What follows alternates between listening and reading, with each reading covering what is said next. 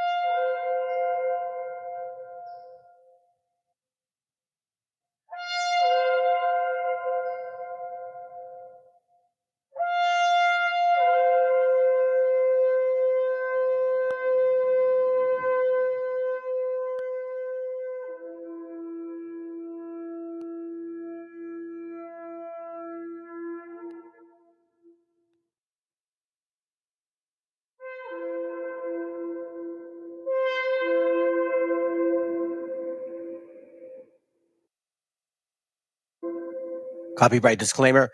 This content does not belong to Bible Chronicles or claim this intellectual property. The content provided today has and always will belong to the content owner.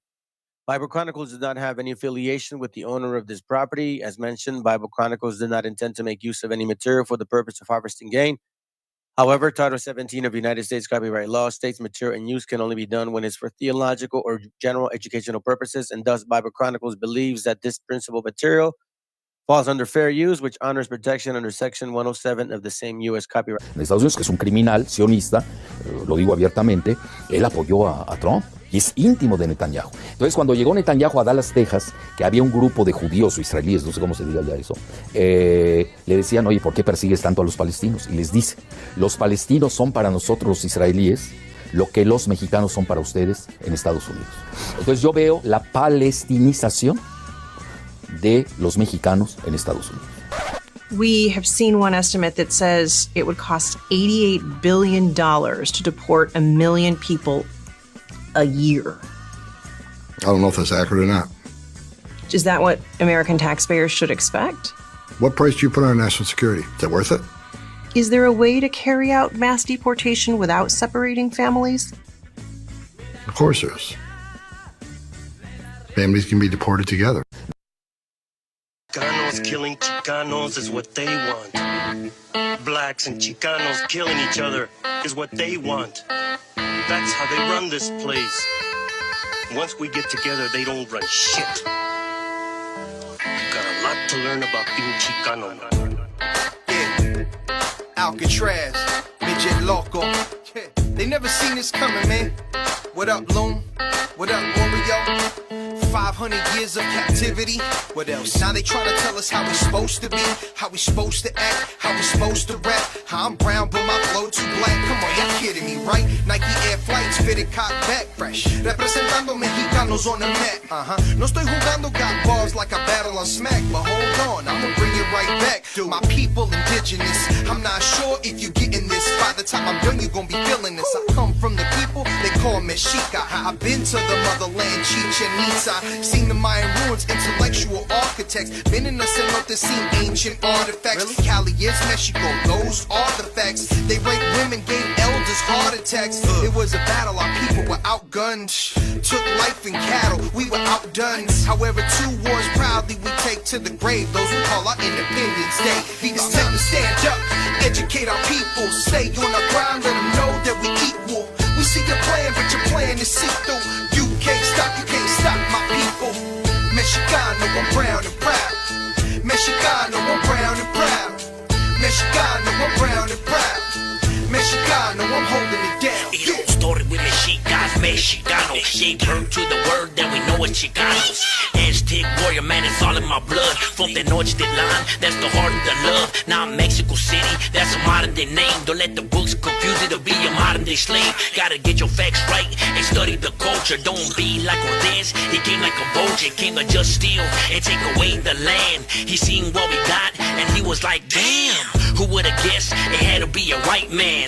Damn it, man. Now we got stolen lands. They say go back to where the fuck you from. Man, this is my land, that's what you stole from us. I'm not Hispanic or Latino, I'm a Mexican. Man, fuck La Militia, you can have that bitch. It's time to stand up, educate our people. Stay on the ground, let them know that we equal. We see your plan, but your plan is see-through. You can't stop my people. Mexicano, we're brown and proud. Mexicano, we're brown and proud. Mexicano, we're brown and proud. Mexicano, I'm holding it down.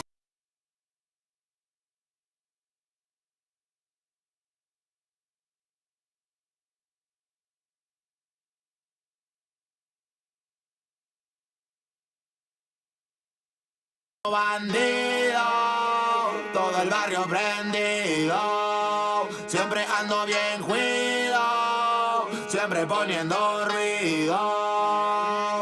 Mexicanos al grito de guerra, yo defiendo mi tierra, no me dejo de nadie, yo cuido a los míos, mi raza se aferra. Soy mexicano, esa es mi bandera, yo la levanto por donde quiera. Verde, blanco, rojo hasta que muera. El barrio prendido ya quemó afuera. Soy mexicano, esa es mi bandera. Yo la levanto por donde quiera. Verde, blanco, rojo hasta que muera. El barrio prendido ya quemó afuera. Me voy tendido, me voy empinando mi bote. Un poco mareado por la bebida y el borlote. Me tiene hasta la riata la gente con su mitote. Pero me despreocupo, me pelan todo el garrote. Me para la chota, ya es por mi apariencia. Que hay tantos delitos, que hay tanta demencia. Yo no cargo nada, no más mi presencia. Pinche puerco joto, atente a las consecuencias. Si nos topa el poli en breve nos para en la calle. No puede salir uno conmigo porque ya hay detalles. No quiere que conteste, quiere que yo solo calle. Quiere mi dinero pero que chinga su madre. A la dica este sistema nos quieren ver abajo. Pero tumbar gente, quien les dijo que es trabajo. Puro chingar al indio, váyanse mucho al carajo. Loco no me rajo, lo bueno porque se armó la alianza más pesada del país. Todo el mundo ya conoce las rimas de estos MCs. Pa' ponerme más feliz, unos paisas de hachís. Mis paisas en el gabacho, bien truchas con la polis. Loco en Guanajuato, con los ojos bien tumbados. De coto con el quesada, rifando por todos lados. Atentos si prendo un blunt. En cabina cuando grabo, represento Nuevo León. Junto a mi carnal el Davo. Cuando voy pa' Jalisco, el pasado está olvidado. Con el perro de la C, bien grifo, pedo y enfiestado. Chécate mi banderón, unido como había soñado. Bien bajado ese balón, compa lefty bien bajado. Puro hip hop mexa, hasta que amanezca. Pásenme un mezcal y que no se apague la yesca. Ya saben que aquí andamos pilas pa' lo que se ofrezca. Si escribo estas rimas es pa' que se enorgullezca. Verde marihuana, blanca cocaína, roja la sangre que escurre de una nueva herida. Yo salí de la ruina, nunca se me olvida. Con disciplina y respeto sigo en siempre la movida. Ando bien high, la vida es un freestyle. Disfruta lo que hay, vivo entre el bien y el mal, carnal. Crazy life todo el día, viendo live. Pinto tu barda con spray, lo que canto es real. Azules y rojas las sirenas que me persiguen. No suben pa' la virgen, salen todos cuando chifle. Mi barrio no lo pisen, que andamos todos grises. Maldito policía, no quiero que me revises.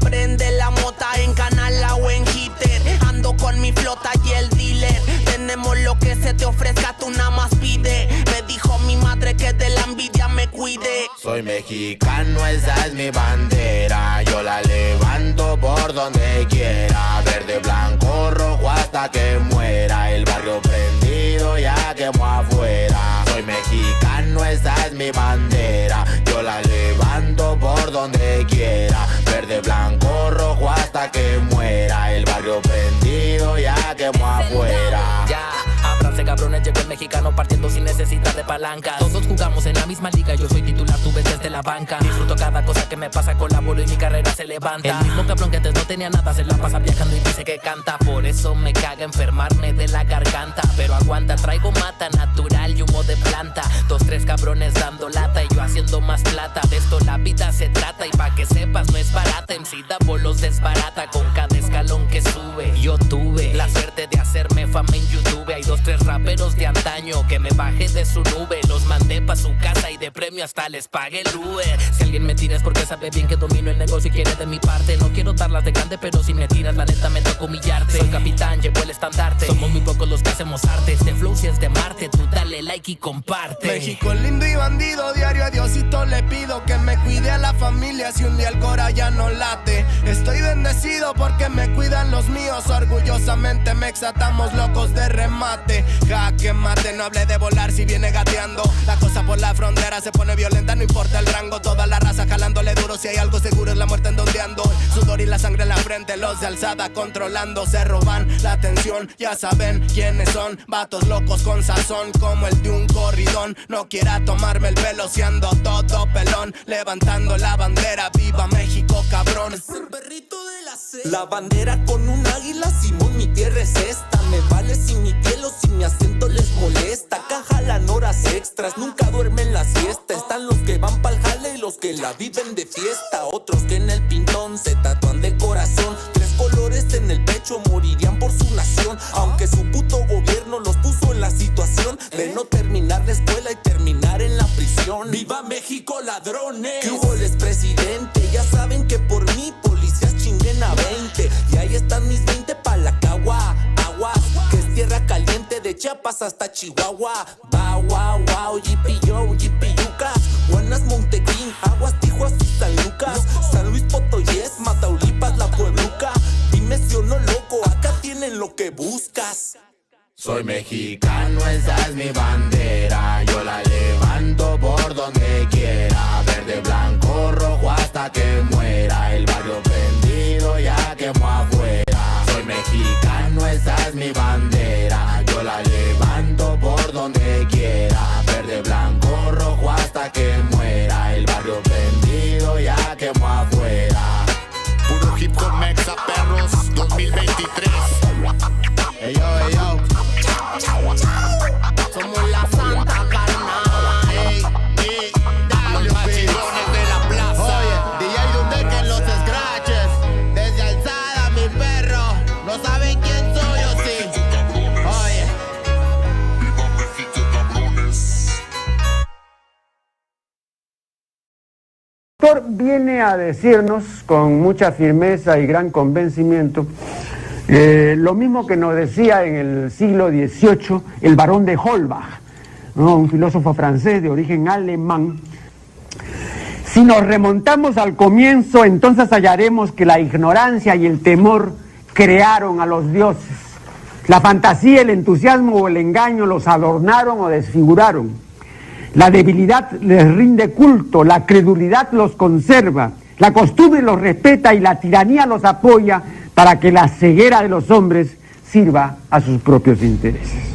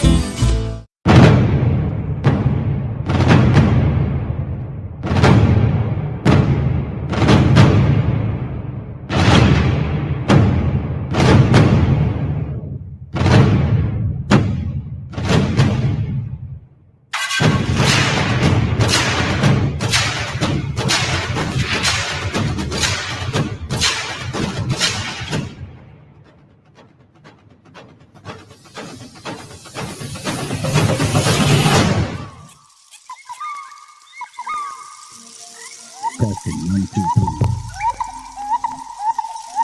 If it's working, it might just be. Holy moly. It's usually the problem. Now look at that. It's actually alive. Holy shoot. Well, that's good then. That's good. Oh, thanks to our Creator, our Heavenly Father, who gives us this day. Hope y'all doing well. Forgive me if I cannot show the camera today. I had the problem with the other screen, so today now I have a problem with the camera. So be it. Anyways, let's see what's going on. I haven't checked the. Let's see what's going on here. What up, Chris? Man, good to have you here, bro. Oh, man, good to have you, bro. Oh, Beer, Bill. What's up, brother? What's up? What's up? Saludos, fam. The most, the high desert. Oliva. Califas, get on it. What up? What up? What up? Good to have you here, bro. Good to have you here, man. Yeah, you know what? It's all for the purpose of the algorithm. This is you're gonna have an interesting take on today's I guess you could say show, like Chicloso likes to call it. That's a older joke in case you guys have no idea what I'm talking about. And this channel we keep it 100 fair and square all across the board. So you're gonna see what I'm talking about. So let's get to work. You know what I'm saying? Let's just get to work. All right. So good to have. Oh yeah, that's right. I hear you, bro. Zacatecas. Oh man, there you go, brother. That's it, dude. Yeah. Joe, Jacques, Ray. What's up, Jacques? How you doing, brother? Okay, man. So listen, let me start off with actually no, let me start off with this. Excuse me. I hope you guys are having a good week. And for you guys that are celebrating the 7th day, well, it's happy 7th day rest. Anyways, I hope you guys had a good week. You know what I'm saying? So what we can do is just keep pushing forward. No other reason to but to. So check it out now. Let's start out with this. Let's give ourselves a reminder. And hopefully what I got to share with y'all today may resonate. You know, finally, just maybe you guys can actually see yourselves in this repetitive history, which this big, beautiful book mentions. All right, let's go.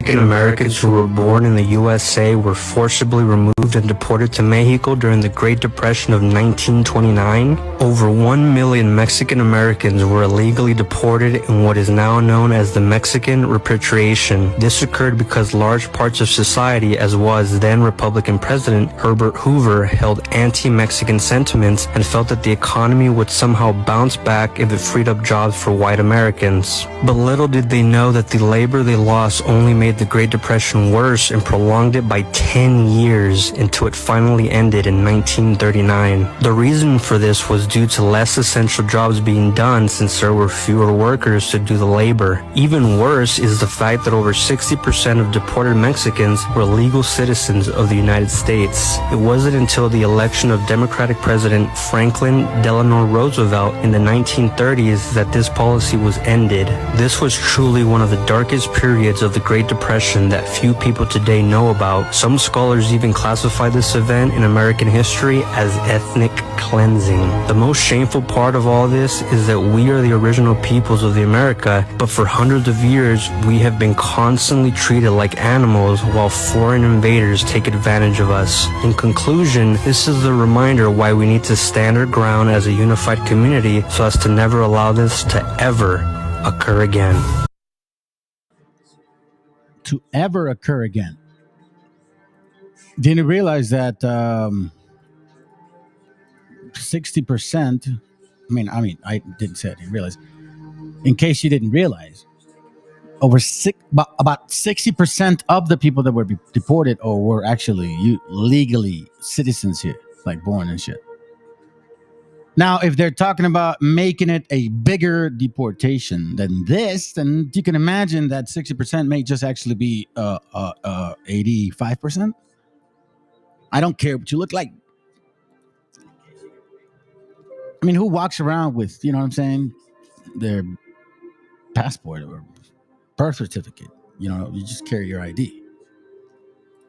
Be mindful. And also, you have to be spiritual, especially in these times. Don't forget how just because those that commit wickedness are not punished severely fast. And even though they do plot really well, don't trip. Psalms 37:12, the wicked plotteth against the just and gnasheth upon him with his teeth. So, you know, with intent. Like, con ganas, you know, like real hate, real dislike towards you. The Lord laugh at him, though. Keep that in mind. For he seeth that his day is coming. Everybody understands, regardless of whether you believe that you're a Hebrew or not, right? Regardless of that shit. whether you are in leadership or not, it's up to the Most High. Everybody seems to forget that. The wicked have drawn out the sword and have bent their bows to cast down the poor and the needy. We see it now.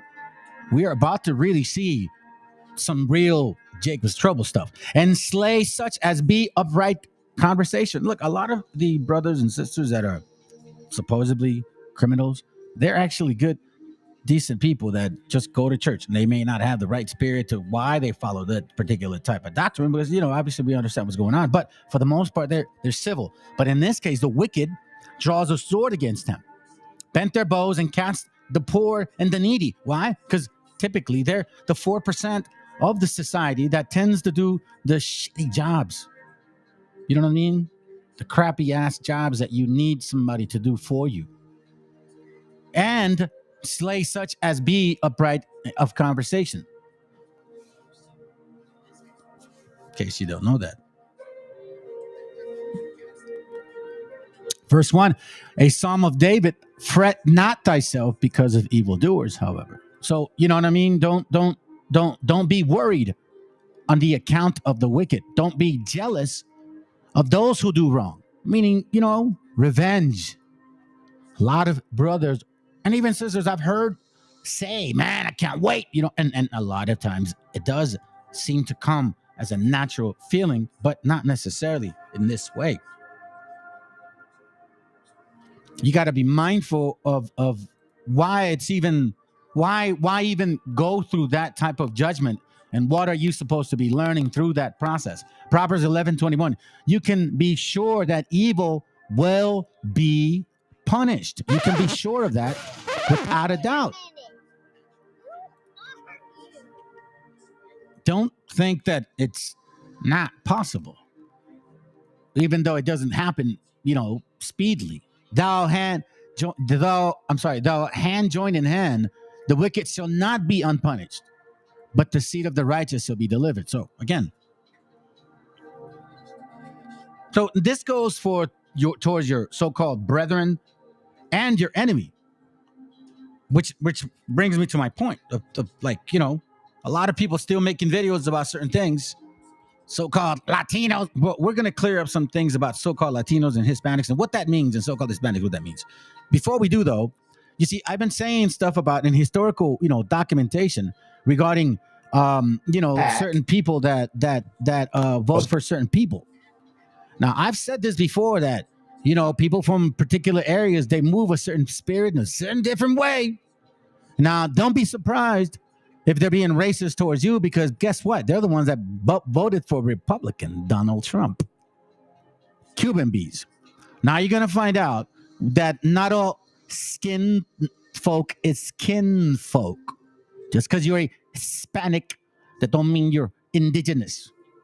Or Latino, that don't mean you're indigenous. By the way, Latino comes from Ladino, which is an actual Spanish foreign name. So if you call yourself a Latino, you are considering yourself European. When I say so-called, and so-called is your, based on what society understands, but these are the facts. Let's get a little glimpse of, and this is the thing about certain nationalities need to understand, us so-called Hispanics or Latinos that you guys like to label us all the same and shit, or Mexicans, whatever, right? Because you think everybody's Mexican. We ain't all the same people, but we knew that already.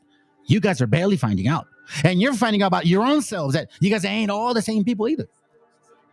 Unless what I share with you today, if you think you are, then guess what? Then you're going to have to chew on this history that we always share here in this channel. But again, right now, pay attention before you go and assume that everybody is Mexican and voted for Trump and that everybody's racist. This is nothing new to us. I'm going to show you 2-3 examples. Okay, let's go. School cop. Here it is. Kids right here. We're not talking about us. Because believe me, if it were about the adults, we can solve this at a whole different level. So we are talking about a kid that I'm fooling. Now I'm telling you, I'm talking to you. Okay, yes, I am going to do. Guess what? Because I pay you salary. Okay, what happened to you? Okay, why are you so worthless? Do you feel proud? See, so first of all, this is a police woman, okay, that he's talking to. I believe. Yes, it is. Now, this is a child. He's at a school. This is his wife, I'm assuming. And you can see by the accent that he's not from here. Florida, typically Cuban bees. I know he ain't no Puerto. It don't sound like he's Boricua, so I'm just gonna say that. At least correct me if I'm wrong. But this is something that we're very familiar with. I don't know why you guys are surprised. Do you not realize what they were saying? Like, do you not realize what they've been saying? And now that's new. Let's go. You are this worthless lady? Do you feel this proud that you are this worthless?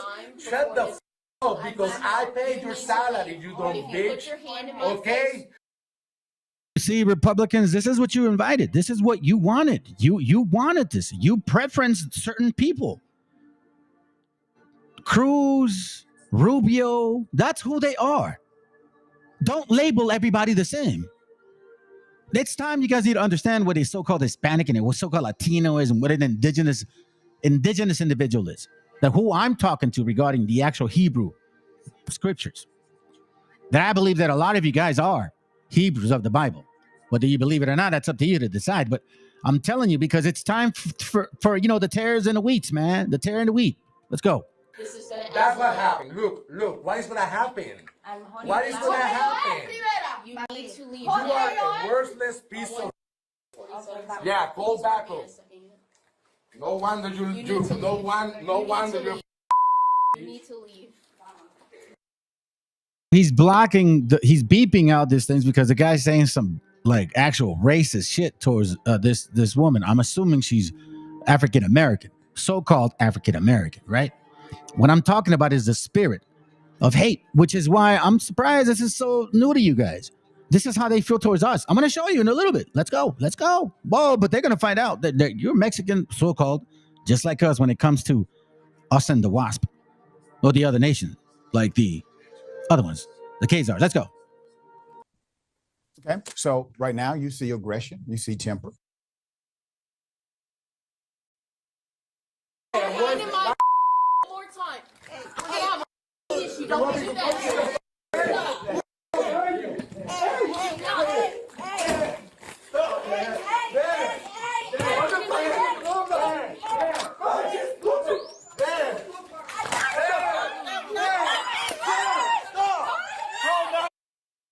Yo, here's the funny part: is he's not considered an immigrant, by the way.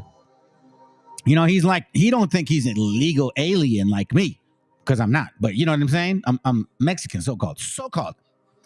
So he don't think he's illegal like me, because I'm not, because I'm a U.S. citizen. I just like to show an example. In this case, I can't even sound like him, but he's very privileged. That's who voted for Trump. Don't assume everybody's all the same. Let's go.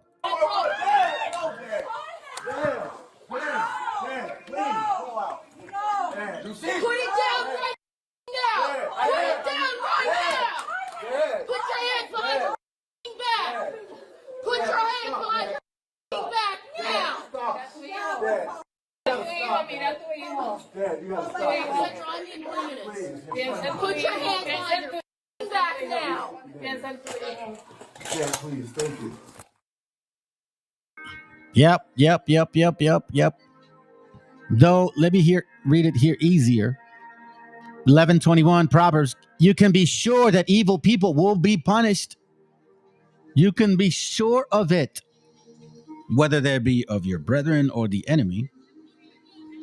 I'm trying to make a point here.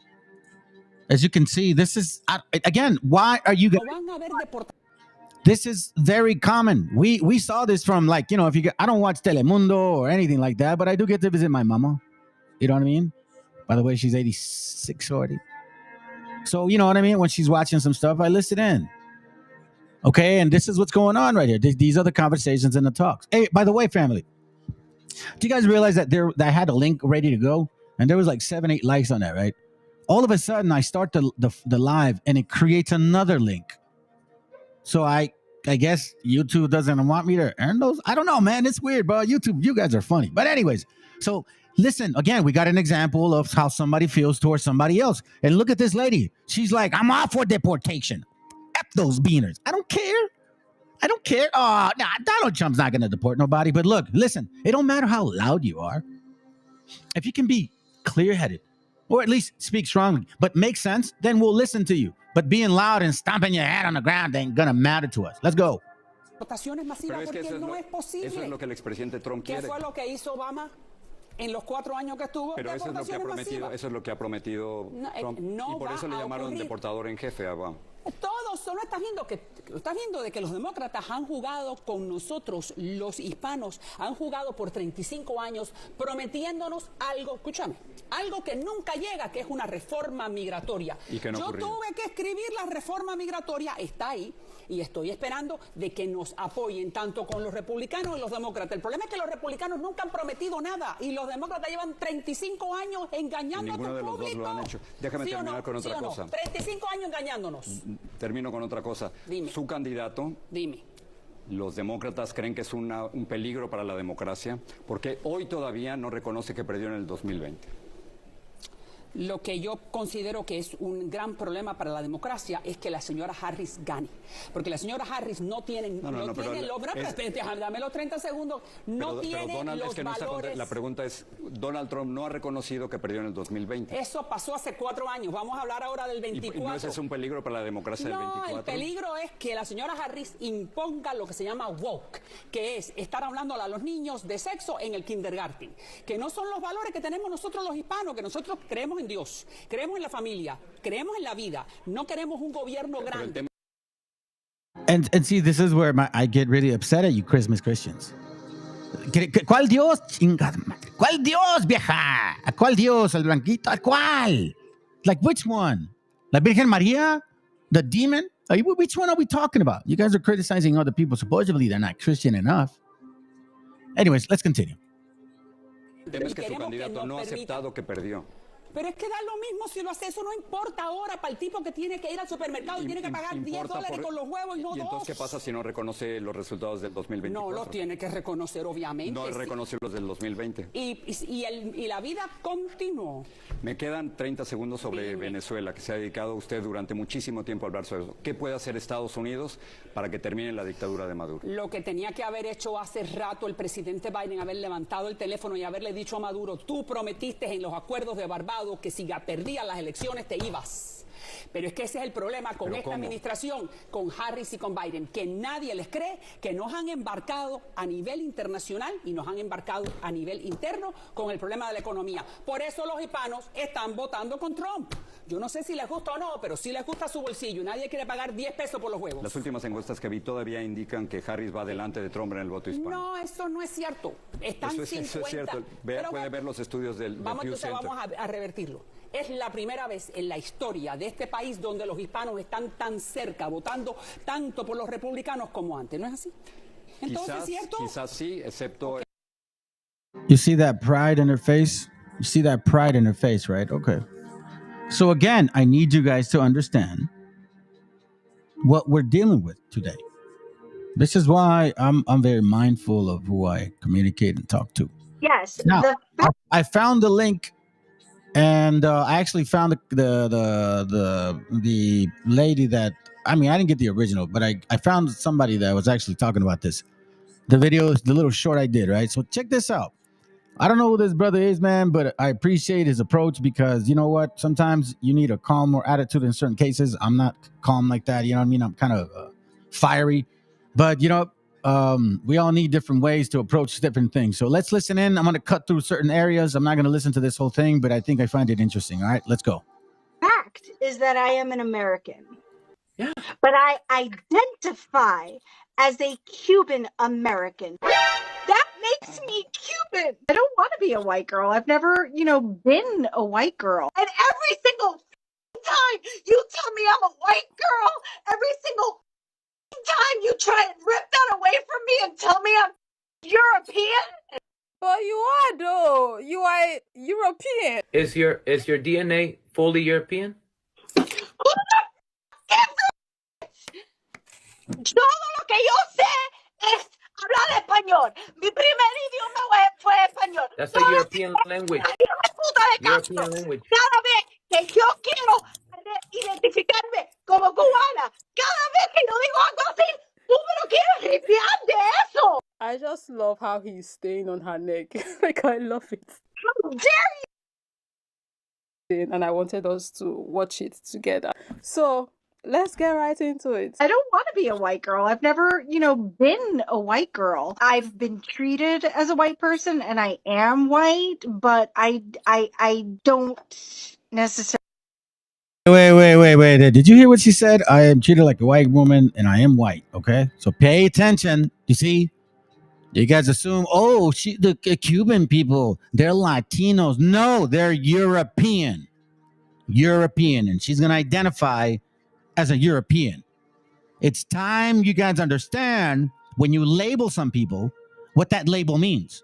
So when you identify that way, that's what you're saying. Let's go. Necessarily identify. Sure. I don't identify myself as white. I think right there in that statement she just made shows a certain level of privilege. That word. You're equally the same European descent. However, because your parents are from Cuba, just on that little thing alone would cause the white American to reject you. Am I right on that? Yep, that's fair. You're equally the same people as the gringos. You're equally the same European descent, German descent, whatever, right? As the white people here, but because your parents... Biologically, my father was of European descent, of German descent. My mother, as far as I can identify, again, it's been harder to track down my mother's lineage than it has my father's lineage. But as far as I can track down, my mother is French, Spanish, and Portuguese. Do you guys understand now what's going on here? Her dad is German. Her mom is French, Spanish, and Portuguese. We're not the same people. So that 12 tribe chart that you guys like to worship, oh, you Cuban, you Melissa, I can't get in line. Put a shirt on. Give me some money. Oh, this so let's go.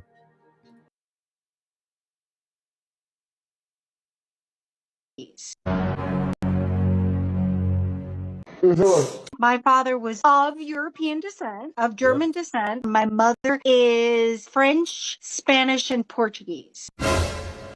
Does it get any whiter than that? That's right. It does not get any whiter than that. You know what I mean? Like, come on. Hey, nah, don't even trick, Chris. They're always watching in secret, bro. They always do that here. They're too afraid to find out or hit the link. But I don't know. Maybe they can hit the link today. I don't know. I got some stuff to cover. Let's go. Yeah. And you know what? I would support that you are Hispanic or Latino, whichever. I actually support that because technically you fit the criteria of Hispanic and or Latino because you are a Spanish speaker and you descend from Europe. That to me is exactly what a Hispanic or Latino is. Your heritage is European descent. The language of Spanish is obviously Latin language. So yes, you are Hispanic and Latino. Where I said is, do you categorize me also under the same umbrella as Latino, Hispanic? And you said yes. And I said, how does that work? And you explained, because we speak the same language. And I said, the only reason why I speak your language is because your people took away mine. That's why I speak yours. You speak it because that's actually your European heritage to speak it. Now, be mindful what the young man is saying because it's correct and it's in the Bible that this was going to occur. That a nation from afar, from the end of the earth, with a different language will actually take away your language, your history, your land, your culture, your people, everything. Let's continue. I speak it because your people took away my language and forced us to speak yours. So that actually makes us two different types of people. Yeah, I'm the colonizer and you're the colonized. Absolutely. So you have to now pause and listen to what she just did. She admitted it. So as you can see, brothers and sisters, people think this. And they call themselves Hispanic. They'll talk to you in Spanish. And that's why I said, just because you speak Spanish, that doesn't make me my gente, bro. You crazy. So again, now it's the time where you have to, matter of fact, what scripture is that? If somebody can remember, where you start dividing the nations and they would come to each other as division becomes. And that's technically what's going on right now. Let's go. The fact that you're trying to categorize me under the same umbrella as you because I speak the language that your people forced me to speak, I disagree that I am also a Latino and Hispanic on the strength of that. on the Okay. strength of that. So do you understand then when I say that I agree that you are the Latino and Hispanic? That is what I'm always trying to fight for. That it's Right. people like you who should be the Latino and Hispanic, but people like me are not, because the only thing that makes me a Hispanic is the fact that I speak Spanish. I'm against that because how could you categorize me in the same as you if the reason why you speak Spanish is because that's actually your true heritage? Me, I speak it because people of your heritage took away my heritage and replaced it with yours. That's You're right. all right. Fuck. No, That's- so okay, so let me ask you a question. So what? So I mean, because like I respect you 100%, and I want to be able to identify you as you wish to be identified. I identify you as Hispanic, and in your eyes, that's incorrect. How would you identify yourself? The problem with all of this is that these identities were created by Europeans. It's like if someone were to call me an Englishman today just because I speak English. I'm not an Englishman. The only reason why I speak English is because people to replace our real ethnicities and or ethnic identities. So if I identify with what you identify, you have won and you have completely erased me because I'm no longer identifying as my people. I'm identifying as you, as if saying I am just like you because you have taken everything that I am and replaced it with you. That's why it's problematic to me that I identify as the same as you, because I am in fact not you, not by lineage, not by ancestry, nothing. I am the opposite of you in this aspect. I am the people that your people effed over. If I take whatever terminologies that you give me, if I allow you to identify me, so you mean to tell me that you get to be the people that come, try to wipe us out, and after you try to wipe us out and we survive, you tell us, okay, you can no longer identify as a Arawak, Tarahumara, as a Mexica. You are now Hispanic. Not only did you physically try to erase me, but after you didn't achieve to 100% erase me, now you want to erase my ethnicity by giving me what you want me to identify. And that is part of the erasure, ethnic erasure. And what's even more crazy is that, like, now after all of that happened that he mentioned, now they want to now be the same people. I just feel like there's something, there might have been something that they were thinking. Let's do all we did to them and get away with it. How can we get away with it?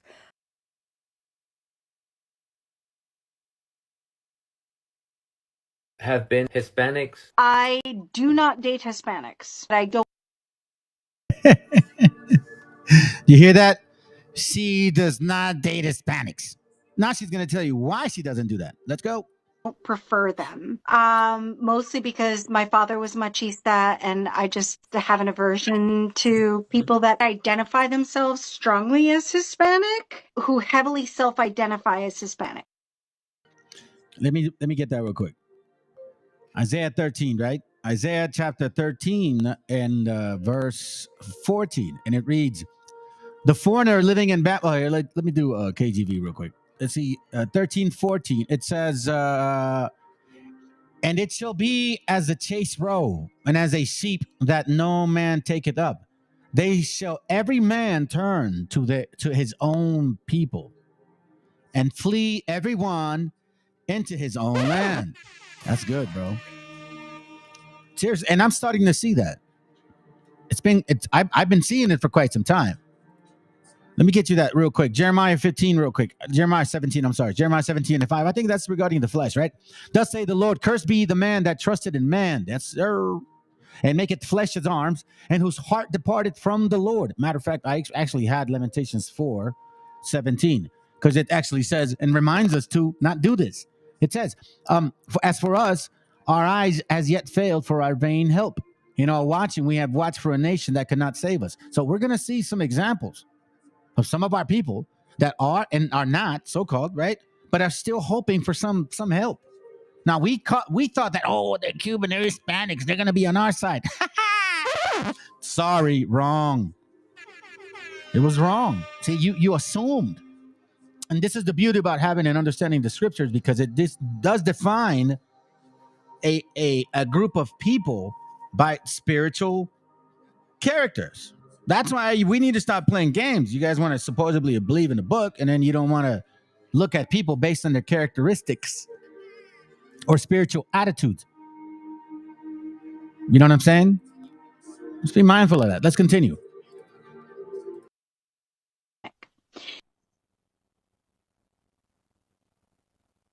I want you to be so expeditiously, supercalifragistically, expialidociously fucking for real now. Like, be fucking for real. I don't know. It's Right? just so confusing. Doesn't want to be white, doesn't identify as white, identifies as Hispanic, but doesn't date Hispanic. She doesn't. You see, even the young lady got it. She identifies as Hispanic. She doesn't want to identify as white, even though she's white. She doesn't date Hispanics because supposedly her father, but her father, because he's machista, is not actually Hispanic. He's European. So you see the confusion. Now, you all that don't understand the so-called Hispanic or so-called Latino, because that's, again, Latino is Ladino. It's a European thing, right? Now you so-called foreigners who are not from this continent, I'm going to speak that way. You really need to open your eyes a bit and stop assuming things. Stop. You don't know our cultura. You have no clue. You have no idea. You're asking the wrong people. You go by judgment of others. So stop. This goes real deep. Let's go. Doesn't like people that over-identify as Hispanic. Is the problem me here, or like, is it me, or like, okay. I live in a very Hispanic community. We have all different kinds we have Puerto Ricans, Colombians, Ecuadorians, Salvadorians, Mexicans, Cubans. I don't relate. I never really wanted to associate, because a lot of that also came with my mother. My mother was very elitist as well. So she was always preoccupied with what the family looked like. You had to be a certain person. You had to act ladylike. You had to present yourself the proper way. And that's a great point to bring up, because I know a lot of Islander brothers and sisters that have talked like that, or other nations that have said, oh, yeah, they're so racist because they prefer light skin. Well, in case you didn't realize that, it has to do with the spirit. You see, us indigenous individuals, we don't give a damn what color we are, because we come in brown, light, dark. One baby might be blonde hair, another baby might have dark hair. That tan skin, another one not have tan skin. We don't care. But check this out. This right here, this is where you have to start understanding that just because they look like you don't mean they are of you. Now it's making sense. Now it's making sense. And I don't think what is understood needs to be said. So let's continue. So there was an elitism in my mother. You begin to understand why I find it very problematic what identifying as Latino and Hispanic. Meanwhile, she identifies as that, because you see, Mims has been fighting to claim to be Hispanic, but she has now revealed she prefers not to date Hispanics because they usually tend to be machistas. But see, the reality of things is that the machista, misogynist ideology comes from European influence. So, and that's very true. In case you guys don't know, there's this book which so disrespectfully Trumpers and the racist Israelis and the mega Nazi Khazars, they use it on one of their events called Occupied America, right? Well, this is the book that's Chicano studies. It's a prerequisite. Third edition, it talks about how when the Spaniards came, they understood that the best way to destroy our communal concept was to get rid of us, get rid of the elders, and put each young man in their own home and say, you run the house. You're the man of the house. You tell your woman what to do. As you can see in the scriptures and culturally, we have some respect of our ladies, our moms, our grandmas. Why do you think we take care of them and we have high respect for them? So before you go and assume that we're misogynistic, well, guess what? If that was the case, then the woman in Mexico wouldn't have won. In case you don't know that. Let's continue. this is why it's so important 100%. to separate myself from the Hispanic and Latino, because she has been trying so hard to fight today to claim not to be white, but to instead claim to be Hispanic. But then she does an F with Hispanics. You get what I'm saying? No. Oh, wait, let me, She wants to I explain. may have misspoken. I used to not. I rejected being white because I identified more closely with my Cuban roots. But your roots are in Europe.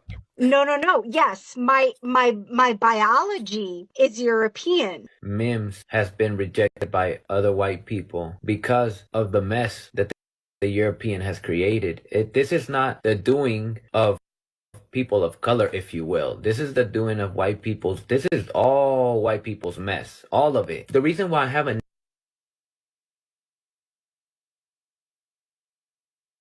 All right, so let me get to the point because I want to get through this. This is part 2. Okay, this is where it gets crazy. Let's finish it off. Our culture when they really wasn't. I just feel like if people understood history better, appreciate and love ourselves more, because there's like so much toxicity that came with these people that is now presently affecting us and how we see ourselves and treat each other. But see, you are like, you know what? I know I'm white, but I feel like being Cuban. I understand that I have the privilege to switch back and forth, but I don't choose to be Cuban. I have always been Cuban. I am Cuban. I am Cuban. And you can't take that away from me. You're and I will American, fight you though. You're to American. take that away from me. In your birth certificate, it doesn't say Cuban. You cannot tell me who I choose to identify as. And again, you cannot take that away from me. I'm not taking away that you are Cuban. I'm telling you that you technically are not. It's not even an opinion of mine. It is a fact that you are not Cuban, because to be Cuban, you'd have to be born in Cuba, because Cuban is a nationality. I'm not taking nothing away from you. I am pointing out to you the fact that you are not Cuban. The fact is that. See, family, that's why if you believe in that troll tribe chart, bro, you must be outside, inside, and all up in yourself. Because you would have walked in and invited her, and she would have been like, "Oh my God, yeah." Obviously, you guys, you know the story. Let me get through this, man, because we're gonna realize that you wanted to call yourself Cuban. Well, that's what happens. That's the so-called Hispanic, right? We're gonna see something that's going to be. Some people call it karma. I just call it like that's what the Most High does. Let's go. That I am an American. Yeah. But I identify as a Cuban American. That makes me Cuban. That's not what makes someone Cuban. I would have been, had it not been for circumstances outside their control, I would have been Cuban if that wasn't taken from me. No one took it from you, though. You just never were. How dare you tell me that I cannot be and do not identify as being Cuban? I can't be. Oh, that's what I say, man. I appreciate this brother right here, bro. I don't know who he is. If you guys know him, bro, hey, man, all praise to Most High. The calmness behind it. Again, it's different personalities, but we're still, strong in the sense of how we are teaching our gente. Make sure you know what you think you know, because you may not know. Let's go. Who I want to be. You and could. Who I feel that I am. You could, but it's just not true, though. Who saved me? The way he stayed on it. Quickly, let's go to part 2. The fact is that I am an American.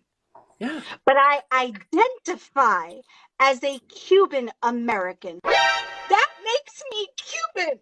That's not what makes someone Cuban. I would have been, had it not been for circumstances outside their control, I would have been Cuban if that wasn't taken from me. No one took it from you, though. You just never were. How dare you tell me that I cannot be and do not identify as being Cuban? I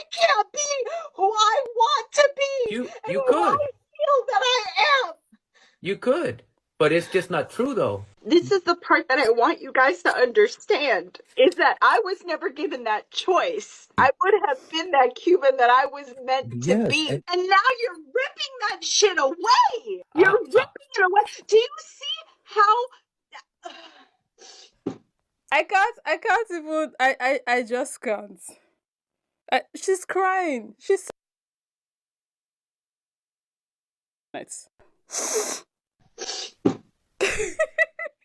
be so effing for real.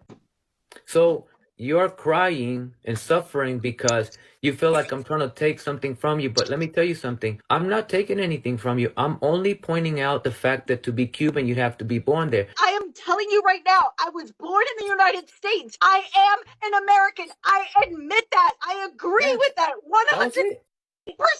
Let's move on with that. My nationality as an identified person is Cuban. And every single time you tell me I'm a white girl, every single... Hey, you know what? I trip out on the guy in the back. He's just eating some chips or something. He's like quietly having a blast. time you try and rip that away from me and tell me I'm European. Well, you are though. You are European. Oh my God. You are denying that from me. Is your DNA fully European? Todo lo que yo sé es hablar español. Mi primer idioma fue español. That's a European language. European language. Cada vez que yo quiero identificarme como cubana, cada vez que yo digo algo así, tú me lo quieres limpiar de... Okay, so if you say you know Spanish, by the way, she says, me lo quiere, cada vez que me quiero considerar cubana, she says, me lo quieres ripiar. Somebody do me a favor. Can somebody look up that word? What ripiar means? So she made up a word. Me lo quieres ripiar. You mean like rip away? You mean like take away? Oh, God. Let's continue. You know what makes the situation like 10 times even one funnier and at the same time not funny at the Nothing from you. I'm only telling you the technicalities of nationality, and you're trying to claim a nationality that isn't yours. That's it. That's it. I have not taken anything from you. Nothing at all. Nothing. You don't know the fucking day. You don't know the trauma that you're causing right now. I have had to fight for years. Fight who? I'm 48 years old. And all of a sudden, you want to take the only thing that I have left to hold onto. You want to rip that away from me. How better is that from you than taking that away from somebody who wants to identify themselves as transgender? No. No. Or wants to identify themselves as anything they wish they are. I am Cuban. Mi primer idioma fue español. European language.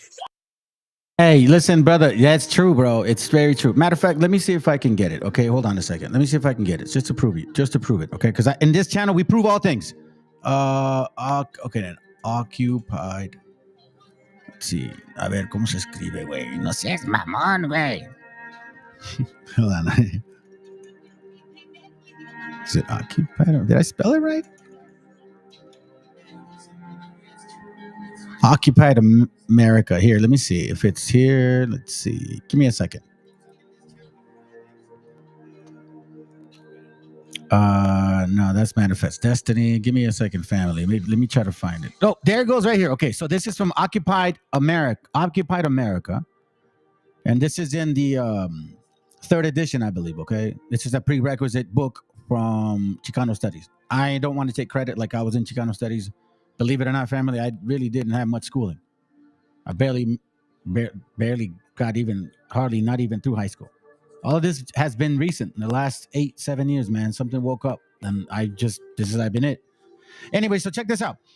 As you can see how the family structure was destroyed by these foreigners. So let's read it. I believe it's page. Well, look, the changing role of a woman. Okay, so we know that social and economic roles of women varied in both pre-colonial and colonial societies.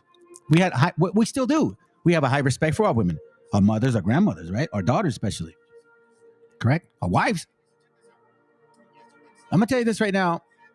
I had such a very difficult life, so there's a lot of like pain. And that's why I'm very caring to my children, because I don't want them to feel that. It's like I don't want to teach them chaos. Like I already know what that's like. All those people that try to teach their kids to be tough, bro, yeah, doing the wrong thing. If your kid is that way, he's gonna be. Thank goodness I don't have any issues with my children. They're just like normal every kids. Let's read. It says here, institutionalizing inequality. Remember this. Before the arrival of the Spaniards, women generally married when they were about 20 years old of age. Now, you guys that are scriptural will understand that that's in the Bible, okay? Think that, yeah, exactly. That's a good point. 48 years old and you're still trying to identify yourself, huh? Damn. Anyways, before the arrival of Spaniards, women generally married when they were about 20 years of age. Remember the Bible? In Numbers, it talks about this. In another change, they took place after the arrival of the Spaniards. However, church friars encouraged females to marry at 12 to 14 years old. Really, bro? You see this shit? Now you understand about pedophilia and Catholicism? Now you guys understand what's going on here? How in the world would these people encourage 12-year-old daughters? 12-year-old kids, bro. But hey, that's your white Jesus. Or the black one. Whichever one you want. But that's who they are. And I'm going to show you. There's history between these people. That's why I called it that. It's not by chance. This is for real. You brought both of them. We ain't dealing with neither one of them. It says early reproduction often resulted in health disorders, including anemia. Society was patriarchal, and men received preferential treatment in nutrition. Even in death, men received favored treatment, as they were more likely than women to be buried within the church courtyards. In some, the colonization worsened the status of women and increased violence towards them. You see? Ain't no lie. That shit was European. It's a European concept, and that's why you hear these Europeans talking this way about their own women. Like Nick Fuentes, my daughter brought up this actual video of Nick Fuentes where he's riding around with his like, boy, like, gay dude. So I don't care, but isn't he like supposedly anti-gay? It's the same guy that says it's gay to have sex with women. He got caught with a dude. Believe it or not, it's true. Look it up. I think it's Nicolas Fuentes with Chat Boy or something like that. The family structure also changed during the colonial period. For a time, the native nobility, listen to this, kept much of the prestige, which means that we would go to our elders, abuelos y abuelas. We actually ask them for questions. Like the Bible says, whenever you have an actual, let's say, entrepreneurship idea, you go to your elders for that concept. Listen to this. But the colonization led to the breakdown of traditional indigenous family framework, which was based on an extended family, kind of like Coco, you know what I mean? Rather than the highly patriarchal nuclear family that the Spaniards favored, like machistas cabrones. According to the Carmick and his colleagues, colonial authorities believed that the Indians would be easier to supervise and control if divided into small nuclear households, which not only reduced the authority of the elders, but also removed the support network for women within the clan. You see this? I'll tell you this, when our family came to this country, it completely separated us. We were real close and tight. Early marriages also influenced gender relations and increased the power of the male within the nuclear families, reducing the authority of the native women within the clan. The age difference between male and female favored spouse males. You see, 28-year-old boys with 14, probably 12-year-old girls too, remember? This is pedophilia, and Catholicism encouraged it. I'm not saying it. It's right here. You guys can read it. Catholicism, Sumarraga, the Virgen Maria, you know the Virgin Mary, all you guys that are still worshiping these religious institutions, that's what it implemented. For young men over 18 to have sex with young little girls. It says it right here. Occupied America, 3rd edition or 7th edition. And it's part of a prerequisite in Chicano studies. So you cannot be trying to tell me that it's hate talk. This is educational, by the way. Let's go. I just love how he's staying on her neck. Like, I love it. Es español y tú me lo quieres robar. Notice how the other guy there is just so calm. He just there, like, of all the people the cat could have dragged in today, this is what he did. My goodness, somebody save me. How dare you! How dare you! Toasty! How dare you!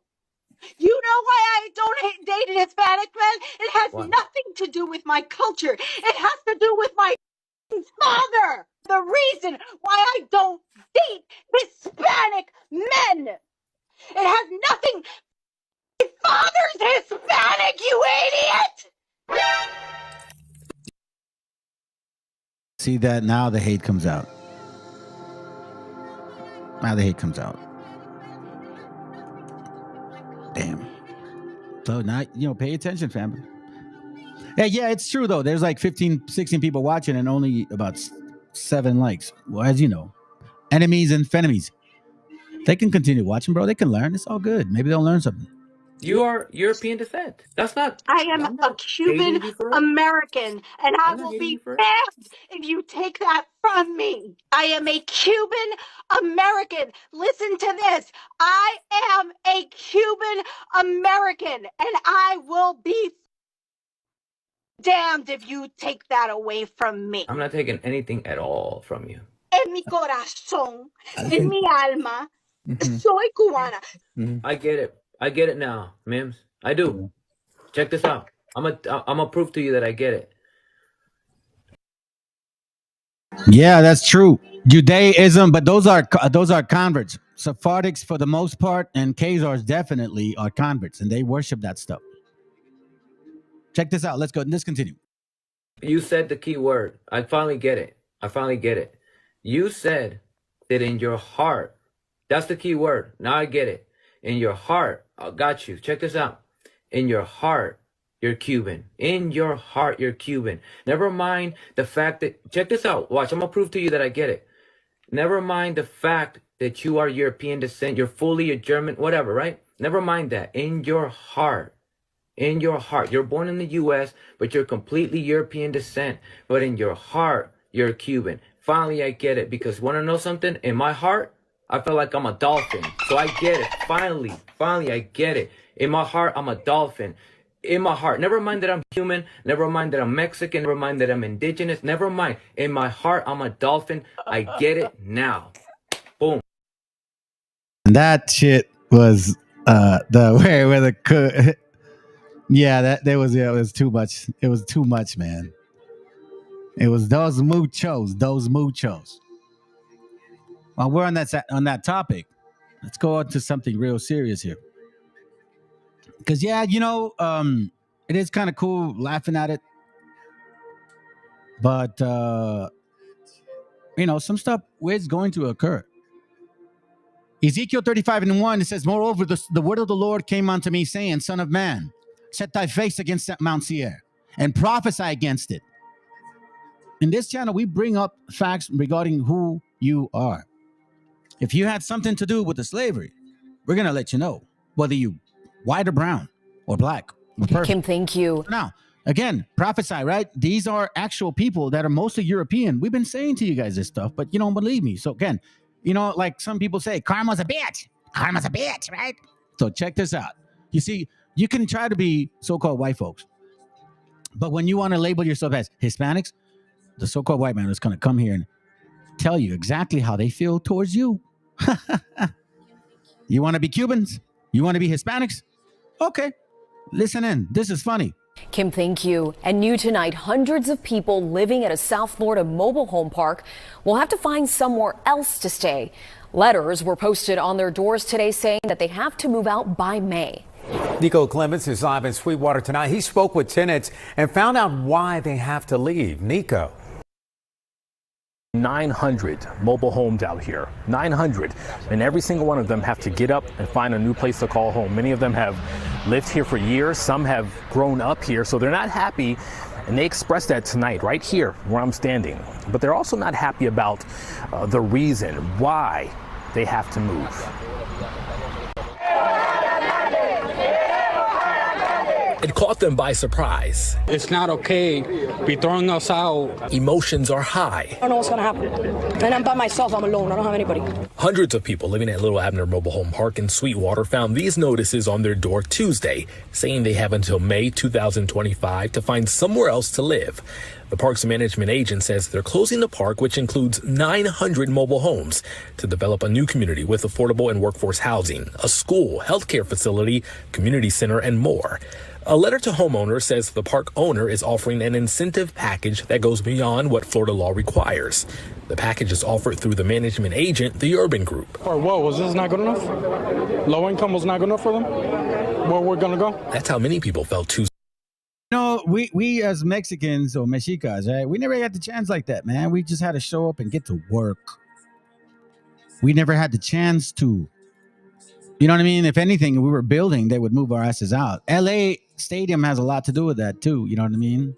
The only reason they have that stadium. Isaiah 34:6. The sword of the Lord is filled with blood. It is made fat with fatness, and with the blood of lambs and goats, and with the fat of the kidneys of arms.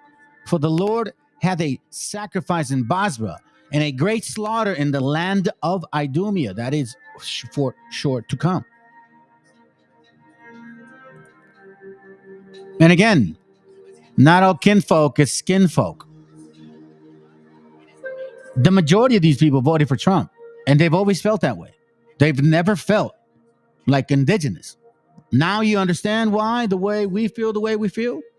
This ain't hate. These are facts. Tuesday night, including David Rosaball. He and his family have lived at the park more than 20 years. What are we going to do? The best you could do is what? Live in a van, and that's about it. Tuesday night, dozens of homeowners stood outside the mobile home park to express their concerns, express their frustrations. The crowd was large enough to bring out Sweetwater police. However, the park's owner says they will help tenants relocate and provide financial assistance, including up to $14,000 for anyone who leaves by January 31st. But for many homeowners, that's not enough to leave a place they call home. $14,000, where's that going to get us? Nowhere. Would that be enough for you? To move? No. Well, tell them you're white, man. Oh, not in this economy. In this economy, hell no. So I guess the privilege only lasts so long. Is that the case? Only privilege lasts so long, right? And we forget how easy it is. We forget sometimes how welcoming and comfortable we have it, and judge others thinking that they're less than what you have or are because of this color or location. You guys hid behind that bullshit. Oh, it's because of communism. Nah, you just racist Europeans. The majority of you. Ezekiel 34:3. Yeah, ye eat the fat, and ye clothe you with the wool. Ye kill them that are fed, but ye feed not the flock. So just like the Isaiah 34:6, that will be happening to you. Verse 4, it says, the disease have yet not strengthened, neither have ye healed with which was sick. Neither have ye bound up that which was broken. Neither have ye brought again that which was driven away. Neither have you sought that which was lost. But with force and with cruelty, you have ye ruled.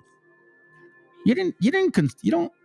Again, this goes to Romans 9:7.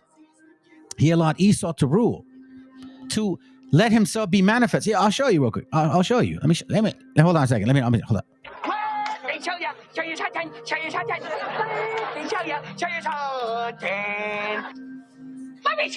It talks about it here, Romans 7, and I'll go verse 9. For this is the word of the promise: at this time will I come, and Sarah shall have a son.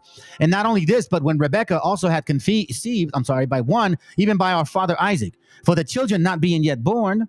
Verse 11, neither having done any good or evil, that the purpose of God according to the election might stand, not of works, but of him that called it. You see, it's for you guys too, Christmas Christians, that you talk about that supposedly you were chosen. It's not because you were better than anybody. It's because the Most High allowed you. You don't know the Bible. You don't even read it. Matter of fact, it says, it was said unto her, the elder shall serve the younger, as it is written, Jacob have I loved, but Esau have I hated. What should we say then? Is there unrighteousness with God? God forbid. For he saith to Moses, I will have mercy on whom I will have mercy, and I will have compassion on whom I will have compassion. Now, if you keep continuing to read, check this out. This is the point. So then it is not of him that willeth, meaning the white man, the wasp. You know, these guys that think that they're supposedly doctrine of discovery, manifest destiny, you know, the whole concept of evolution, that they're superior than us, supposedly because they naturally are. No. The Most High ain't dealing with you. So then it is not of him that willeth, nor of him that runneth, but of God that showed mercy. For the scriptures said unto the Pharaoh, even for this same purpose have I raised thee up, that I might shew my power unto thee. What happened to them? And that they might be declared throughout all the earth. So just like he raised you guys up, he's going to destroy you for that purpose. And I know that hurts you. But that's why you got control right now. Edom, Esau, Khazars. That is the only reason why. Your history is in the Bible. You like to run away from it. That's why you say that the laws are done away with, because it sounds so much better to get away from the sins that you committed. Spiritually speaking, you will never forget, because in you have perpetual hate. Ezekiel 35:5, because thou hast had a perpetual hatred and hast shed the blood of the children of the Most High Israel by force of the. Let me read that again. And it had shed the blood of the children of Israel by the force of the sword in the time of their calamity, in the time of their iniquity had an end, like right now. Like right now.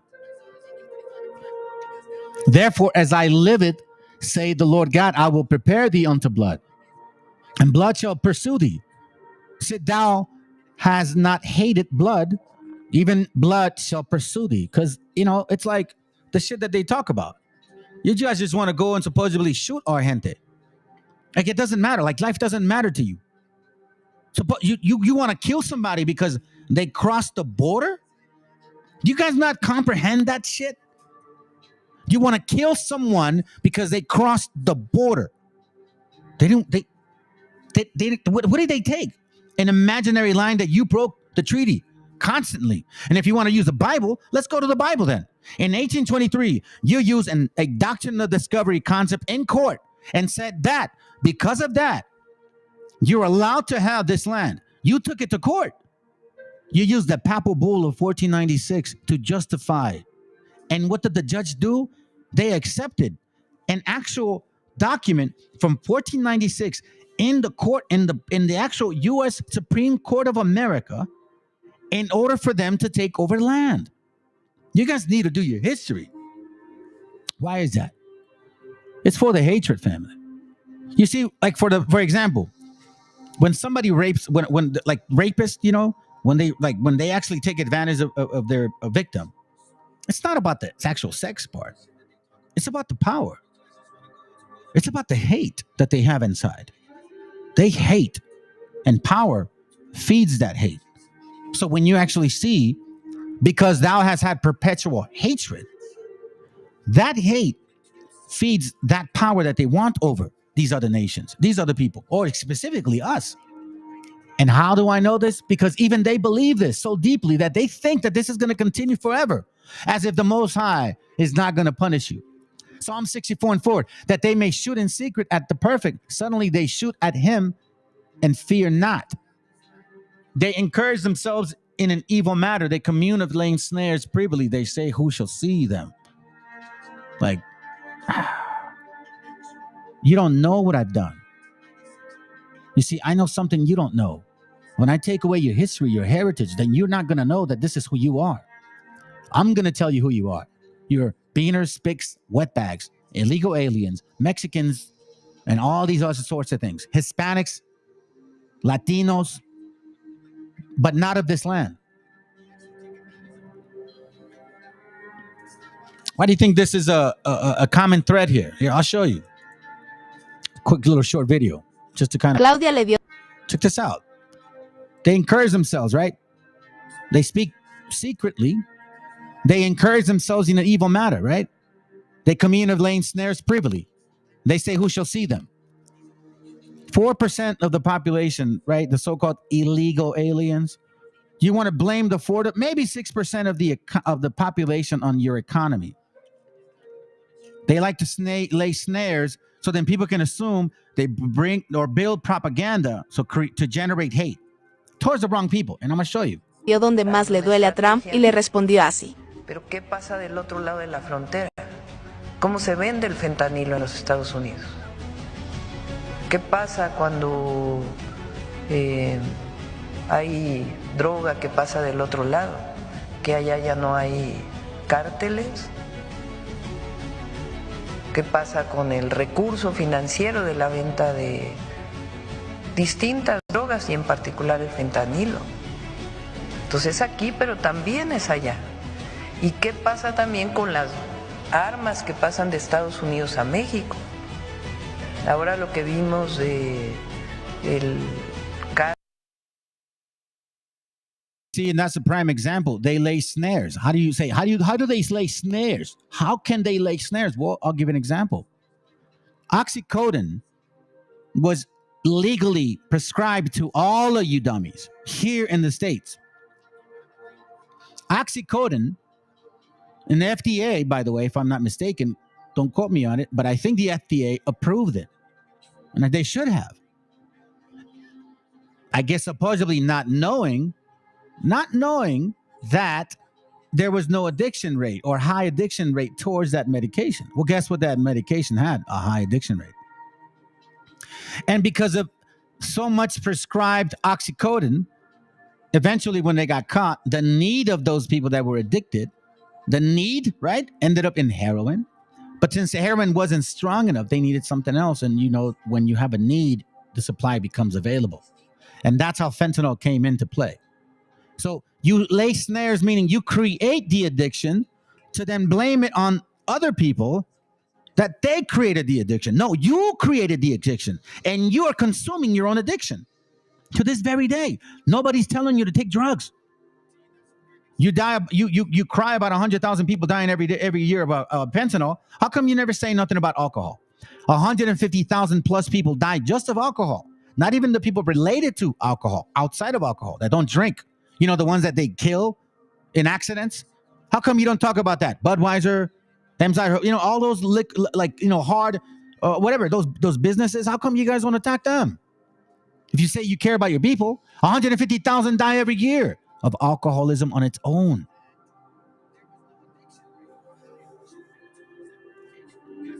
That to me tells me that there's something much more deeper in this particular thing here. So we see that, they search out iniquities, verse 6.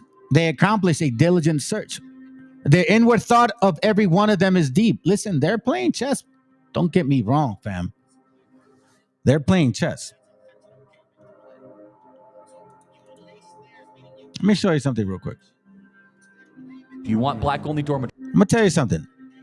When you talk about races, I mean, look, they're just racist towards people no matter what. And all you guys that thought that you were, I'm light-skinned. As soon as you find out that you're so-called Hispanic, they're going to treat you just like that. But this is really it. These are facts. And look, these people around him, do you know that they went around selling life insurance to Hispanics, bro? They would sit in their tables and shit. And these people knew that a lot of these Hispanics had so-called undocumented citizens making faces. Hi, how you doing, señorita? They made money off our people. And now they're turning their back on the same people that gave them feria. This guy came out of this region of where I'm from. Not this guy, this other guy. Check it out. Let's listen in. This is the racist shit that we're talking about. Matter of fact, let me get those real quick, bro, before I go into it. Jeremiah 6:16. It says, thus say the Lord, stand ye in the ways and see and ask for the old path.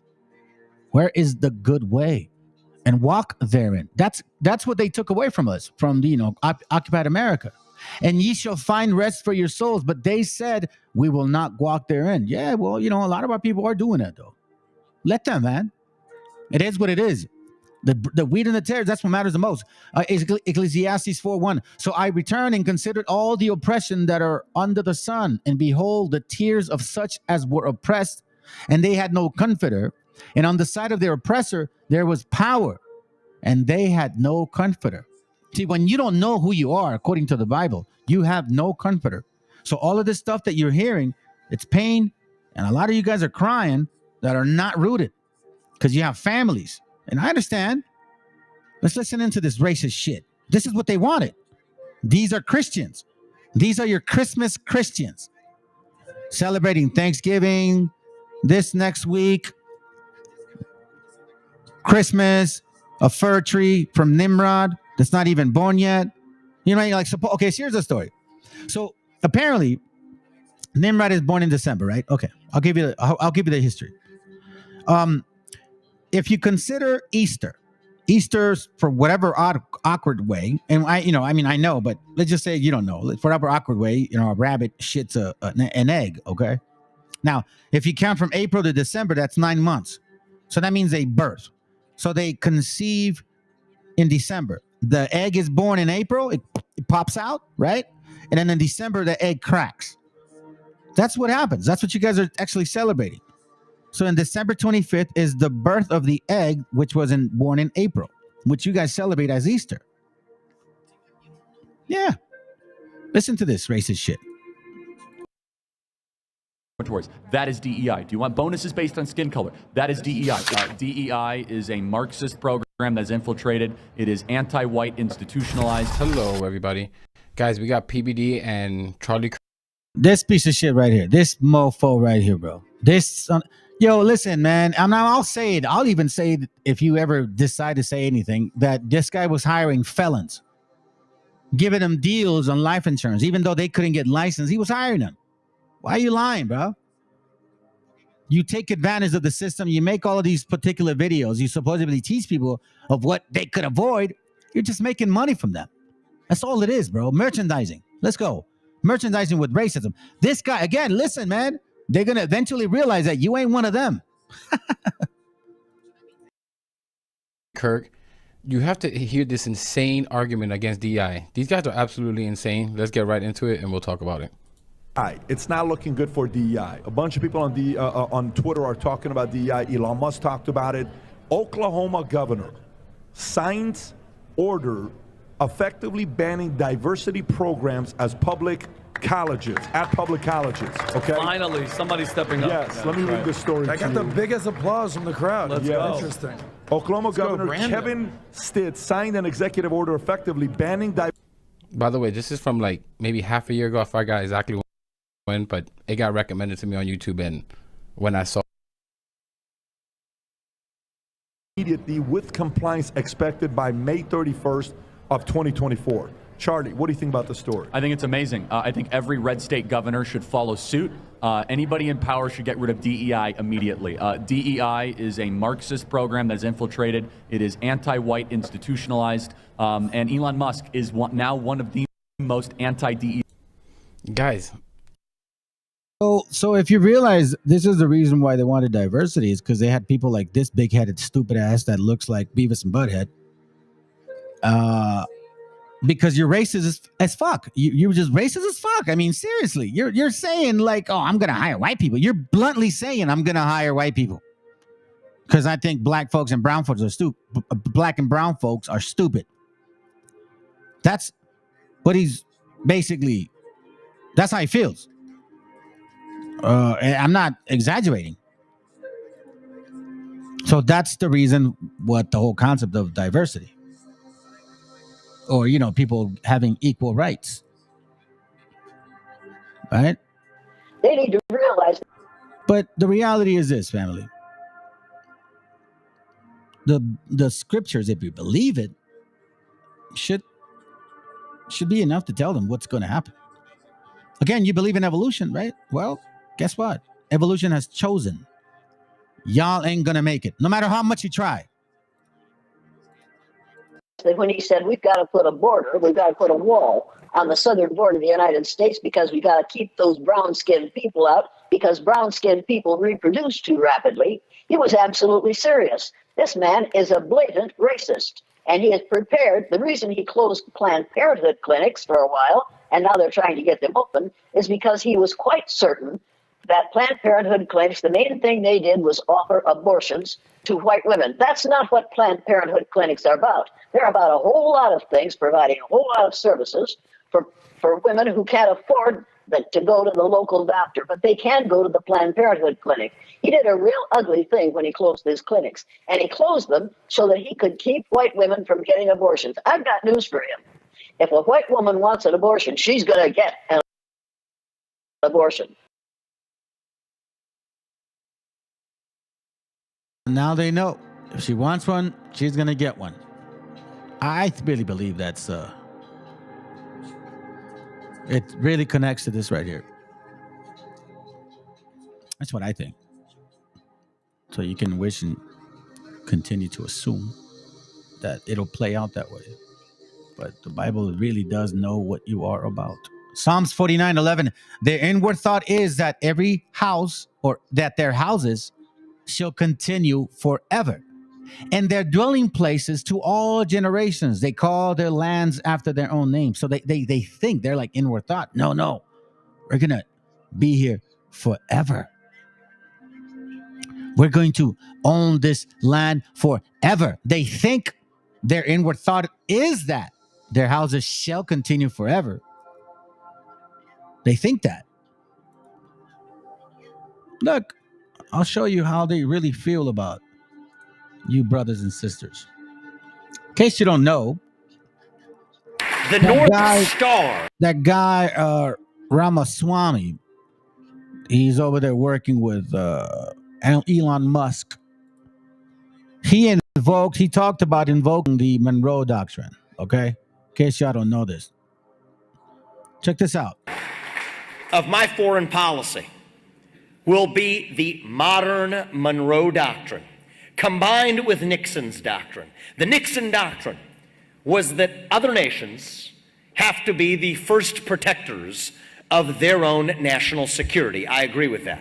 We will revive that, and I combine that with the modern Monroe Doctrine, a doctrine that we will re-implement under my watch as U.S. President, which says that if you're a foreign nation, you do not mess with the United States of America on our own home soil. You do not test us on our waters or in the Western Hemisphere. That supposedly that applies to everything. So you can't touch Mexico, South America. Apparently this guy thinks he's our fucking daddy. Yo, listen, gente, it's time for you guys to start waking the hell up. You see the talk that they're having? That you ain't shit. That you ain't shit. Literally, he's saying, like, we're going to be your daddy. We're going to reactivate them in Monroe Doctrine when I'm becoming president. This is hate. But America will let it be until y'all wake up. And if you do, you will have hell to pay for it. No Chinese spy balloons flying over half the United States. You guys think this is the joke? I really feel sad for y'all that really think this is not serious. Well, I'm going to show you something. I'm going to give you some little history here. I'm showing you guys some Bible scriptures, but I'm also going to show you some videos because I think it's important. You guys need to understand what this all means. Again, their inward thought is that their houses shall continue forever. This is what they think. Now, I'm going to show you something. I'll say this. I don't necessarily subscribe to this book, but somebody brought it to my attention. And even though I do have the book, I was kind of looking at it back and forth, and I appreciate the other brother that, where him and I had talked about this, because he had brought this to my attention. Another brother brought it to my attention, but he actually gave me the scripture. So again, I tend not to be outside of certain things because I always suggest for you guys to be rooted first. If you're not rooted first, it can be a problem. Let me see if I can find this scripture here. Hold on. So check this out. I find this very interesting because, the scriptures talk about Esau having or being a cunning hunter, right? Well, and it's kind of hard to really pinpoint. Like, you got to use some scriptures here and there to pinpoint their personality, right? Like the way they talk, the way they characterize themselves. Like, let's listen in for a little bit. Elon of doing that. He says DEI should be rearranged to DIE because it is saying it is dying. Look, Elon Musk calls diversity, equity, inclusion morally wrong. Propaganda words for racism, sexism. Changing the target class doesn't make it right. Good for you, Elon Musk. We need more people with wealth and with power and a platform to speak out against. So Elon Musk, you're not even born here, and apparently these white people prefer that shit. Like, the guy is a demon, and I'm gonna show you some shit. So here's what I mean. There's a book called the Book of Jasher. I don't know if you guys subscribe to it. I'm still not fully involved in it, but I want to point something out that is said in here. Something extremely important. And it's going to blow your mind on how it identifies Esau. How it identifies Esau. Do you get what I mean? Check this out. It cannot put it any better way than this. Jasher chapter 28, verse 19. If you guys want to know how Esau is, it's exactly right here.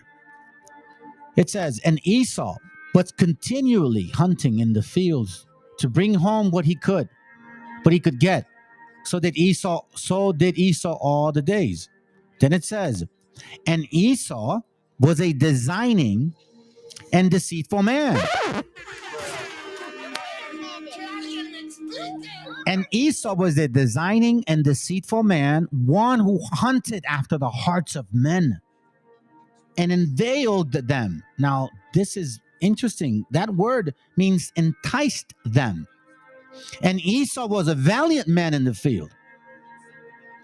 And in the course of time, went as usual to hunt. So he hunts the minds of men deceitfully with design. Again, their inward thought is deep. This is how Esau moves, a cunning hunter of minds with seduction and designing persecution, deceitfully claiming, oh, no, we were never racist. We want equal playing field now. That's why. It's not fair. They never want it to be fair. That's how weak this nation of people are. You guys are going to realize, spiritually speaking, that I am going to continue to destroy this spirit. This is the next one I'm after. I had to get rid of Canaan. You see how debacle now they are? These suckers are next. They are deceitful, designing. They steal the hearts of men, and they seduce you with that. This is all they do. So that talk about them being superior, okay, we'll flip it in the script. If you guys are, how come you're not having babies? If you believe in evolution.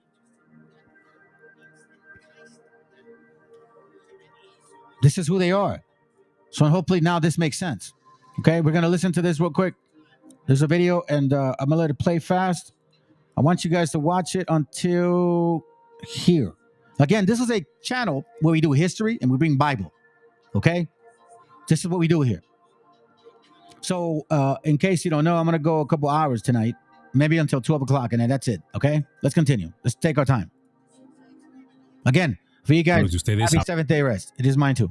Amablemente, me han cuestionado sobre mi opinión sobre que el presidente electo de los Estados Unidos, Donald Trump, haya expresado su intención de declarar como organizaciones terroristas a los cárteles mexicanos. Y basado en la historia de ambos países, ¿qué podría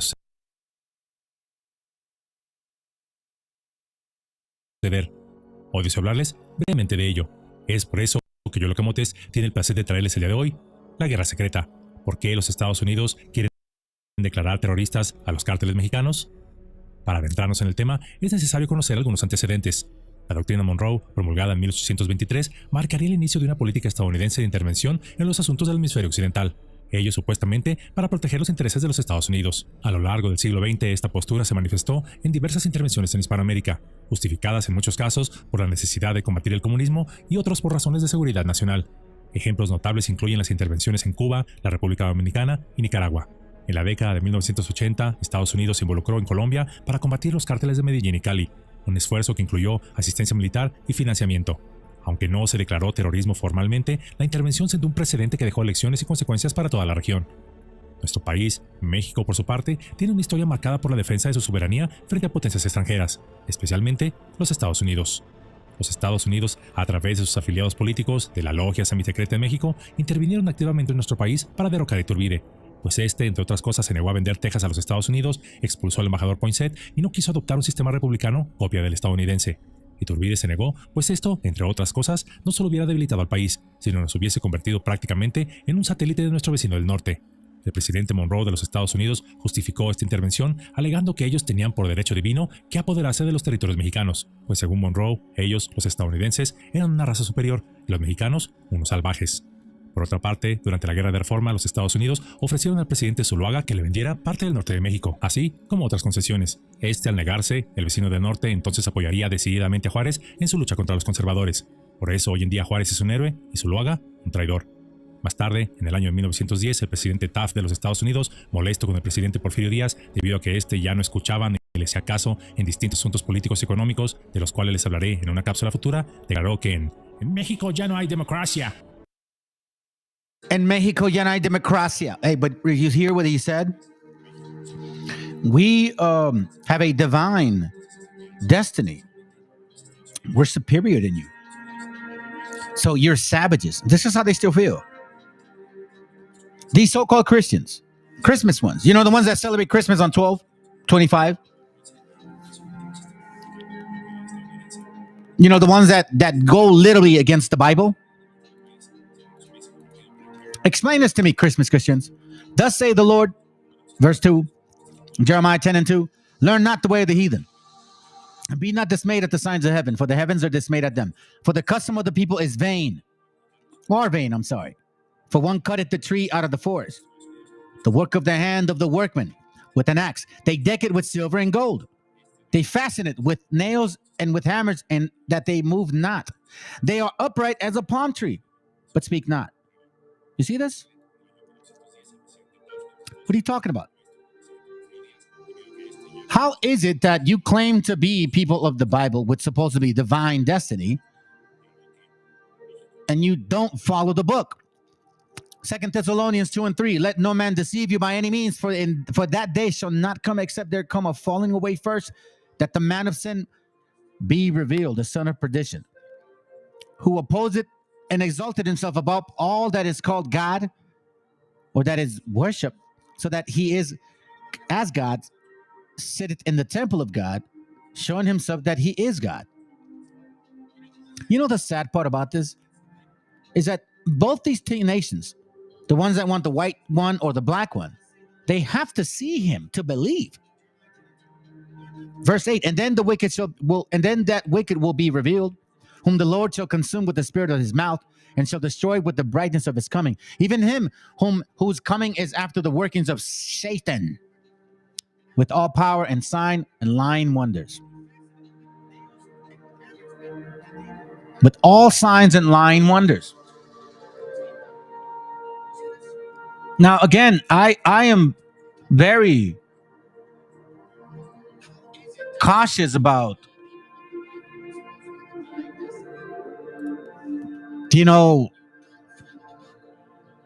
these scriptures, because if you claim to be a believer of something, then you need to define what your faith is. And if your faith is Jesus loves everybody, because that's what you guys say, don't keep the commandments, you give us John 3:16, you say Jesus loves everybody.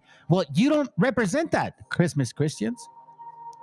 1 John 4:20, if a man say I love God and hateth his brother, he is a liar. So you Christmas Christians claim that God loves everybody, that Jesus loves everybody, right? Well, it says here that if you hate your brother, that means everybody, and you're a liar.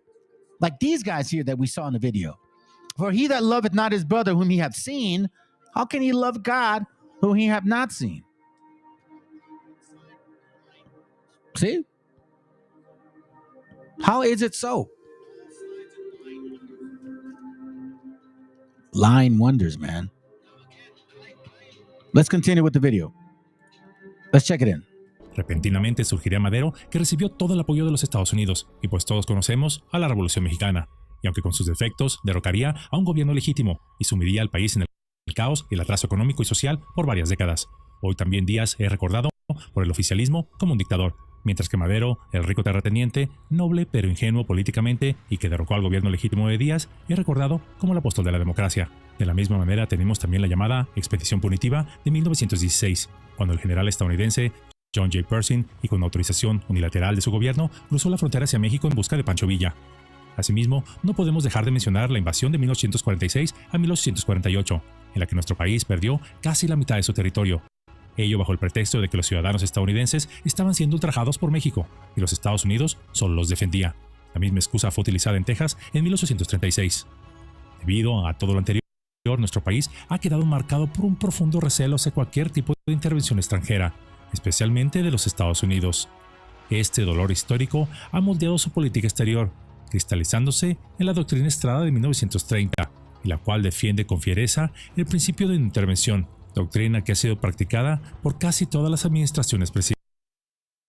Hey, and you know, that's the funny part, bro. Let them talk like that, because they're all people of the flesh, bro. So it's all good. You know, the scriptures speak that when you go against the children of the Most High, then destruction comes upon you. Let them. I hope they really express that anger. I really want them to. Please bring it. Because you're not the people of the book. And you created some religion that's fake as hell. Now you got a problem with it because it makes no sense. Now you're like, oh, I don't want gay people here. I don't want abortions. Okay, keep the commandments of the Most High. Well, I love my pork and I want to keep Christmas. If you take Christmas away from all you Anglo-Saxon children, you guys would just jump off cliffs. Seriously. Seriously. If you took any of these holidays away, then you call them holidays. How do you call them holidays? Holidays? What's so holy about your days? Labor Day, Thanksgiving Day, 4th of July Day, Christmas. It's not even real. Matter of fact, you know what's so funny? You celebrate New Year on the first month of December. It's in the first month of winter, I'm sorry. You still got 2 more months to go. Why is it a new year? Oh, because the baby is born. Remember? In April, the egg comes out of the rabbit, and in December, the baby's born. So it's a new year, a new beginning. That's Nimrod. You guys are worshiping Nimrods. Just a little bit of this, and let's continue. So let them wishfully think that, man. It's all good. Presidenciales. Si los Estados Unidos declararan a los cárteles mexicanos como terroristas, revivirían el fantasma de las intervenciones pasadas. Desde el año 2006, México ha llevado una guerra interna contra los cárteles, declarada bajo la administración de Felipe Calderón. Esta decisión implicó una militarización sin precedentes de la lucha contra el crimen organizado y llevó a una colaboración más estrecha con agencias de los Estados Unidos. By the way, this approach here killed a lot of our people. Yeah, let me go back here real quick. Let me see. Hold on. Because I know you're newer to my channel, bro. Appreciate you. Worship the only Father, His Son. The only Father, His Son. I don't know what you mean by that, but okay. Thank you, brother. I'm getting confirmation. Thanks. People are going to start leaving church. Denominations are actually going to separate themselves away from Jesus because people are going to be persecuted in that. Yeah, probably. Hallelujah. Yes, sir. I'm going to be illegal to drink here. Oh, yeah. Maybe. I don't know. That's a dagger, bro. Yeah, okay, I saw that. Cool, let me see. It's 100% true. Just listen to someone and they tell you who their idols and gods are. Just listen to what they say. They talk about football team or booze or women or gambling or cars. And you know, that's actually true. I'm gonna leave your comment up because that's what these Christians are about. They have their football, their baseball, their weekends, their gatherings, their events, their boxing, their UFC. I mean, isn't that what these so-called high-value men are all like supposedly Christianed out? And they're mad because their women are hoes? Yeah, I raised them and you made them. A wicked woman is given as a portion to a wicked man. So if you're complaining about your women, it's because y'all are wicked. If you're the leader of your women, you complain about the people you created. That's pretty weak about the kind of men that you guys are. You actually want a law to force your women to be loving and productive. Well, maybe your women don't want to have your babies because they realize you guys are a piece of shits. From my understanding, this goes all the way into Europe, historically speaking, and even recently. You don't wash your underwear. You don't wipe your ass. You leave shit on your underwears. You leave shit on your sheets. You don't shower. They have to tell you when to shower. They have to tell you when to brush your teeth. This is common stuff that I hear. I'm not being, I'm just being real here. You guys like facts, right? You guys are talking about don't be so politically correct. Okay, well, let's go.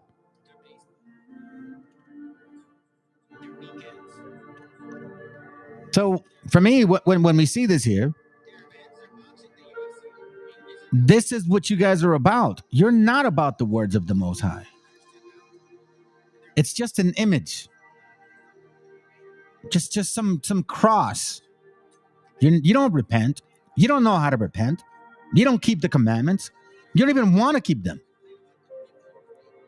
Matter of fact, the Messiah was the one that said, yo, listen, in Spanish, antes que empieces a juzgar a la gente, primero fija tu propio ojo. You don't do that. You don't do that at all. Let's continue. Sin embargo, las consecuencias han sido mixtas. Si bien ha habido éxitos tácticos como la captura de líderes de cárteles, también se ha producido un aumento en la violencia, con cientos de miles de muertos y desplazamientos internos.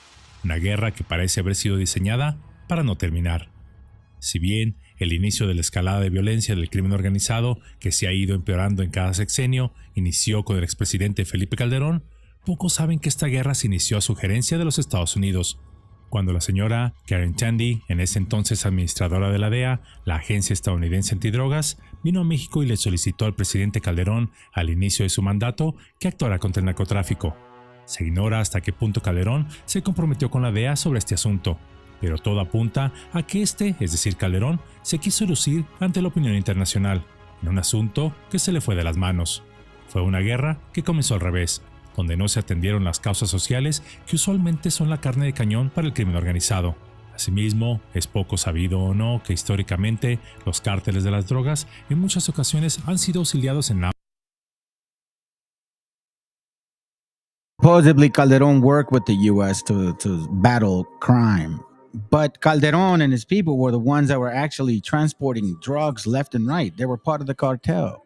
So were they really fighting? Or were they implementing more chaos? Because that's typically how they function. Chaotically. You cause chaos, separation, divide, right? Proverbs 26:27, it says, whoso diggeth a pit shall fall therein, and he that rolleth a stone, it will return upon him. That's very true. You guys are quick to judge.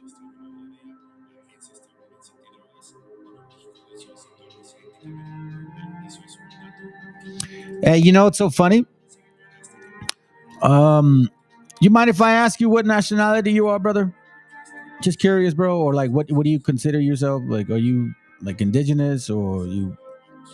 Because I want to show you something. And I understand. I mean, we don't have to be of the same nationality. I just want to show you something.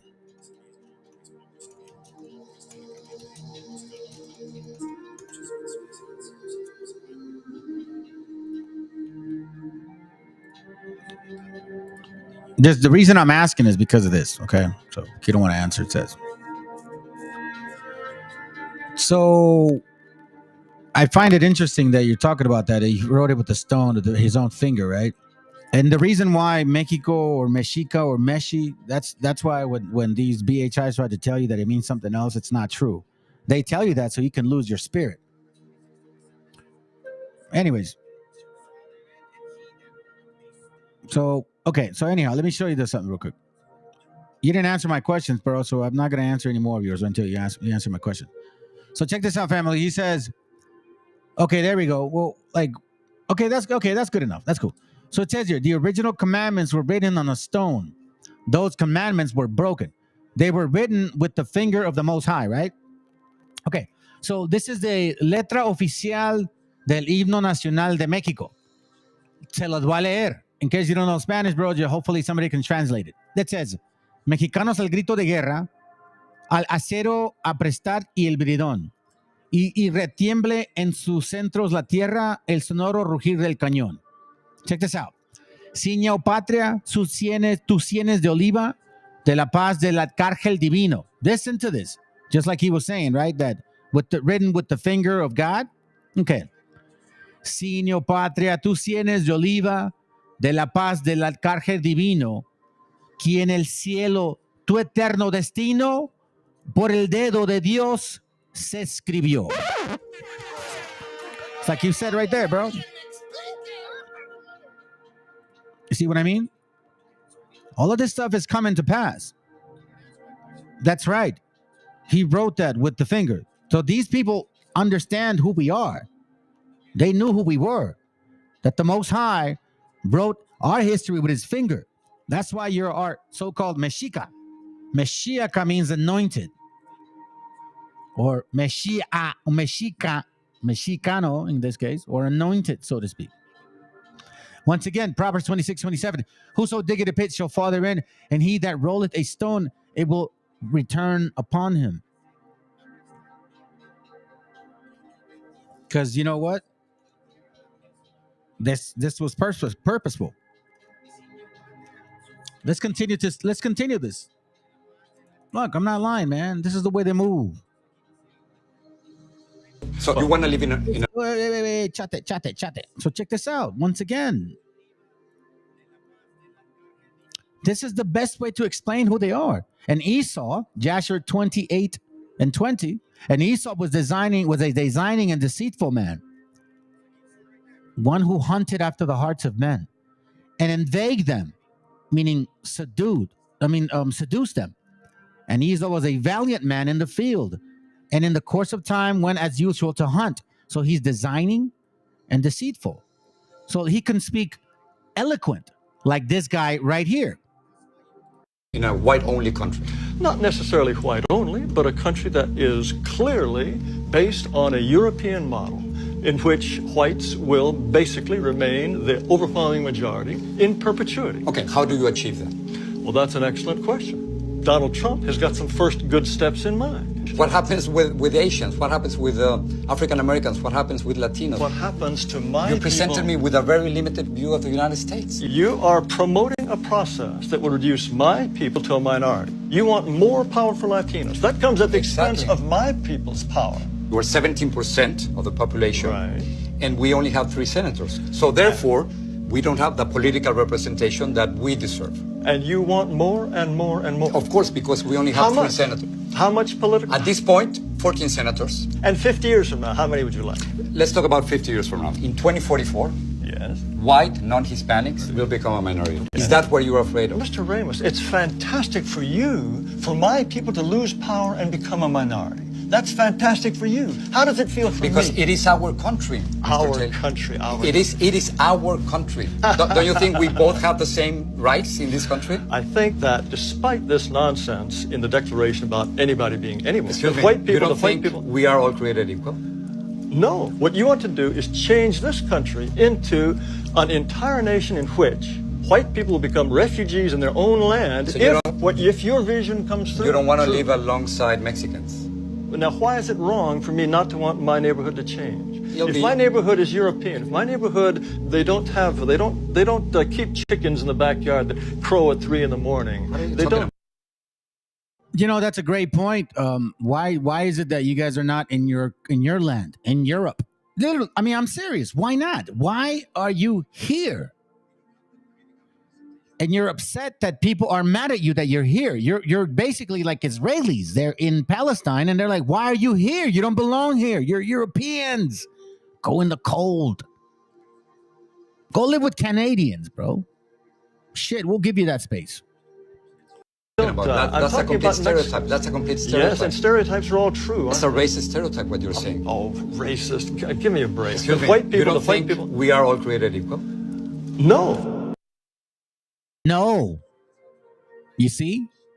How else can again, the Bible defines Esau in a lot of different ways, but never not like this, not this clear.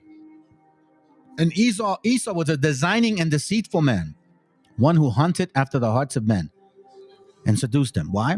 Because he's very insecure about who he is, how he moves. They hate the truth, correct? They do. They do. Let me close this up real quick. I'm going to show you another part. Check this out. Remember, he talked about that he's deceitful, right? And designing. So again, look how he speaks. So like eloquent. No big deal. Like, yeah. If we could just create some cages for them and made sure that, we had locks on them and gave them food at time, I think it would be reasonable to keep them in there. Like that. Heartless. There's no spirit in these people. That's why they're hateful. That's why they love guns and want to go and shoot and destroy and invade. They sound like, oh, if that makes you tough, then hey, so be it. That just shows how weak you are. Do it without guns. Go and invade without guns. Just try it. Go and invade without guns. Just, hand-to-hand combat. Come on, let's just try it. Hand-to-hand combat. Don't use guns. Meet you. Thank you for meeting us, Mr. Taylor. No, it's my pleasure. Yeah. Europeans have probably, on a per capita basis, killed more than anybody else, but because they were technologically more advanced. Where does gunpowder come from? It comes from China. It's just... Ow, he just hold on a second. Hold on. Fuck that puto. Fuck that puto. I ain't gonna lie, dude. He did get him on that shit. Like, dude. Like, bro, hold on a second. Wait. Polvoro comes from China, way. What the hell are you talking about? You're not superior. If they would have been evil like you, they would have killed y'all. Seriously. If Asians would have been that evil, they would have probably killed a lot of people. Don't you think about that shit? Yeah, they already got our people in cages, bro. I know. Yeah, I know. Que carnal Jaime favorite research is sick of the state here on the earth. She real look. I don't know what you just said right now. I don't know what that means. Anyway, let's listen in. It's just that Western civilization took things from people. And I think when you get to older civilizations, they become more benevolent. They don't hang on to things like genetics as much. They understand how experience changes you.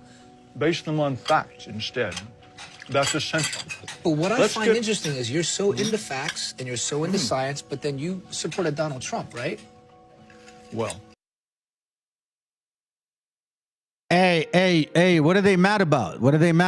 Tell them to come over here. Hey, tell them, as a matter of fact, tell them to come over here, bro. Tell them to come over here on YouTube. Tell them I'll debate them. Let's go. Tell them I'll debate them and see if they can prove me wrong. Whether you're a Christmas Christian or, I don't know, whatever you think that I'm wrong on. You want to so-called bring politics out? Yeah, I'll dabble it into it. But we got to talk about Bible. If you want to support your politics, you got to talk about Bible because you say that America is a Christian country. So then that means that your politics has to reflect the Bible.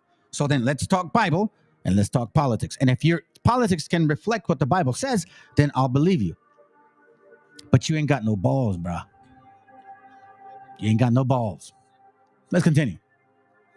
That's a whole different question. That's a whole different subject. Let's get back to... But I want to know how it is you voted for Donald Trump when you're so into facts, because his entire campaign is not based in facts. It was all based in propaganda and emotion. I voted for Donald Trump for one reason only.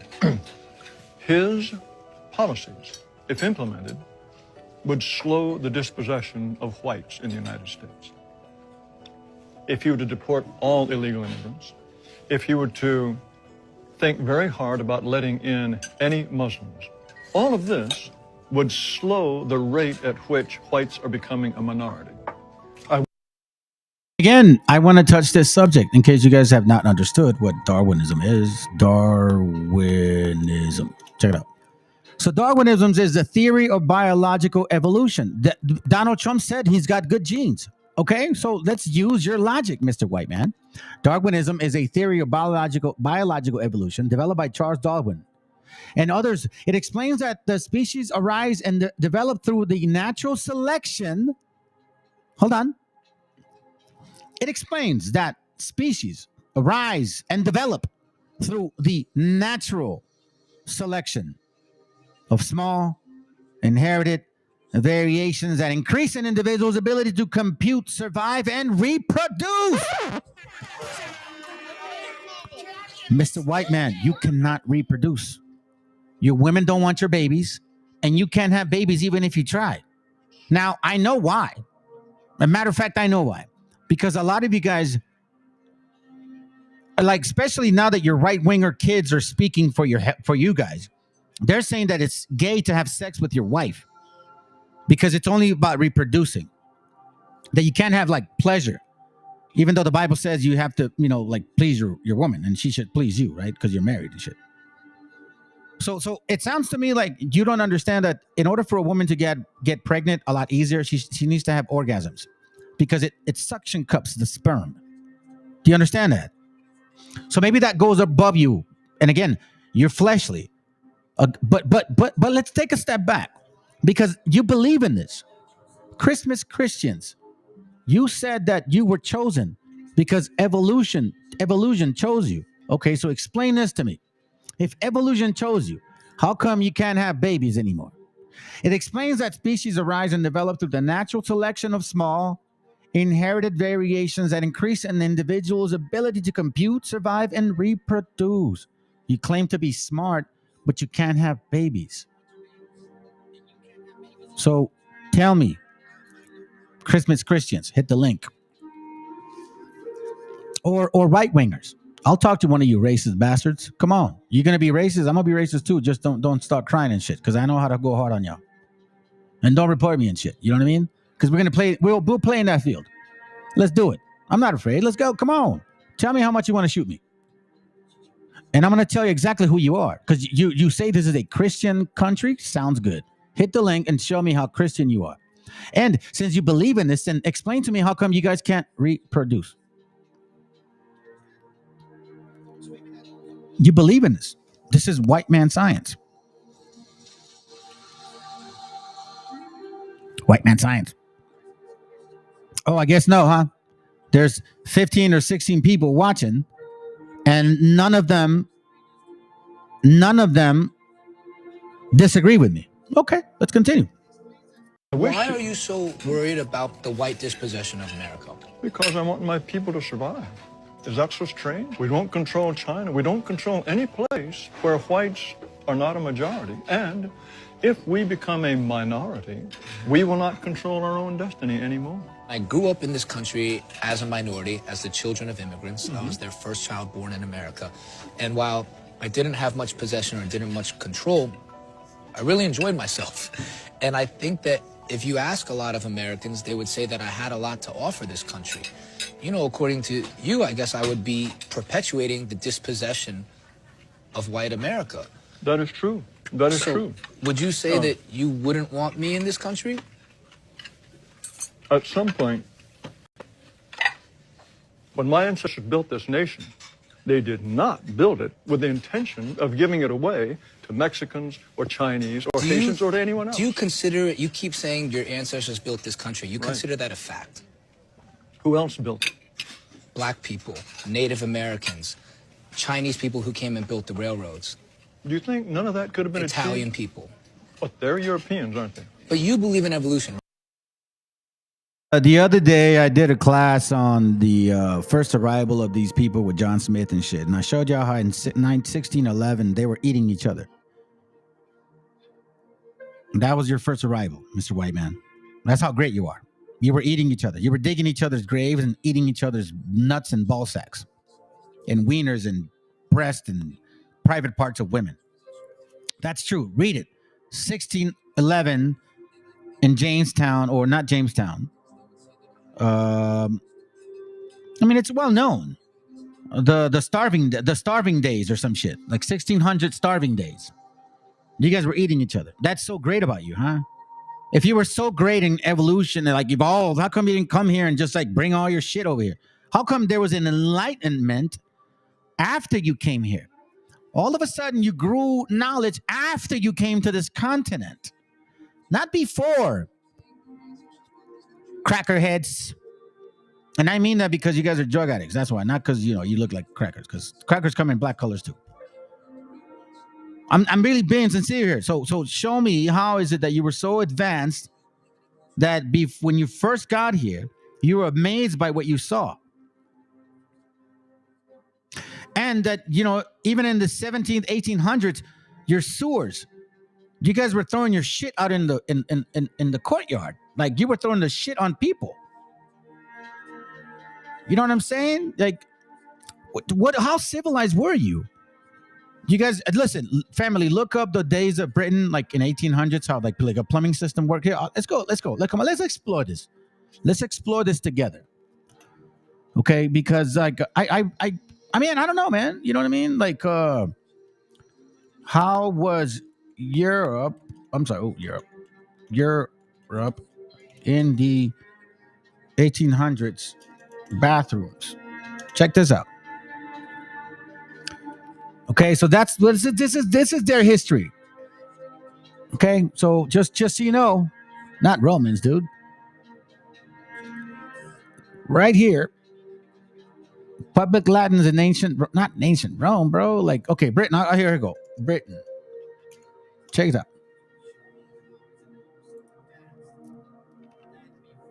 Hygiene. Let me see if I can find it. There we go, right here. Look.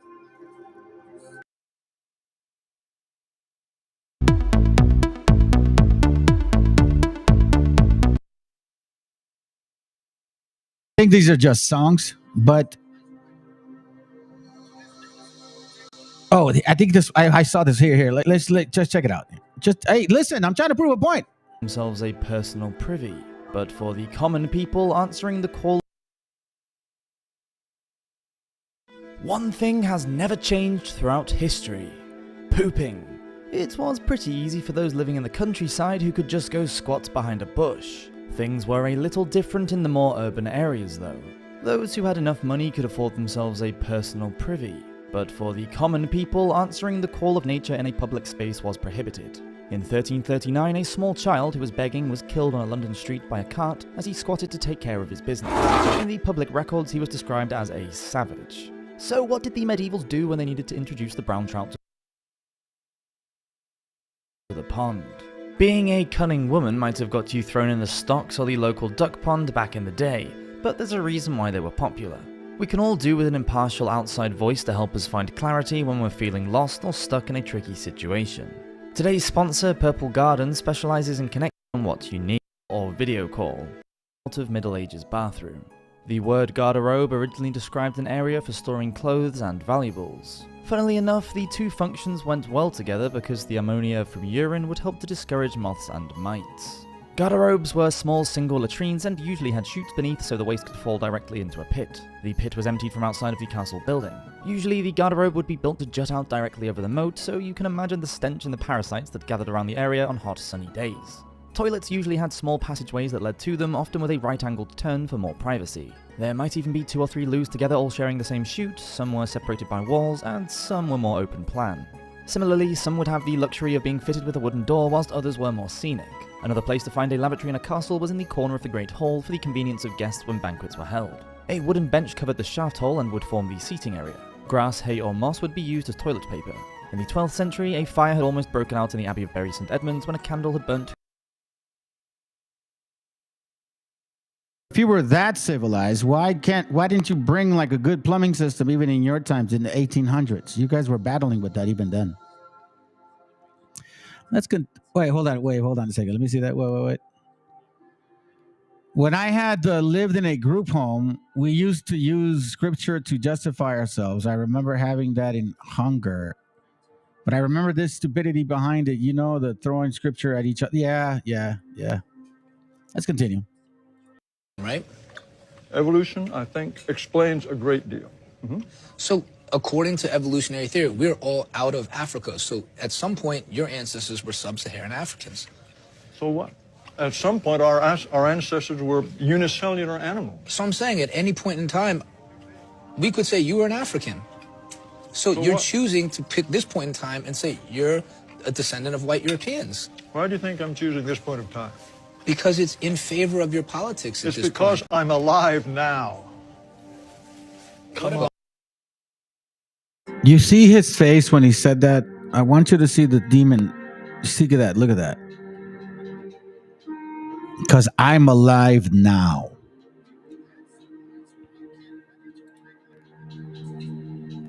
Because I'm alive now.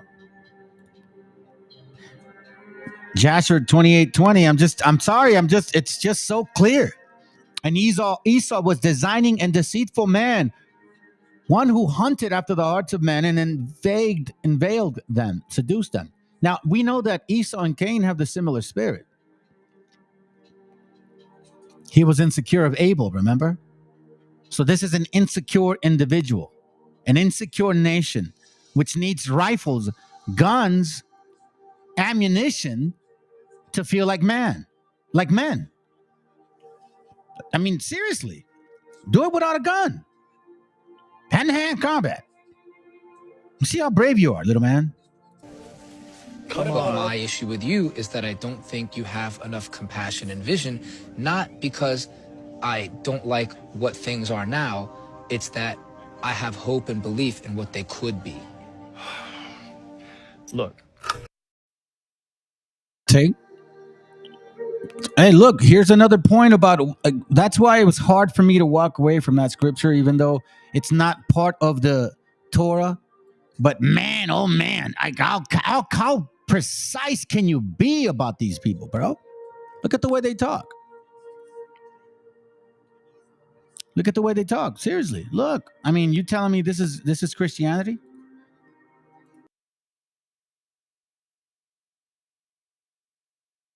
I would argue for America for the next 20 to 50 years, there should be virtually zero immigration. Right. And I'm not talking about illegal. I'm talking about legal. No immigration.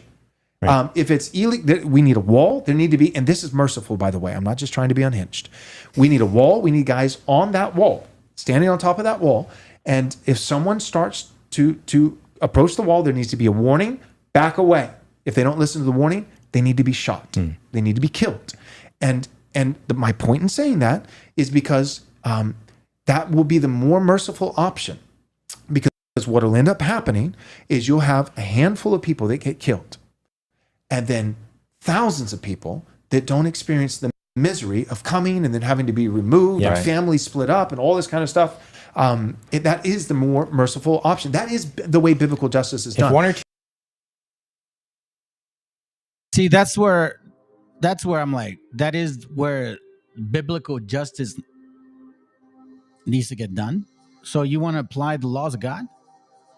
Because if you want to apply the laws of God, then that means all of you Christmas Christians would be dead. Every single one of you, dead.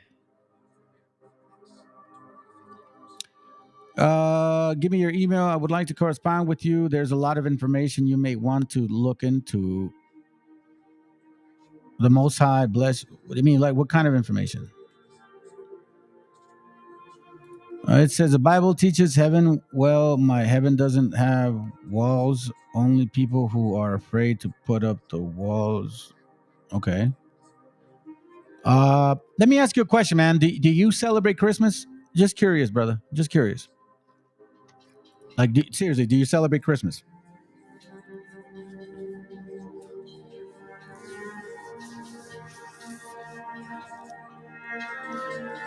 I'll leave you in that thought because that's a really important question with a really important answer. We understand here in this channel, at least some of y'all that have been following, at least studying the scriptures for quite some time, because this is not new anymore. You know, I think I'll say it like this: wickedness will always try to break through its darkness, but when it's about the children, light will always be there to make it much more clear for us. Genesis 27:38. This is why they talk like this and move this way, fam. That's why you need to be in the Bible to understand nations. This isn't a channel where we believe in John 3:16. Genesis 27:38. And Esau said unto his father, hast thou but one blessing, my father? Bless me, even me also, oh my father. He's weeping and crying and shit like a little bitch. And Esau lifted up his voice and wept. Oh, pobrecito. ¿Por qué no me diste mi algo? Así como chillones, güey. That's why you guys need a weapon. And Isaac, his father, answered and said unto him, behold, thy dwelling shall be the fatness of the earth. You do run. Yeah, you do run sharp. That's cool. And the dew of heaven above from above. And by the sword shalt thou live. And by the sword shalt thou live. I want to leave it there, so you can see what I mean. No, Huxley, you know what? No. Hold on. And by the sword shalt thou live. Let me skip this real quick. And Esau, verse 41, hated Jacob. Hate. So there's something called perpetual hatred. This is not uncommon. You need to wake up and actually really realize that these people have a perpetual hatred. Or Special Forces Operation Detachment Delta. Oh, man, they're hateful, they're evil, and they're murderers. To be honest with you, just because you have the right to shoot a rifle in war doesn't mean you're not a murderer.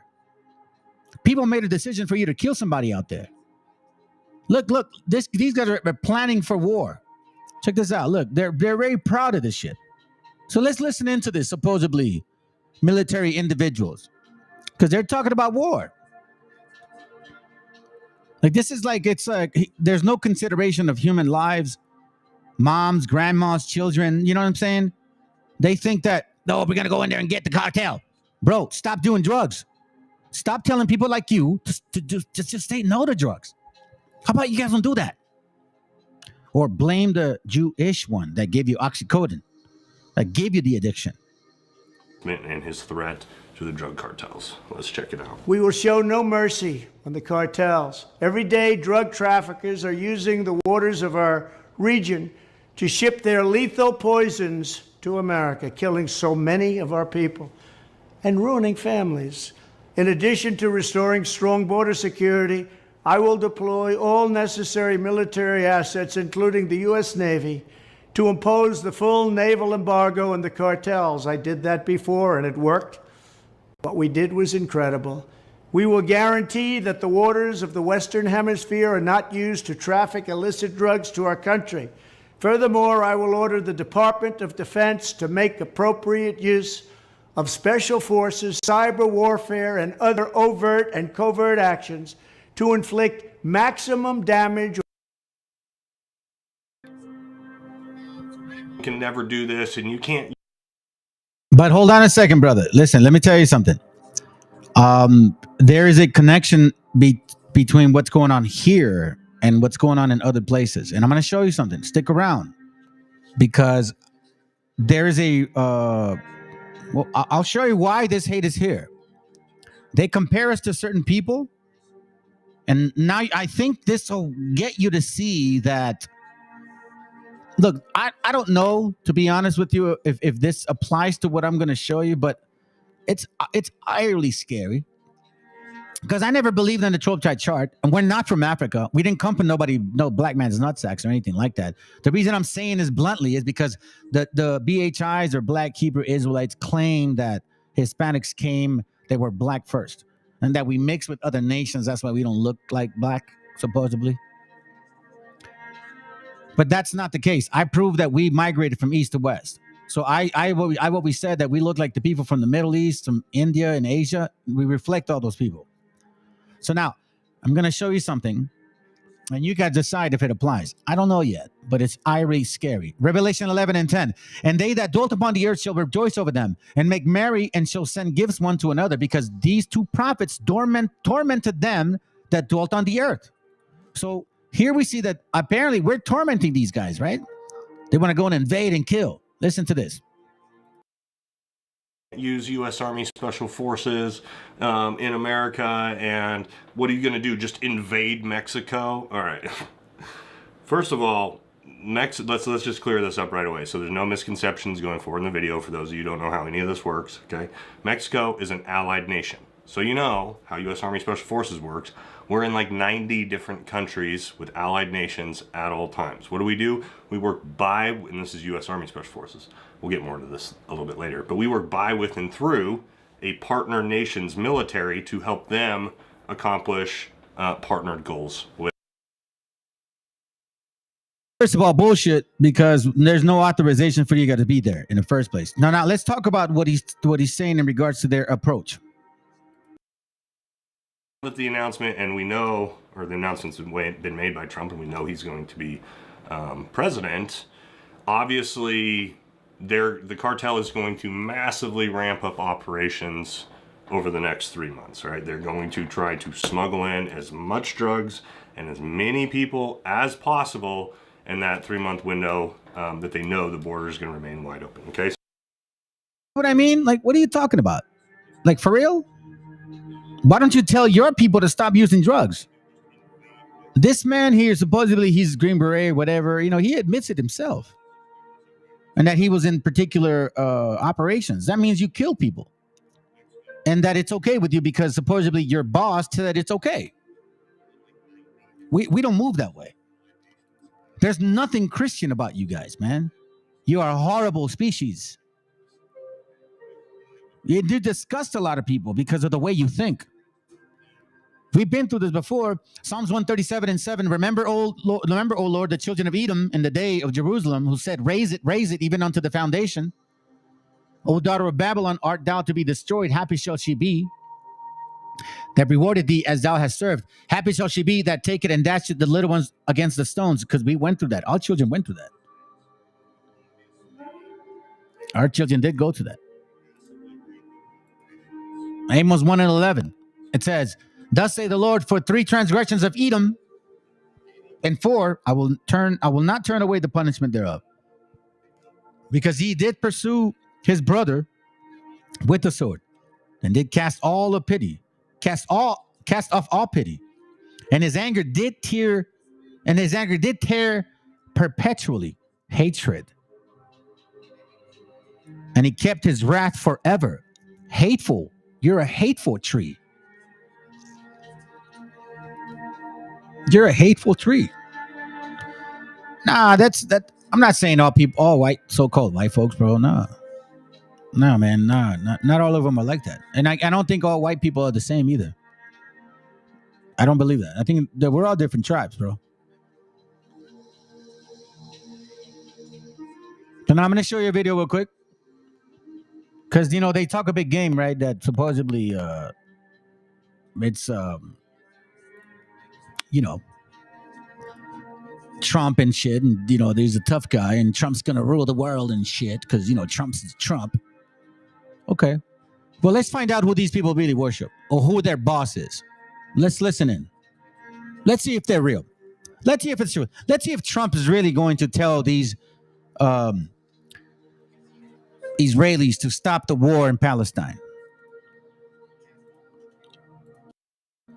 By the way, I'm gonna let this play for a while, so you know what I mean. Hopefully they don't block me. Oh, let me get that real quick before I go. Then I'm not go, but before I let it play, because it's gonna go for like almost 4 minutes and a half. Revelation chapter 18, verse 6, I believe. Yeah, that's right. It says, "Reward her as she rewarded you. Treat her exactly as she has treated you." Nations. So the Anglo-Saxons and you that supported them, treat her exactly as she treated you, meaning us, Raza. As we see we know what's going on, and pay her back double for all that she has done, especially over there in what you've been doing in Palestine. Fill her cup with a drink twice as strong as she prepared for you. As the drink she prepared for you, right? Laying snares privily, saying manifest destiny, Monroe Doctrine, Papal Bull, Doctrine of Discovery, all of that, broken treaties constantly since 1776. Told us to fight with the British to help you, then you turn on us. Told us to help you fight the French, then you turn on us. Mm-hmm. Oh, yeah. And that other nations have basically helped you. Buffalo Soldiers, so-called black men, right? in 1870. Y'all are part of this whole shit. Treat her exactly as she has treated you. Pay her back double for all that she has done. Fill her cup with a drink as twice as strong as the drink she prepared for you. Listen to this. A couple months afterwards, voted to support the International Court of Justice ruling. Why do I mention all of this? Because the real solution to this war is a state of Palestine. Right. Is a state of Palestine alongside a state of Israel. This will never come about through negotiations because Israel's dead set against it. They have everything. Why should they negotiate? Right. And they think that they have the United States wrapped around their little finger, that the U.S. does whatever they say. And up until now, the U.S. has done whatever they say. And what's very interesting that people in the United States should understand, Netanyahu has been probably the main cause of these disastrous wars that the United States has been in for the last 20 years. This is not well understood. It's the following. Netanyahu's doctrine is, we keep everything. The Arab states don't like it. So we have to change those regimes until they like it. We have to overthrow Saddam Hussein. We have to overthrow Syrian Bashar al-Assad. We have to overthrow Libya's Muammar Gaddafi. We have to overthrow the Iranian government. That's literally his idea. It's crackpot in my mind. In other words, we do something that is intolerable. Others object. And if they object, we have to overthrow them. And you know what? The United States has been doing this for 20 years, playing Netanyahu's game. It's time to stop. That's the trick. They focus on Hamas, but they don't focus on the fact that they're blocking any path to peace. That's the real issue here. Yeah, absolutely. What about when we look at it from the U.S. Congress and we look at the AIPAC and just how much the Israeli lobby funds the politicians? I mean, I think as we both know, everyone knows it's a money game in Washington, D.C. You need tens of millions, if not hundreds of millions of dollars to run these campaigns.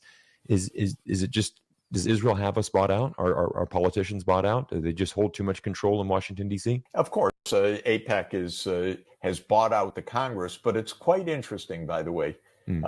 AIPAC spends maybe this year a few $100 million, and then it gets for Israel tens of billions of dollars, and then it causes the United States to go to war for trillions of dollars. In other words, one thing that I really don't like about our Congress is they sell themselves for nothing. In other words, they've sold American foreign policy for a pittance. AIPAC has the best deal in the world. They multiply their returns 100-fold, 1,000-fold. That's ridiculous. Now, just as malicious lies were leveled for centuries at the Jewish people, malicious lies are now being leveled at the Jewish state. No, don't applaud. Listen. The outrageous slanders that paint Israel as racist and genocidal are meant to delegitimize Israel, to demonize the Jewish state, and to demonize Jews everywhere. In World War II, as Britain fought on the front lines of civilization, Winston Churchill appealed to Americans with these famous words: "Give us the tools and we'll finish the job." Today, as Israel fights on the front line of civilization, I too appeal to America. Give us the tools faster and we'll finish the job faster. That is not okay. Here in Santa Clara County, District Attorney Jeff Rosen is prosecuting those who spread this hate in an attempt to stop it at the source. As a son of Holocaust survivors, he knows personally how damaging anti-Semitism can be. I grew up surrounded by concentration camp survivors, their memories, their struggles, and their tears. Anti-Semitism is not only morally reprehensible, it is totally and profoundly anti-American and un-American. Sadly, Rosen says hate crimes against Jewish people in the United States are increasing. And Rosen says Jews are more likely to be the victim of a hate crime than any other religious or ethnic group. It's not a battle Rosen says can be fought alone. But this group of leaders in the South Bay hope they prove today the Jewish community is supported and is not alone. We have to speak up as allies and be willing to highlight these examples and stand firmly against them and say that anti-Semitism is wrong and that hatred will not be tolerated.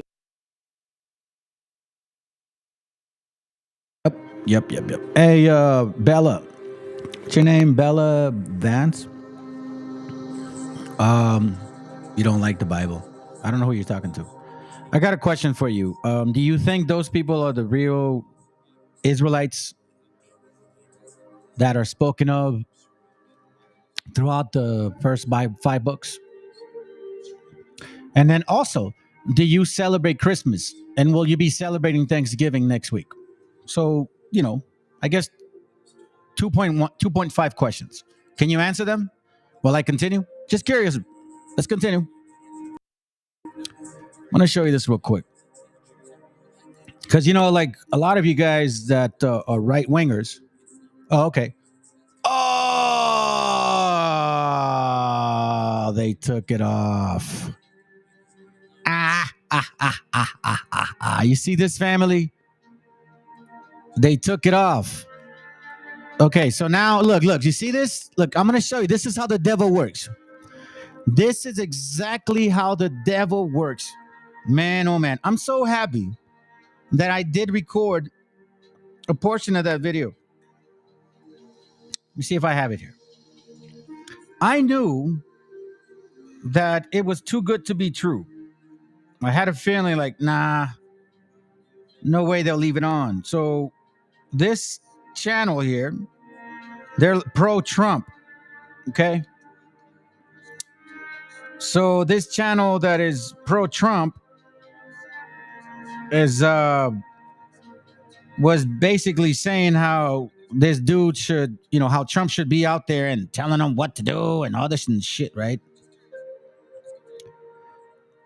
And my point was to show you how boastful he was in regards to how Trump's going to go in there and, lay the pipe down and shit. You know what I mean? But when you forward the video and you ask him or the other guy, the judge, whatever, right winger, he asked him, he's like, I wish he felt like this about the Palestinian situation. And the same dude that was so boastful about how Trump is going to go there and tell people what to do and tell the United Nations, you ain't shit. He puts his head down and let the Most High strike me if I'm lying. The dude puts his head down and says, yeah, there's not much Trump can do. There's a lot of influence. You know what I mean? And, like his tail went down between his freaking legs, bro. But, I find it so funny that look, if I can find a video, I didn't expect this link to be down. Look, I'll show you. I have some notes. You know what I mean? I have some notes right there. See? That was the link. And they took it down. Why? Because he literally admitted that Trump can't do shit about Palestine.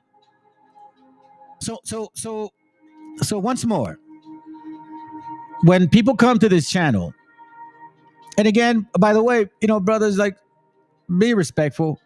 You know what I mean? Like, at least let the sister speak. We don't cherry pick. We got the whole book. Okay, wait, hold on. Okay, slow down.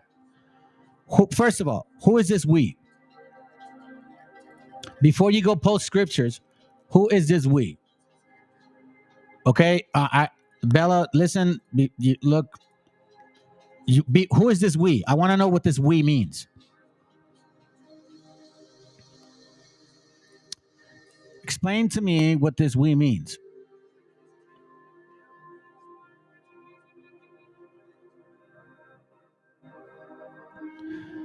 So you think that those are the real Jews? Like the Israelites of the Bible worship the only Father, his Son? You think that? Us, she said us, fool. Hey, I like that. I'll give you that. Us, fool. That's funny. I like that shit. Let me see what, I'm not going to read all 82. All right. I don't know what you mean by that, but let me see what you said before. I'll be real. Okay, hold on. I'll read this one. Revelation 3:21. She said, "We fool." That shit's funny. Kind of like it. Anyways, Revelation 23:21. It says, "To those who I'll read it KJV. 3:21 it says, Revelation 3:21, to him that overcometh will I grant to sit with me in my throne, even as I also overcame and am set down with my Father in the throne. You know, that's actually perfect because a lot of Christians think that Jesus is God and he's not. And this is exactly part of the Psalms where David is talking about, you know, my Lord sat next to my Lord. Now here, where as he overcame is what Paul's talking about, that thorn in the flesh. The Meshiach understood what it felt like at that time. That's why he was talking about walk perfectly. Oh yeah, I like that one. Revelation 13:10. He that leadeth into captivity shall go into captivity, and he that killeth with the sword must be killed with the sword. Here's the patience and the faith. And that right there is exactly what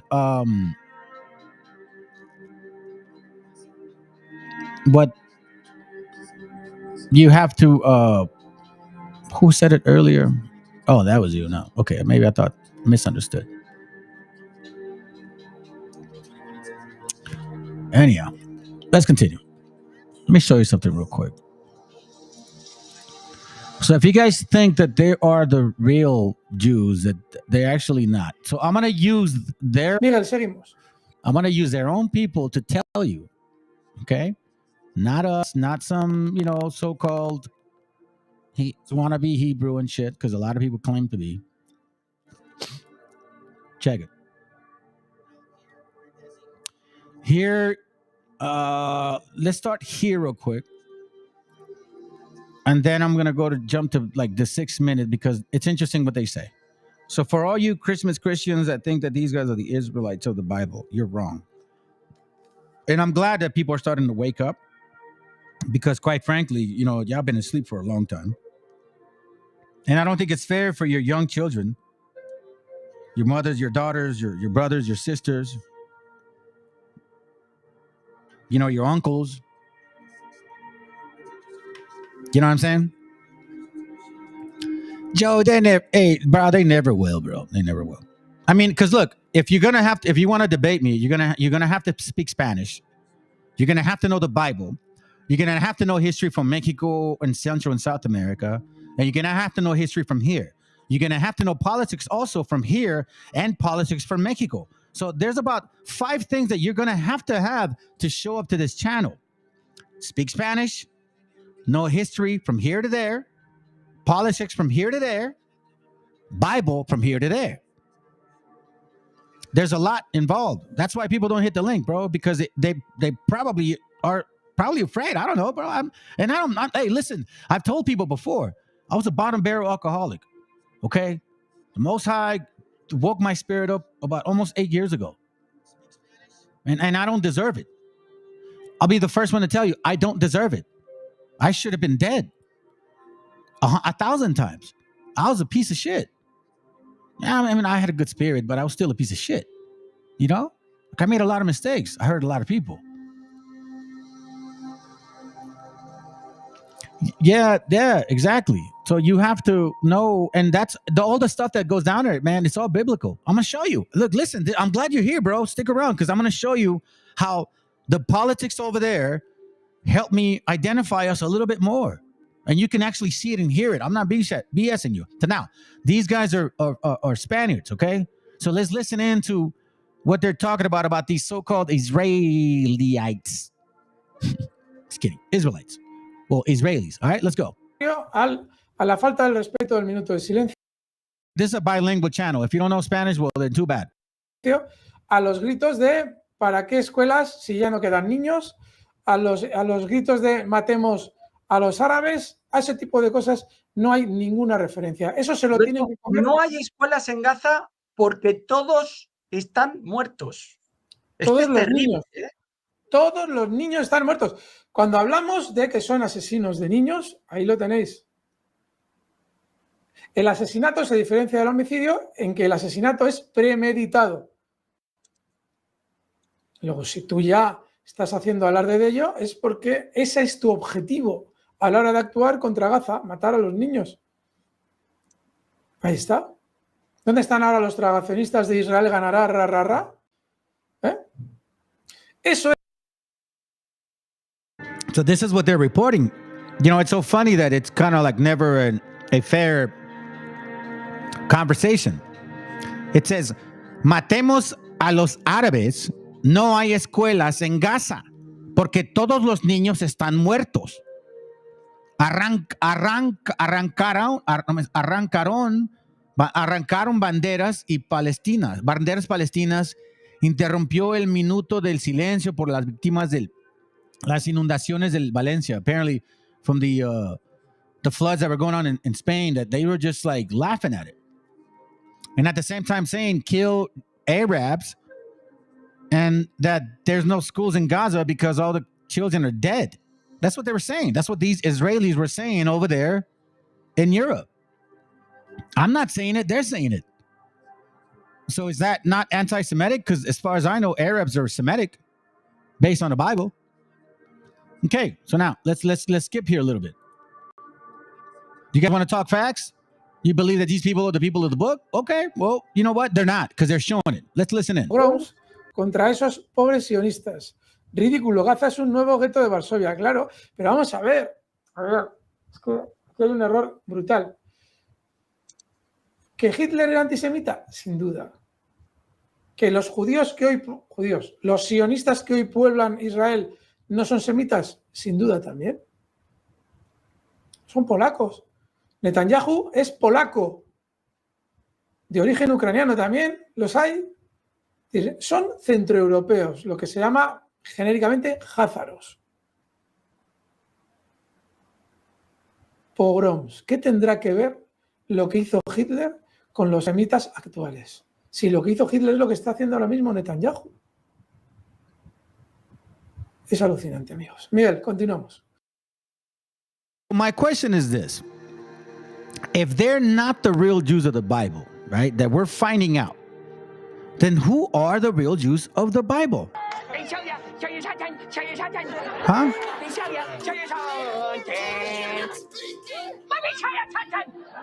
Huh? Who is it? If they're not the real Jews of the Bible, and we know that West Africans are not either, they claim to be, the curses and a lot of the scriptures don't fit y'all. So, you know what I mean? Sorry. I know you guys thrived on empathy, but that shit is out the door.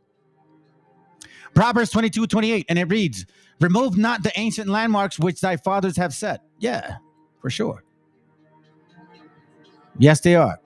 And so are Sephardics. They both are. And I've proven it with their own documents. Shlomo, Sands, the lost myth, the lost tribes of myth talks about that as well. I've showed many books, many examples that they're not. So it's not about hate or excluding. It's just facts. We're just looking at facts. The ones that I believe that they are the Mizrahi, the ones that never left that region. I think a small portion of Sephardics, man, but I don't really. I mean, that's slim. Just like so-called people from Africa, that they're Jews. Nah, I probably 10%, maybe 15. I'll give you that. And that's not like a little bit. That's that's a good portion. But again, they're not gonna like to hear that shit. And I may sound so eloquent or so nonchalant about it because that's the fact. That's a fact. That's a fact. I'm sorry if it's offensive, but it's a fact. So it's 22 and 28. Let me see. Oh, no, I'm sorry. 32 and 7. Oh, that's right. You wanted me to read that. That's right. Let me get it. Deuteronomy chapter 32 and 7. And it says, remember the days of old, consider the years of many generations. Ask thy father, and he will show thee thy elders, and they will tell thee. Well, a lot of that has to do with prayer. A lot of that has to do with prayer. Yeah, we hate nobody. Well, we just despise lies. That's it. We despise lies. We hate nobody. You want to know why? In case you guys don't know this, this was a statement made by Netanyahu, okay, when he was younger, and he came to the Americas here, and he was talking to Israelis here, okay? He was talking to Israelis here in Texas. And the Israelis were like, yo, why do you hate Palestinians so much? And he said this. Que es un criminal sionista, lo digo abiertamente, él apoyó a Trump y es íntimo de Netanyahu. Entonces, cuando llegó Netanyahu a Dallas, Texas, que había un grupo de judíos o israelíes, no sé cómo se diga ya eso, le decía a Texas que había un grupo de judíos o israelíes, no sé cómo se diga ya eso, grupo de judíos o israelíes, no sé cómo se diga ya eso, le decían, oye, ¿por qué persigues tanto a los palestinos? Y les dice, los palestinos son para nosotros los israelíes lo que los mexicanos son para ustedes en Estados Unidos. Los palestinos son para nosotros los israelíes lo que los mexicanos son para ustedes en Estados Unidos. Los palestinos son para nosotros los israelíes lo que los mexicanos son para ustedes en Estados Unidos. Entonces yo veo la palestinización de los mexicanos en Estados Unidos. We have seen one estimate that says it would cost $88 billion to deport 1 million people a year. I don't know if that's accurate or not. Is that what American taxpayers should expect? What price do you put on national security? Is that worth it? Is there a way to carry out mass deportation without separating families? Of course there is. Families can be deported together. En Estados Unidos, que es un criminal sionista, lo digo abiertamente, él apoyó a Trump y es íntimo de Netanyahu. Entonces, cuando llegó Netanyahu a Dallas, Texas, que había un grupo de judíos o israelíes, no sé cómo se diga ya eso, le decían, oye, ¿por qué persigues tanto a los palestinos? Y les dice, los palestinos son para nosotros los israelíes lo que los mexicanos son para ustedes en Estados Unidos. Entonces yo veo la palestinización de los mexicanos en Estados Unidos. We have seen one estimate that says it would cost $88 billion to deport 1 million people a year. I don't know if that's accurate or not. Is that what American taxpayers should expect? What price do you put on national security? Is that worth it? Is there a way to carry out mass deportation without separating families? Of course there is. Families can be deported together. En Estados Unidos, que es un So again, what he's saying is this. Netanyahu shows up in Texas, and he sits among a bunch of American Israelis here. And the American Israelis are asking Netanyahu, why do you hate Palestinians so much? And Netanyahu answers him and says that we hate the Palestinians just like you hate the Mexicans.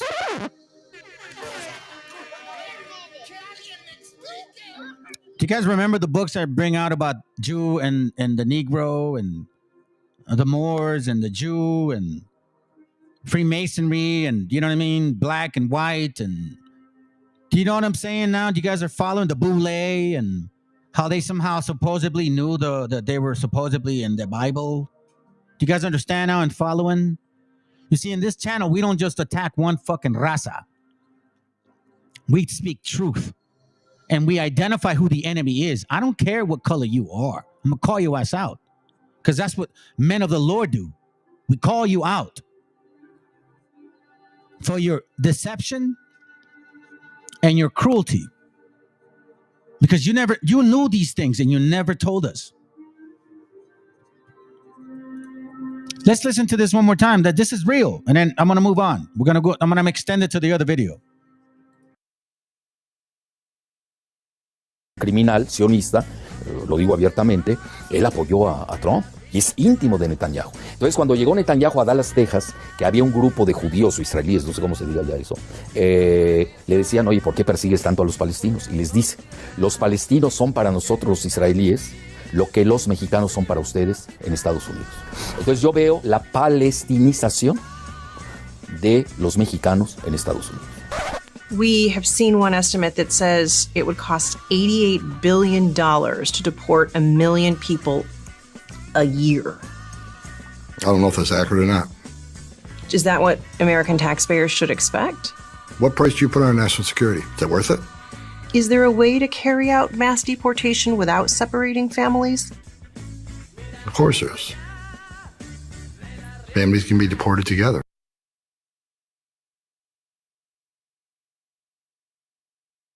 See that? Heartless. Yeah, I know. I got the link for that.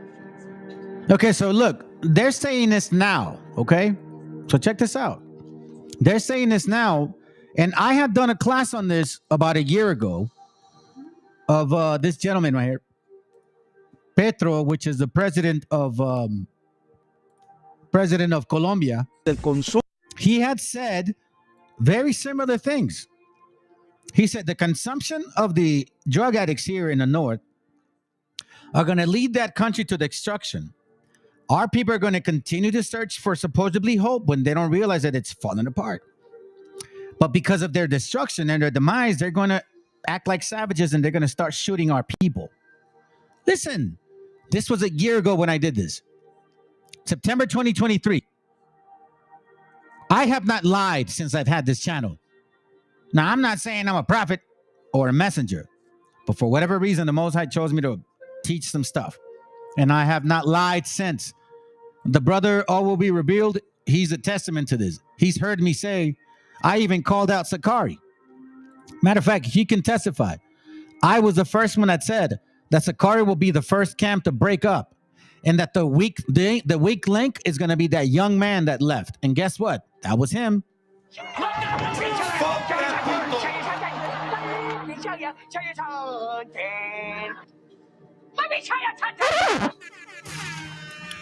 Yo, RB revealed. Am I lying, bro? Am I lying about that? Am I lying? Seriously. Didn't I say that shit like almost a year ago? That was the first camp that was going to fall, and it was him that was going to basically break that shit up? Let's go. El consumo blanco ario del norte está acercándonos a la extinción de la humanidad. Entonces, los problemas políticos y de inestabilidad de nuestros países crecerán. Crisis climática que será respondida por el norte como en Palestina. No los van a invitar, no les van a permitir la entrada, ametrallarán y usarán campos de concentración. That brings me to what Trump is now vowing over the weekend. And this should be known so you understand what we get from Trump tomorrow night at the debate might not be this extreme. He might even run right away from this. But to his base, with that programming, he is campaigning on what he says he will do, that he will order officials to go past what I just showed you the law is, that he will do, quote, bloody border enforcement, that he will have people, quote, killed immediately for returning to the U.S. border. Getting them out will be a bloody story. Should have never been allowed to come into our country. If you come back, you will be executed. You will be killed immediately. Not going to be easy, but we'll do it. We hear that priest, that teacher, that guy with a beard, like, yeah, that's the righteous thing to do. And I just shoot them and shit, because you know what I'm saying? You know, fucking Mexicans, we don't want these guys over here no more. Hella wicked ass people. So now let's listen to the expanded part of how they feel towards de alguna manera so that's why I'm telling you that there is a relationship between us and the people over there. You guys didn't believe it, and you guys don't even realize that you know, I've proven facts here in this channel. What's going on with my shit? Okay, whatever. Anyhow, let me get to this point right here. He starts talking about it. Hold on. I want to give you the extended version because he says something important, okay?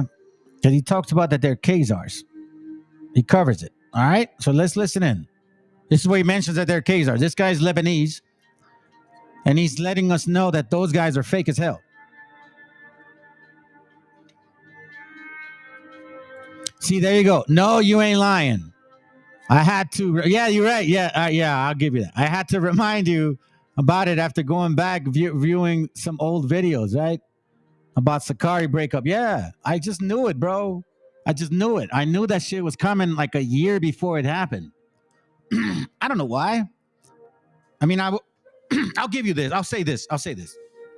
Since I was young, I had a discerning spirit, but I didn't know how to discern when I was young. So there was a lot of issues with knowing how to manage that shit. That's technically it. You know what I mean? So now let's listen into this. And anyways, but the reason why, you know, I'm glad you confirmed it because I haven't bullshit. I don't lie in this channel. If I say something, it's because it's either, well, I mean, it's what I see, and I have not lied. So, you know, I don't know what to tell you. La religiosa, la étnica y la ciudadana. Entonces yo ya me perdí. Entonces yo ya uso lo israelí, porque no sé qué quiera decir. Yo recuerdo una ocasión cuando llegó a Dallas Netanyahu, le algunos sectores de judíos o israelíes, yo no uso la palabra judío porque no sé qué quiera decir, porque se yuxtapone con tres definiciones: la religiosa, la étnica y la ciudadana. Entonces yo ya me perdí, entonces yo ya uso lo israelí. Incluso cuando dicen antisemita, bueno, ok, para que exista un antisemita se requiere la existencia de un semita. Yo soy semita, por ejemplo, yo soy 4 veces semita. 4 veces. ¿Cómo Yo sería soy eso? étnico, lingüístico, religioso y cultural. Usted es de ascendencia libanesa. Soy de origen libanés y me enorgullezco. Pero también sé que es una minoría. Hey, you know what? There's true though, bro. There's only 2 types of people. Cain and Abel. That's it. That's it. Cain and Abel. That's it. Only 2 types of people, bro. Cain and Abel. You are of your father, the wicked one. The only 2 types of people. Let's go. Y cómo sufrimos las minorías en el Medio Oriente. Yo lo he vivido. Entonces, Netanyahu hay que seguirlo. Y hoy más que nunca porque es uno de los grandes vencedores con Netanyahu, con Trump. Incluso Sheldon Adelson, que es el jefe de la mafia de los casinos en Estados Unidos, que es un criminal sionista, lo digo abiertamente, él apoyó a Trump y es íntimo de Netanyahu. Entonces, cuando llegó Netanyahu a Dallas, Texas, que había un grupo de judíos o israelíes, no sé cómo se diga ya eso, le decían, oye, ¿por qué persigues tanto a los palestinos? Y les dice, los palestinos son para nosotros los israelíes lo que los mexicanos son para ustedes en Estados Unidos. Entonces yo veo la palestinización de los mexicanos en Estados Unidos. Con todos los componentes. ¿Cómo? Con todos los componentes, porque primero Estados Unidos le roba el territorio a México, después le termina de construir un muro, después los ataques xenófobos y racistas por un componente étnico y religioso también. ¿Qué falta? Bueno, falta el último capítulo. Vamos a empezar a ver, hay que tenerlo en el escenario, una gran discriminación sobre los mexicanos. Eso a mí me queda muy claro. Y Estados Unidos, porque aquí la pureza blanca del WASP, del racismo, supremacismo, es igual que la pureza inventada de los nuevos judíos del siglo XXI, que ni son semitas. Lo digo con responsabilidad. Hoy uno llega a Tel Aviv y el 25% habla ruso. Son de origen házaro. Los házaros, lo digo también con definiciones puntuales, son mongoles centroasiáticos, no son semitas. Los sefarditas mizrashim sí son semitas, eso sí, son nuestros primos hermanos, pero hoy gobierna en Israel los házaros. Ese es Lieberman, ese es Netanyahu. Bueno, el padre de Netanyahu de ahí nace el sionismo con Jabotinsky. See, the Bolsheviks. Told you. I'm telling ya. Wake the hell up. Wake the hell up. I'm serious, man. This, all jokes aside. All jokes aside. John 8:32, it says, and ye shall know the truth, and the truth shall set you free. So now, I'm going to explain something to you guys. I didn't go to no church. I did come out of a camp. Everything that I'm sharing with y'all, I didn't learn in camps. This was an independent growth. I learned how to study in camps because I didn't really know how to read, to be honest. I didn't know what comma or colon or semicolon meant, to be honest. It was difficult to me to put an email together. I'll be frank, but I got by, because that's what we do from people from the hood. That's what we do. We make it work. That's what we do. We make it work no matter what. So what I'm sharing with y'all, it's not a narrative. I walked in a camp. I already wanted to serve the Most High as best as I knew him. Life wasn't going as I thought it would, even after trying to get my life together. It just wasn't enough. I was like, man, I'm just working and that's it. I just work and take my kids to places and then just raise them to just do the same shit. I'm like, no, there's no way. They can't be just like that. Life cannot just be that way. There's got to be more. And then he woke me up when I started learning these things. And I took the slow approach. This is why I suggest and I always advise brothers, bro, get rooted first. None of you guys have ever asked me for the milk. Because that I don't know why. Now you got to examine yourselves. I don't know this because supposedly I'm better than anybody. First of all, I know this because it was always in my spirit, if you believe in regeneration. And second, it's because I've been humble about the approach. I focused on the milk for like 3, almost 4 years, nonstop. Didn't go into some other theories or concepts or I want to know more. I took my time. Why? Because I was so messed up myself. I didn't deserve to know more than just the basics. Psalms 119, 142, thy righteousness is an everlasting righteousness, and thy law is the truth. When I started applying these commandments, my life started changing.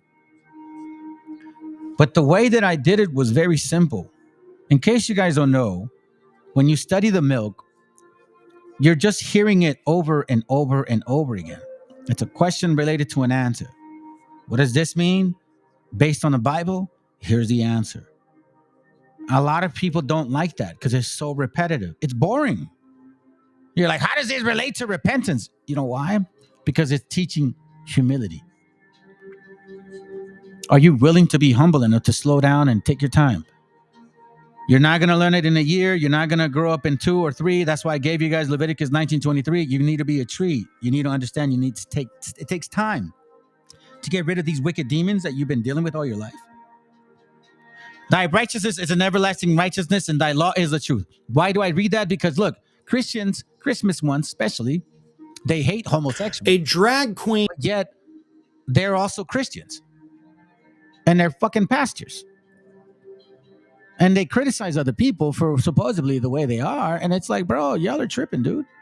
That's not right. Who are you to be judging others? What makes you any better than somebody else if you can't even cleanse yourself? Before I started trying to, I'll rephrase it. There was a brother named Jose Garcia who shows up every now and then. Hopefully he watches. And that brother taught me something. Teach your family. When I started teaching my family, my shit started changing. Now, am I always perfect on that concept? No, I'm not. Of course not. But the first person that needed to change was me. Examine yourself if you're in the faith. Are you really in the faith? The scriptures are there. The ladder is given to us. It literally gives us a breakdown of what we need to do, how to become perfect. Now, some of you guys will be like, nobody can be perfect. No, you don't understand the process. Look, Abraham circumcised at 99 years old, and he was called way before that. That's why Paul talks about him all the time.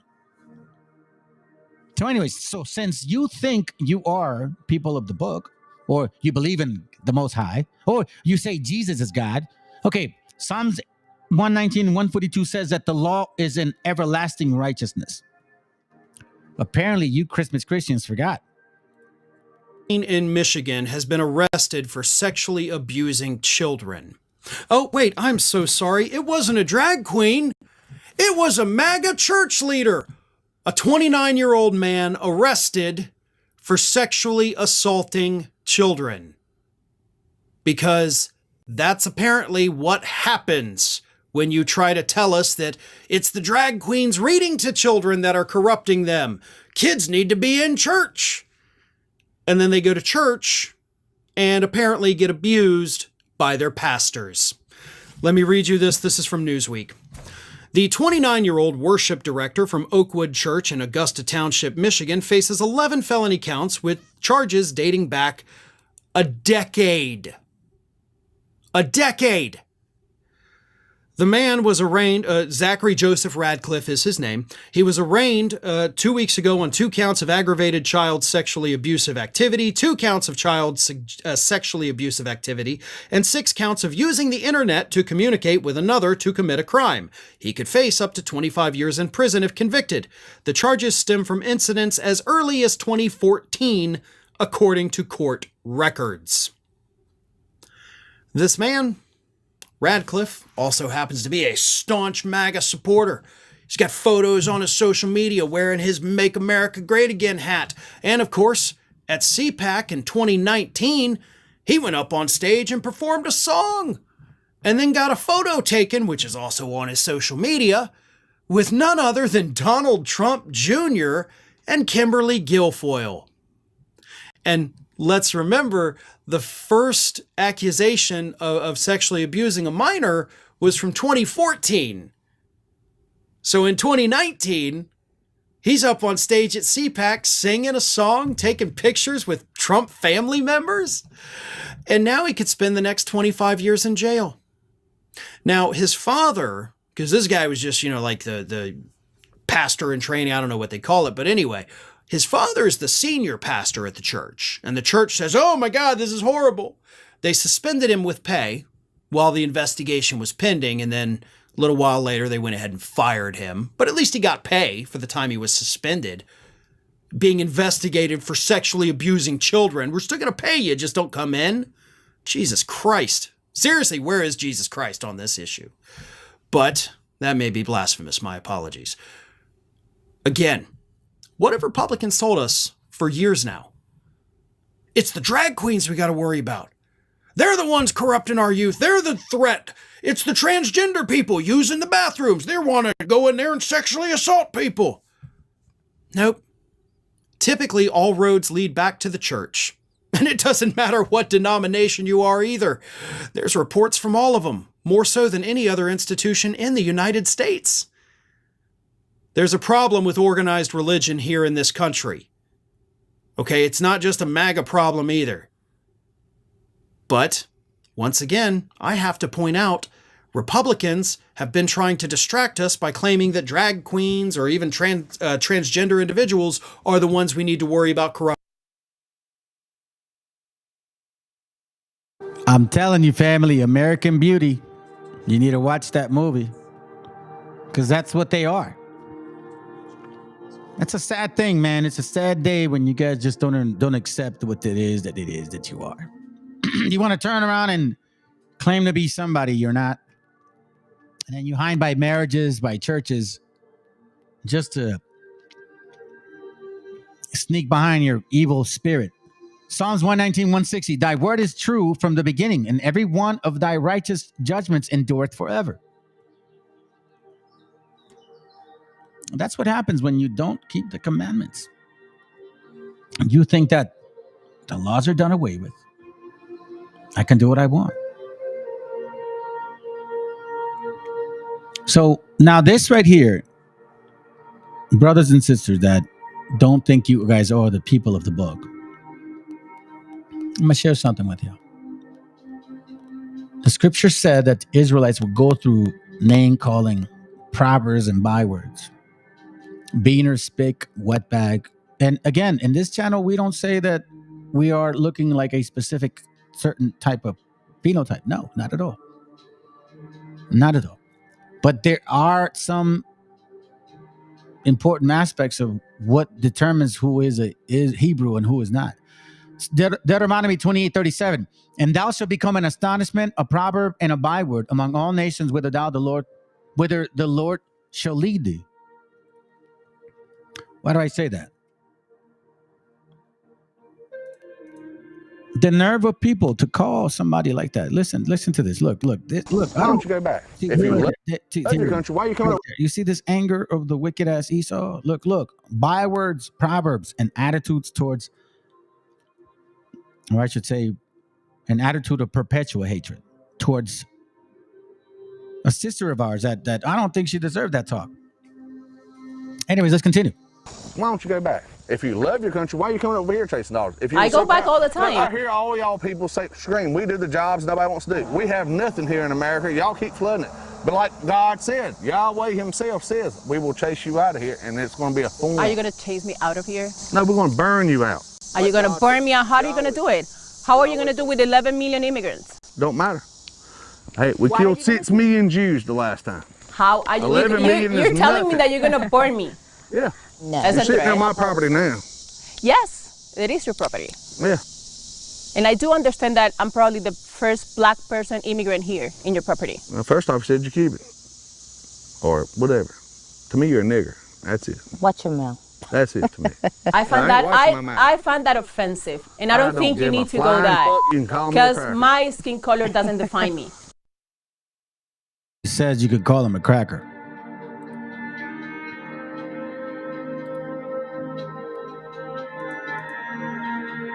Okay, let's continue.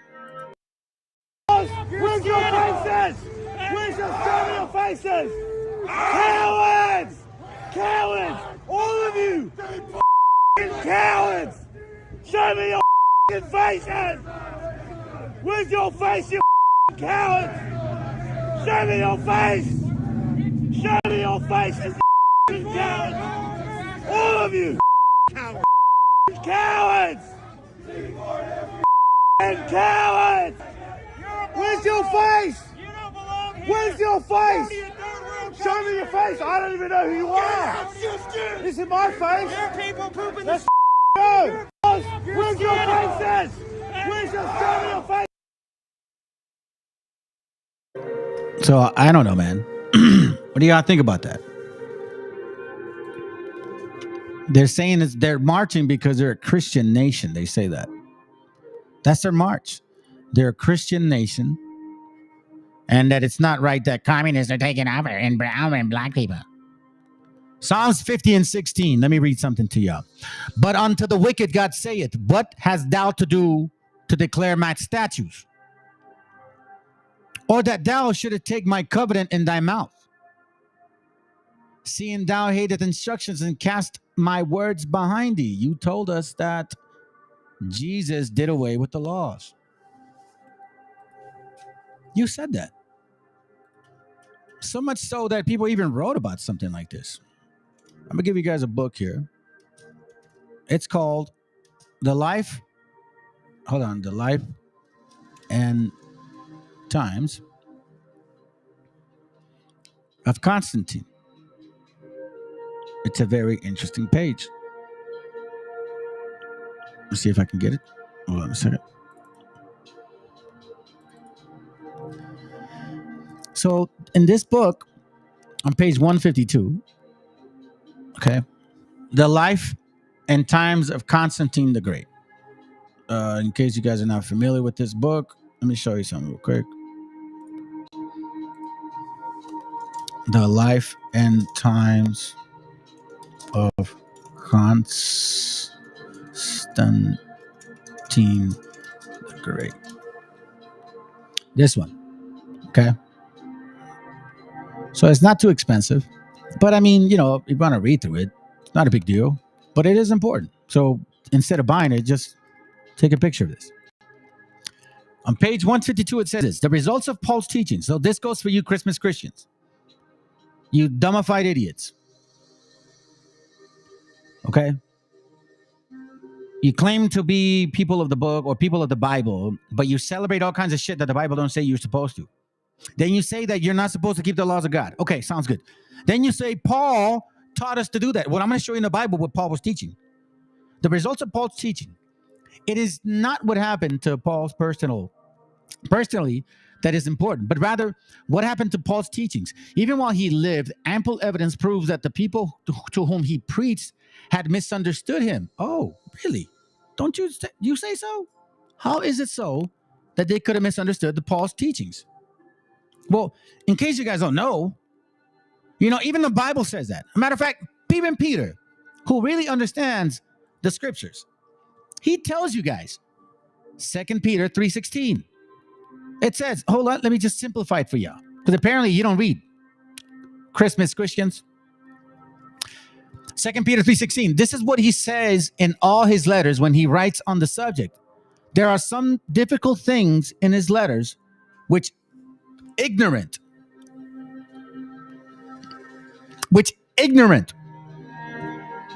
and unstable people explain falsely, as they do with other passages of the scriptures. So they bring their own destruction. So they bring on their own destruction. So let me read it again. This is what he says in all his letters. Write this down. 2 Peter 3:16. This is what he says in all his letters when he writes on the subject. There are some difficult things in his letters which ignorant and unstable people explain falsely, as they do with other passages of the scriptures. FOPI, BHI, IS2PK, IUIC, GMS, fake Sakari who broke up, or Genesis, their branch, or Christmas Christians, vocab Malones, all of you Christian apologetics, every single one of you. None of you bring no truth. So they bring on their own destruction. Why do I say that? Let's go back.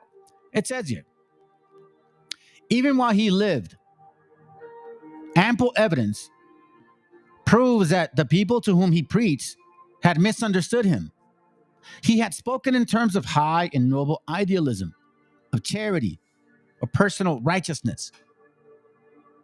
He urged men to believe in the Meshiach firmly, and believing in him so perfect an example of godly living, applying the laws, begin to lead a godly life themselves. Such righteous people could have no difficulty in meeting the awful day of God's judgment. They would surely survive it. And when the day of resurrection came, such as people would surely be permitted to live again and forever. But most of you Christmas Christians and BHIs, most of the people who listened to Paul remembered only the connection between believing in the Mashiach, black or white, and that means believing, meaning like you have to see him like you. Jesus has to be white for you to believe, or he has to be black for you to believe. That's some sad shit right there. Believing in the Mashiach and meriting God's mercy and ultimate resurrection. Here they goes, the point. Christmas Christians, which you guys still do. Celebrating Thanksgiving next week? Really? Okay. They skip the middle step. What is that? The need to live godly lives. That means keeping the laws. Passover. Seventh day. Those are even just like two basic ones you don't even keep because you call it Easter and Sunday worship. Day of Atonement. Tabernacle. You don't keep them. They don't even come to your mind. You guys don't even know what that is. Thus, faith in the Mashiach came to be the only and entire basis of the religion adopted by the pagan Christians. Why is that? They skipped the middle step. The need to live godly lives, meaning keeping the laws.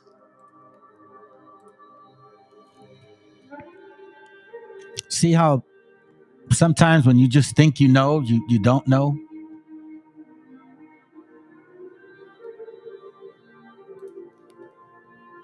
I mean, the laws are very clear. You use the 10 commandments, but then in the 10 commandments, there's a lot that needs to be said, and you don't even follow that. The first one says, have no idols, no images, anything. Exodus 20:4, do not make yourself images of anything in heaven or on earth or in the water under the earth. Do not bow down unto idols or worship it. Do you guys worship Donald Trump? Shit, that's horrible, man. That orange orangutan, that's your king? You know why you guys don't understand? You worship things because you don't even know what fear means. Psalms 111 and 10, Psalms 111 and 10, bro. The fear of the Lord is the beginning of wisdom. And it's not like fear like as in he's going to destroy you. It's like you respect your father. You don't fear him. Because if he loves you, then you know that he cares for you. And he's going to teach you the right things. Guide you the right way. A good understanding have all they that do his commandments.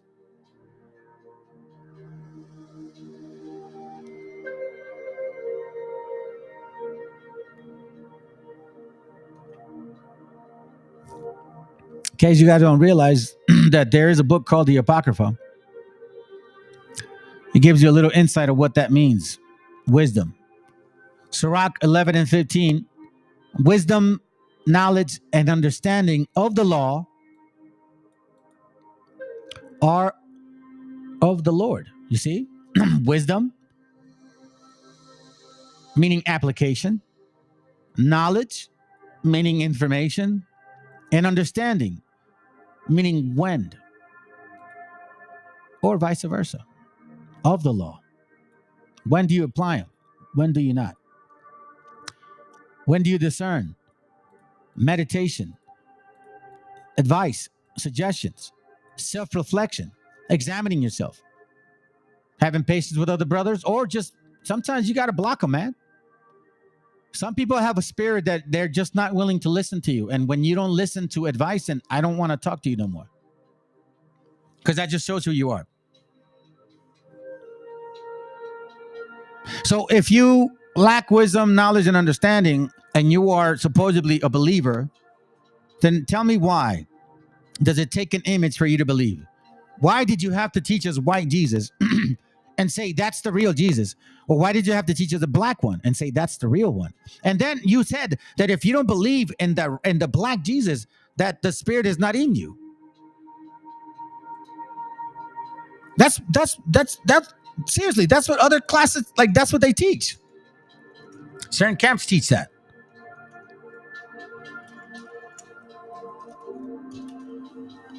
You guys don't know? I'm gonna show you. Let me see if I can find it.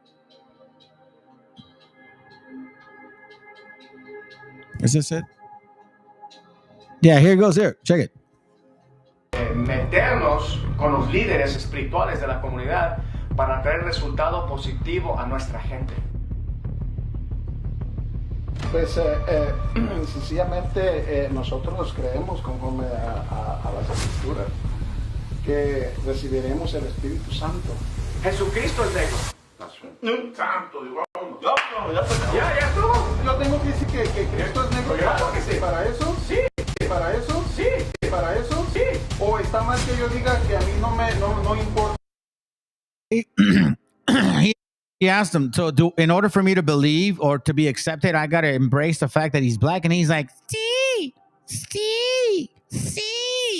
¿O está mal que yo diga que a mí no importa el color que sea?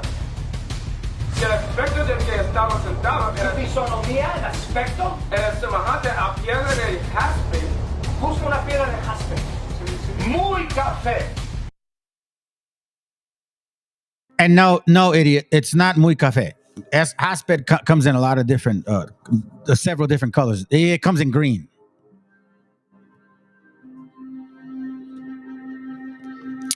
John 20:29, Jesus said unto him, Thomas, because thou hast seen me, thou hast believed. Blessed are they that have not seen and yet believe. So in order for you to believe, he's got to be black. Or to believe, he's got to be white. And you want to know something, family? There was some people watching, and as soon as I said this shit, about 5 left. Unsubscribe. You don't belong here. Because you're coming from dumbass BHI cams that have been teaching you guys wrong. It is a very difficult thing to embrace the fact that you may not be the chosen people. Oh, well. Would you rather hear a lie or sit on the truth? I'm sorry, would you rather sit on a lie or hear the truth?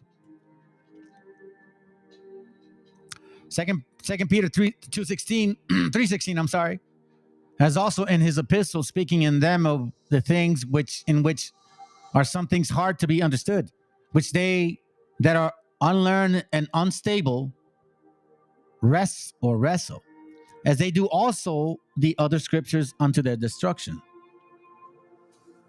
See?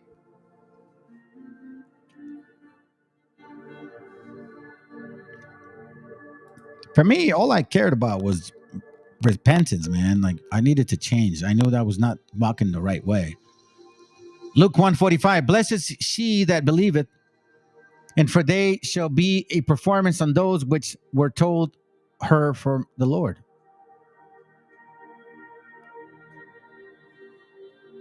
It's pretty simple stuff, man. I didn't need to see something. Honestly, I didn't need to see something. I just needed to see that I needed to change. 2 Corinthians 5:17, for we walk by faith, not by sight. I don't need the Meshiach or the Most High to look like me for me to believe. That's what I'm saying. And I don't know why it has to be like that for you guys. That just shows that you're either an Edomite or a Canaanite or something else but an Israelite. Hebrews 11:1, how faith is the substance of things hoped for, the evidence of things not seen. But you want to give me Revelation 1:15 or 1:14 and shit? Because supposedly it's Willie was hair. Where his hair was Willie. Well, I'm going to show you something.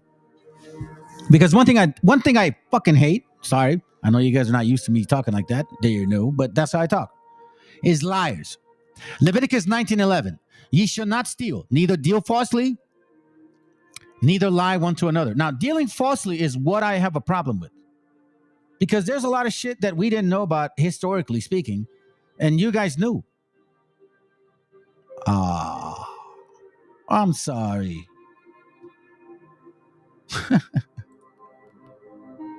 You're in the wrong channel, dude. Why am I saying this? Okay. Deuteronomy chapter 18, verse 20. But the prophet, which shall presume to speak a word in my name, which I have not commanded him to speak, or shall speak in the name of other gods, even that prophet shall die. BHI, IUIC, ISUPK, GMS, Sakari, Genesis, all of you guys that are still teaching that stupid ass 12-chart chart. Every single one of you should be. Why do I say that? If thou say in thy heart, how shall we know how shall we know the word which the Lord has spoken? It says, when a prophet speaketh in the name of the Lord, if the thing follow not, meaning if it doesn't come through, nor come to pass, that is the thing which the Lord hath not spoken. For that prophet has spoken it presumptuously.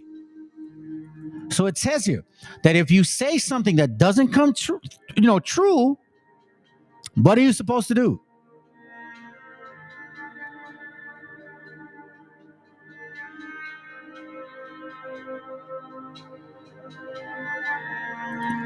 Yeah, they don't care which color it is, but they also, don't care about keeping the commandments of the Most High. That's the problem, though.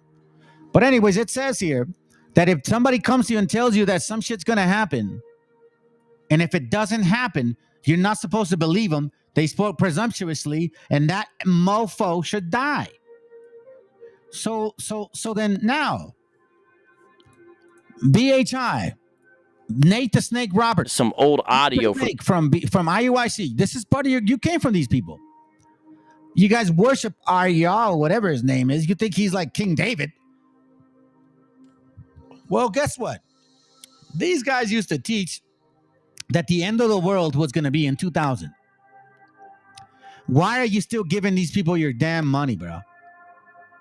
Because they're supposedly big on Bible. They say you should not lie. By the way, this is Vocab Malone when he was young. Let's listen to this, man. This is funny shit. You claim to be the people of the Most High. You claim to be the people of the Bible, but you don't fit the curses, and then you teach wrong shit. And then you get caught on the lie, and then people still believe it.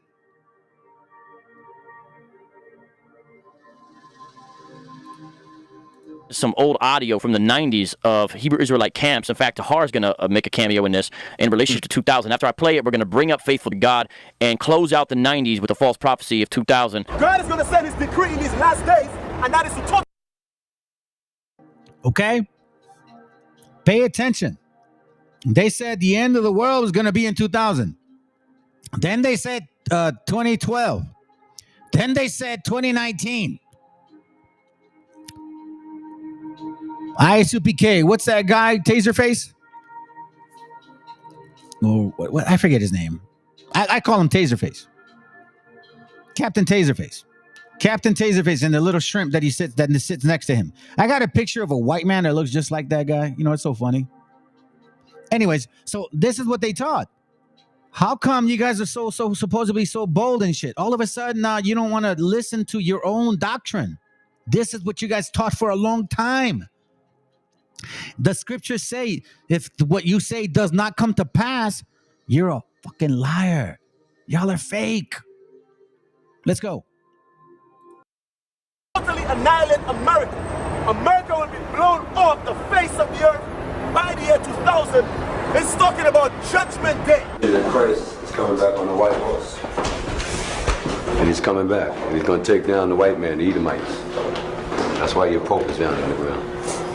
It's going to happen by the year 2000. Dude smiles. You really? That's it, yeah. Main places that's going to be hit in this thermonuclear war is America. America's going to be wiped off the face of the planet Earth. That's going to take place before the year 2000. That's right. That's going to take place before the year 2000. That's right. That's going to take place before the year 2000. That's right. America has less than 600. That is Tahar from GMS. The leader of GMS, that's him saying in 1988 that the world was going to end in 2000. So if you guys are prophets, how come that shit didn't come through? Where is your black Jesus? Where is the café con leche? Huh? You guys threaten everybody with your we got black power and Jesus is gonna come down here and gonna make us fly around and shit. Where's he at? You tell Hispanics that, when he returns, you're going to turn black like us. That's what this BHI teaches. That the reason Hispanics don't look like them is because we mix. But when the Messiah returns, that he's going to turn you back into that. I'm not lying. I'll show you scripture. And you guys can call them. Call them on their channels and ask them, hey, man, do you guys really believe that shit? Like, for real? I'll show you real quick. Here, hold on. What is it? Which one is it? 1 Corinthians 14:52, I think. Is it this one? No, or 11? Is it 11? Hold on a second. Let me see if I can find it real quick. Hold on. I'll tell you. Yeah. Let's see. Let's see. Let me see. I know it's image. Give me a second. Can we go up here real quick?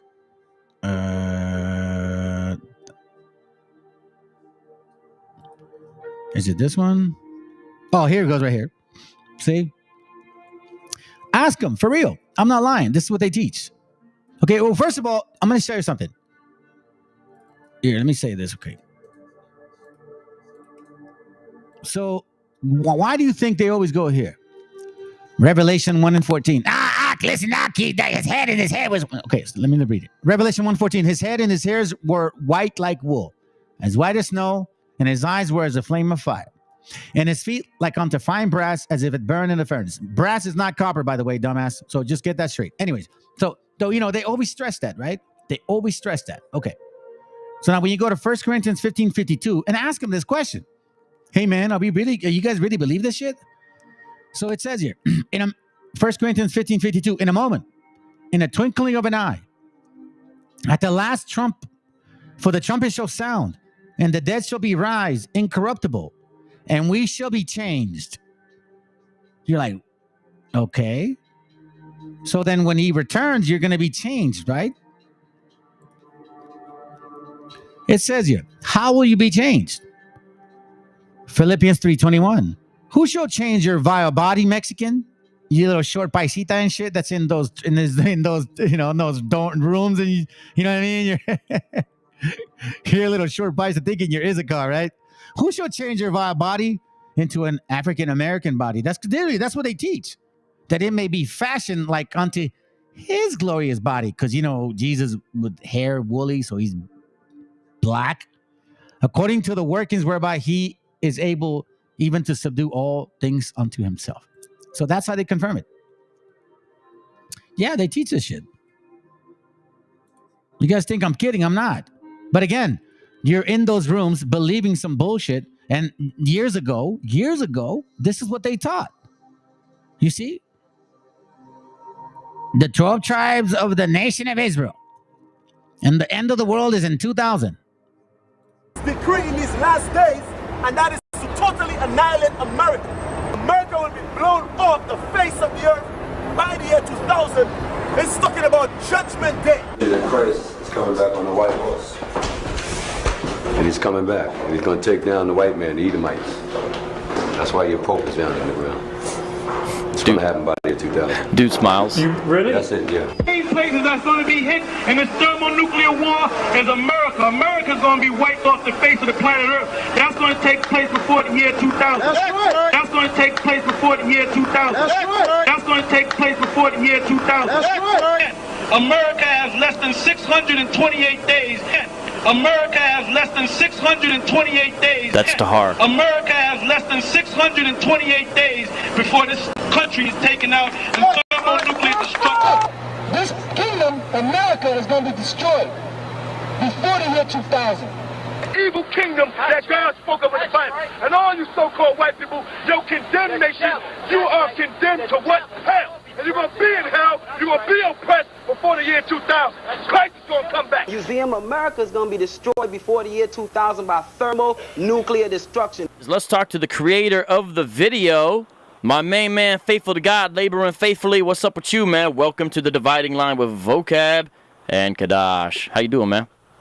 What's going on, man? I love everything that I'm hearing right now, man. So much information about the history and everything, and you know, as the people heard out there, you know, the craziness that was going on in the, you know, original school. True that, true that. Well, faithful, you've been laboring faithfully in this area for a minute, and I want to give you some time here at the end as we close out the fractured 90s to discuss this year 2000 prophecy. And I believe I saw Tahar making a cameo there, right? He was the one with the 628 days or whatever. Is that right? Right, yes. Yeah. Yes. And that was probably around the time that he was with House of David Church. All right, so tell us about this prophecy, because it's kind of been downplayed a little bit here. Yeah, you know, basically, starting somewhere in 1989, I guess the original school, specifically Ariyah, came up with this notion from a faulty breakdown that he, I guess, conjectured from Hosea, right? The 6th chapter, in the 2nd verse, where it talks about the 2 days and the 3rd day. Yeah. And let me pause it real quick. Everybody pause it. This is significant because Ariyah is the same one who constructed the 12 tribes. You hear that? You hear what he's saying? This is important because this is the Jude, the Canaanite, the West African Canaanite, who put together the 12-tribe chart. Yes, I called you a Canaanite. If anybody's offended because I called their daddy a Canaanite, hit the link and I'll show you how he is. Anyways, pay attention. Let's go. And let me pause it real quick. Everybody pause it. This is significant because Ariyah is the same one who constructed the 12 tribes chart that is preached faithfully, as well as the pure tongue. And so this is significant. The so-called pure tongue. Yes, this is very significant. Continue on. Right. So basically, if I'm not mistaken, he tied that together with the verse in Peter where it talks about a day is like 1,000 years for the Lord, and then Christ's words where he essentially states that he cut the day short in order for the saints. Right. And that's where he came up with his faulty understanding and basically used that to springboard this false doctrine onto the school, and everybody was essentially forced to teach it. Right. It didn't matter who it was. And, you know, I'm going to say this right now. It doesn't matter if it was Johanna. Hey, worship. Let me ask you a question, because you keep posting stuff. You say, if you guys only knew. So are you here to teach and shit? Is that what you're saying? Or what's going on, brother? Because you don't stop typing shit. You're not even listening. So what exactly are you saying? If you guys only knew. What do you mean? What is it that we don't know that you know?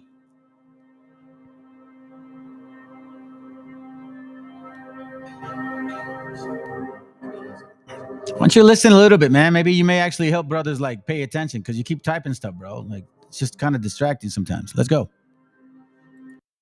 Nathaniel, Tahar, as we've seen, and whoever else, all the people in that school taught that. Right. Without exception. That was something that was meant. Said all the people at that school taught that. The House of David, that's where Nate the Snake, Nate, the leader of IUIC, he came out of that school. He was teaching this stuff too. Let's continue. And it just goes to show the lack of discernment, as the brother Kadash was explaining. Right. There was just a general lack of discernment in the school, and it manifested itself in a false prophecy. What else you want to say about this prophecy? I got some more clips here I can play in a minute.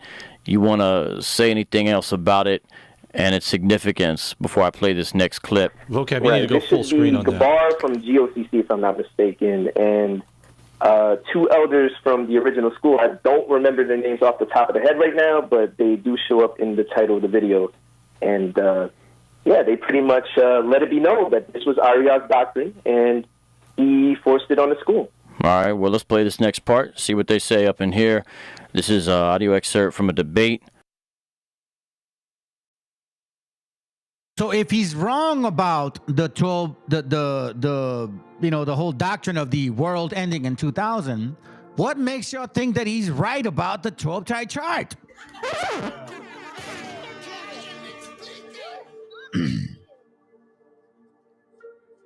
I want to know. Why do you guys believe this? If he's wrong about the end of the world, why do you believe that? And you know what's so sad? You guys are marrying your daughters to these other people thinking, oh, if he just has woolly hair, maybe God will accept him. Whoa, you guys are stupid. Cornelius, why did you do what you did, bro?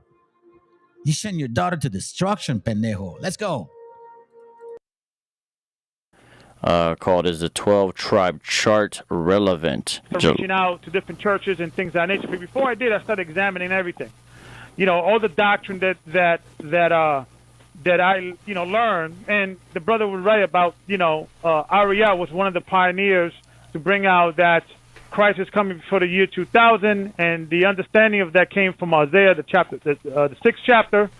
That after 2 days I will restore you, and after the third day you'll live in my sight. So he figured that the third day is after the year 2000. So that they kind of came with that understanding. So that was Gabar right there talking about it, and Gabar, for those who don't know, is with GOCC now, and someone that I've been able to speak with frequently. And actually, Gabar's another man that I have a lot of respect for. I've enjoyed conversation and dialogue. He's really knowledgeable, man, and pretty forthright about stuff. So kind of shout out to Gabar.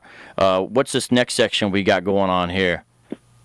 Now, this next section should be the two elders from the original school. Yeah.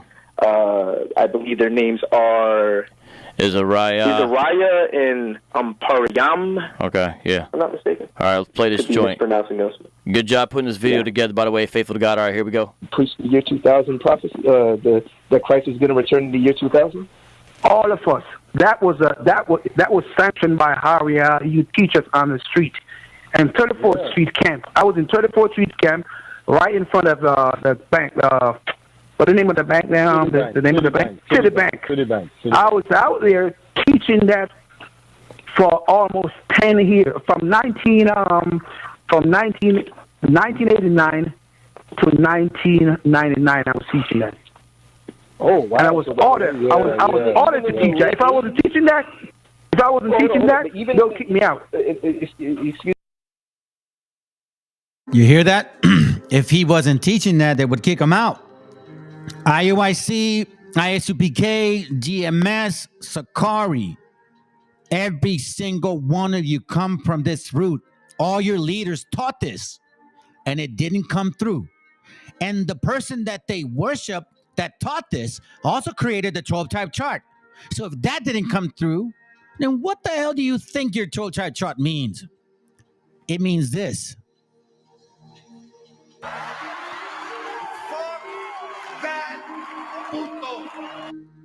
Or this. Because that's really it. Let's continue. Excuse me. You want to comment on this? It's just that's 100% accurate. You used to have what you called camp class, where they drilled exactly what was to be taught at the camp.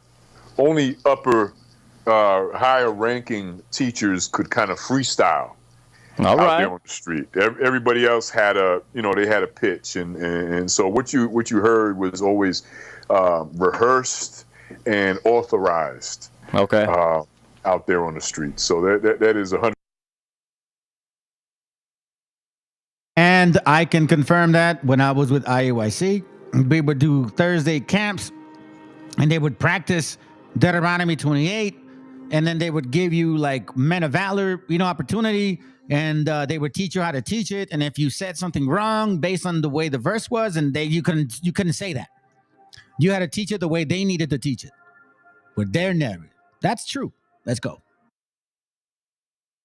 100% accurate. That was one of the, if you want to call it, dogmas of the Hebrew Israelite teaching, was Y2K. Okay.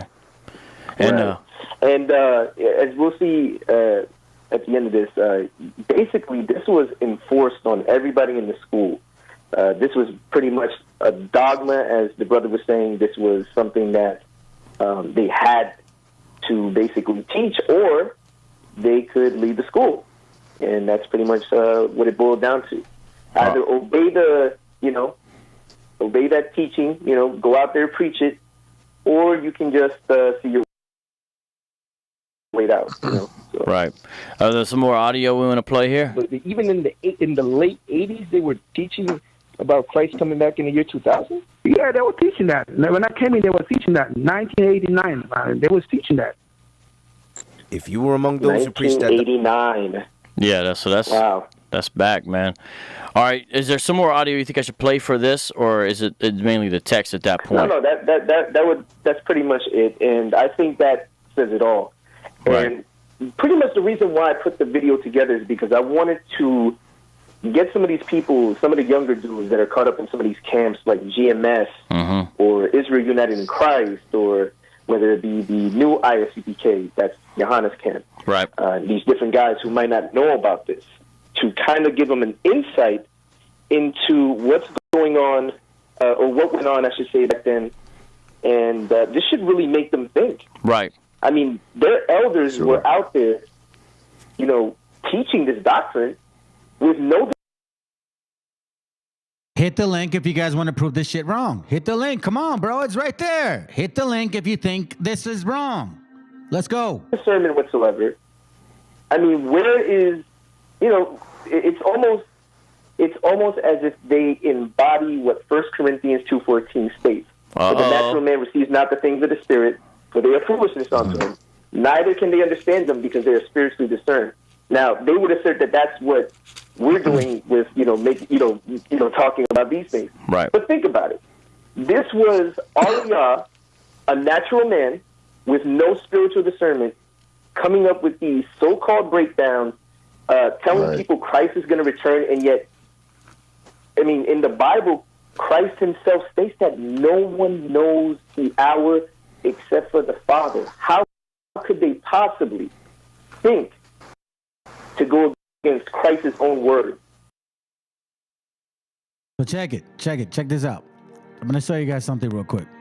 So you guys can see that this goes way back, way deeper than just what you think. Okay, well, hold on. Before I do, let me show you this page here real quick. In case I forget. Hold on, let me see where it's at. Where are you? Give me a second. Oh, here it goes. Oh no, I have it right here. Okay, so this is from a book called A History of the Jew. Okay? By Solomon Grazel. Listen to this real quick. On page 150, I believe 158. Hold on. Yeah, it's 158, I believe. Hold on. Yes, 157. Okay? On page 157, look what it says. Sorry, 157. Where are you? Come on. No, wait. Come on. Where you at? Okay, here we go. No, not that one. Is it this? What the hell's going on? I just had it right here. Hold on, family. God. Pinche Diablo way. I know. It's okay. It's okay. It's okay. Bro. It's okay. It's all good. It's all good, bro. Just patience is a virtue. Hey. History of the two. Give me a second. There it goes. Okay, listen to what he says. This is from A History of the Jews by Solomon Grazel. In views of the small population of colonial America, Jews and Christians were frequently thrown together and learned to cooperate in business, to establish friendships, and to visit one another. It is said that Jews introduced masonry into the colonies. Men like Gratz brothers of Philadelphia and the Franks of Philadelphia and New York had many Christian business associates who became their friends. While conversions to Christianity were few, there were instances of intermarriage. Really? So Jews introduced Freemasonry. Okay, let's listen to this real quick. A lot of people can't accept that John the Baptist wasn't in the truth. Why wasn't John the Baptist in the truth? John the Baptist did amazing things. But John the Baptist, and when it mattered, he didn't stop what he was doing and be a follower of Christ. Right. You get what I'm saying? So you might have a status and you might have a following on YouTube. That means nothing to the Lord. That you said it was okay to rape 12-year-old girls. I don't know if that's true. Which we teach now is that when you go into the law in the ancient world, men, if they saw a woman that they like, they can grab the woman up and rape the woman, man. and we're going to read the scriptures. We're going to read the scriptures, all right? Somebody hell no, you didn't have no problem with that. Years old. The Lord has no problem with that. No, but that's not good law. Well, let me say this. Let me say this. The Lord didn't have a problem with men raping a 12-year-old or any woman that they saw on sight. The Lord didn't have a problem with it. Why you David B? But you know what you're thinking? See, you were brought up in this man's fool system, so that's how you think. That's the same guy that was teaching that the end of the world within 2000. This is him. He said that the end of the world within 2000. This is GMS's leader. It didn't come through. What happened to Deuteronomy 18? What happened there? It's not considered? Okay, let's continue. That's how you think. But back in the ancient world, if you saw... Go ahead. Briefly, and I'm going to prove it later. There is no penis that is superior to the penis of the man from the 12 tribes of the nation of Israel. Your penis is the superior penis on this globe. That Puerto Rican penis is superior to an African's. That so-called Negro, your penis is superior to an African. The Mexican penis, the Guatemalan penis, the Haitian penis, the Panamanian penis, the West Indian penis is superior to the penises in Africa. When I go up into ISUPK, when I opened the door, Sonetta, first of all, it was musty. It was musty. All I saw was oiled brothers doing, half-naked brothers doing push-ups. I didn't say that. They said that. So now let's listen to this. Hold on. Legend of the Craft, Legend of the Temple. My name on the Masonic and the Order of the Eastern Star, the Baphomet there. Photo of George Washington's sash worn in the Revolutionary War at the time he resigned his commission in 1783. Oh boy. The building of Solomon's Temple. Oh look, this is George Washington's Masonic apron. Oh, look at that. George Washington. Okay. Oop, Thomas Jefferson. James Madison. Check it out. James Monroe. Andrew Jackson. Here you have Masonic presidents of our country. Masonic presidents. I'll zoom in here so you can read a little bit better.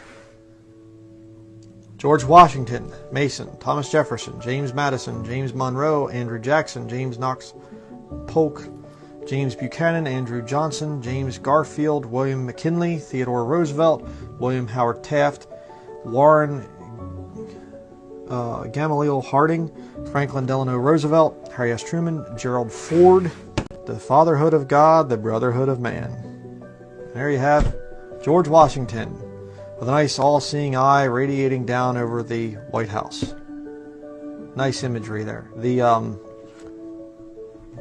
white apron there is made of lamb's wool, and it symbolizes the veil that veils the Holy of Holies from the God of Masonry, which is right directly behind the veil. Excuse me there, I have to point there. That's the God of Masonry. You see the square, you see the compass, you know, this thing here, right there, the G in the middle, does not stand for God. It does not stand for geometry. It stands for generativity. It is a sex symbol. Okay?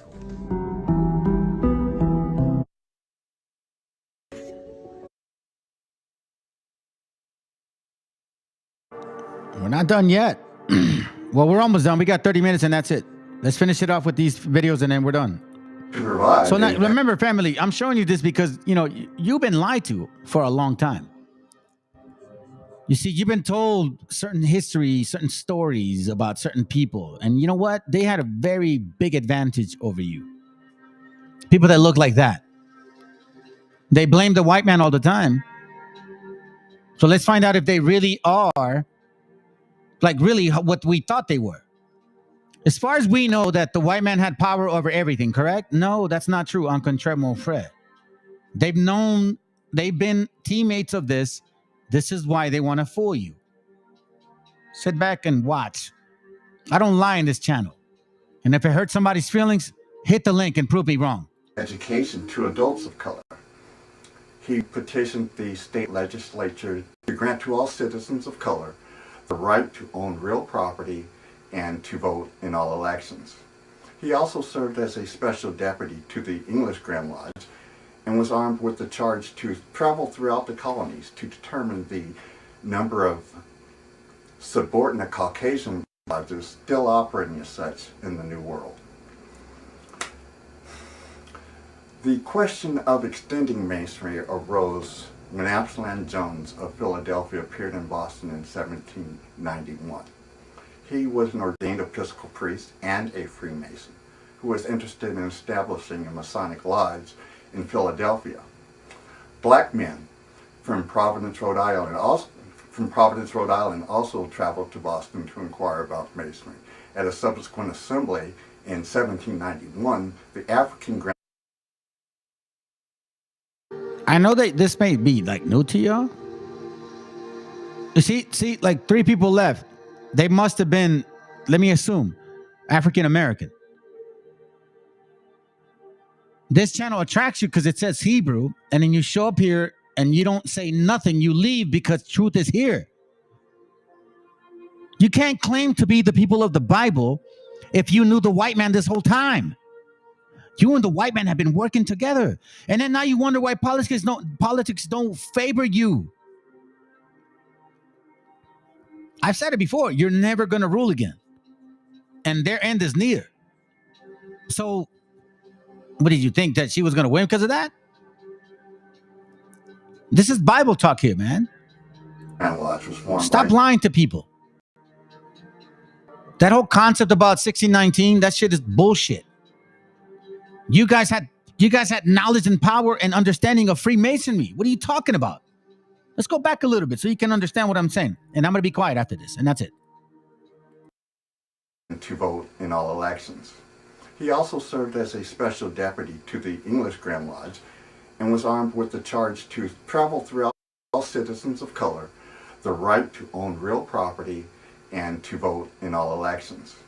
He also served as a special deputy to the English Grand Lodge and was armed with the charge to travel throughout the colonies to determine the number of subordinate Caucasian lodges still operating as such in the new. Sorry, I have to say this. Do you guys realize that this black man, a Freemason, who was giving black people rights to vote, was traveling throughout the colonies? What's his Thurman, whatever, the railroad lady? Willie Lynch? What the fuck? Where's Willie Lynch now? What are you talking about? We've been lied to for this long, and then now you guys want to use politics on this shit. That chessboard is black and white. Have you guys not noticed that? This is your Freemasons. This so-called black man was given rights to black folks up and down the colonial times. Now you guys realize what's going on? They weren't all white. Ah, you see, there you go. It's all good, family. Hey, listen, stick around, hit the link, or if not, man, prove me wrong. World. The question of extending Masonry arose when Absalom Jones of Philadelphia appeared in Boston in 1791. He was an ordained Episcopal priest and a Freemason who was interested in establishing a Masonic lodge in Philadelphia. Black men from Providence, Rhode Island also traveled to Boston to inquire about Masonry. At a subsequent assembly in 1791, the African Grand Lodge was formed by delegations from Philadelphia, Providence, and New York. Prince Hall served as its first Grand Master and remained in this capacity until his death. African Lodge in Philadelphia and Hiram Lodge in Providence came under the aegis of this Grand Lodge in 1797. Prince Hall died December 4th, 1807. A broken column monument marks his gravesite in Copp's Hill Cemetery in Boston.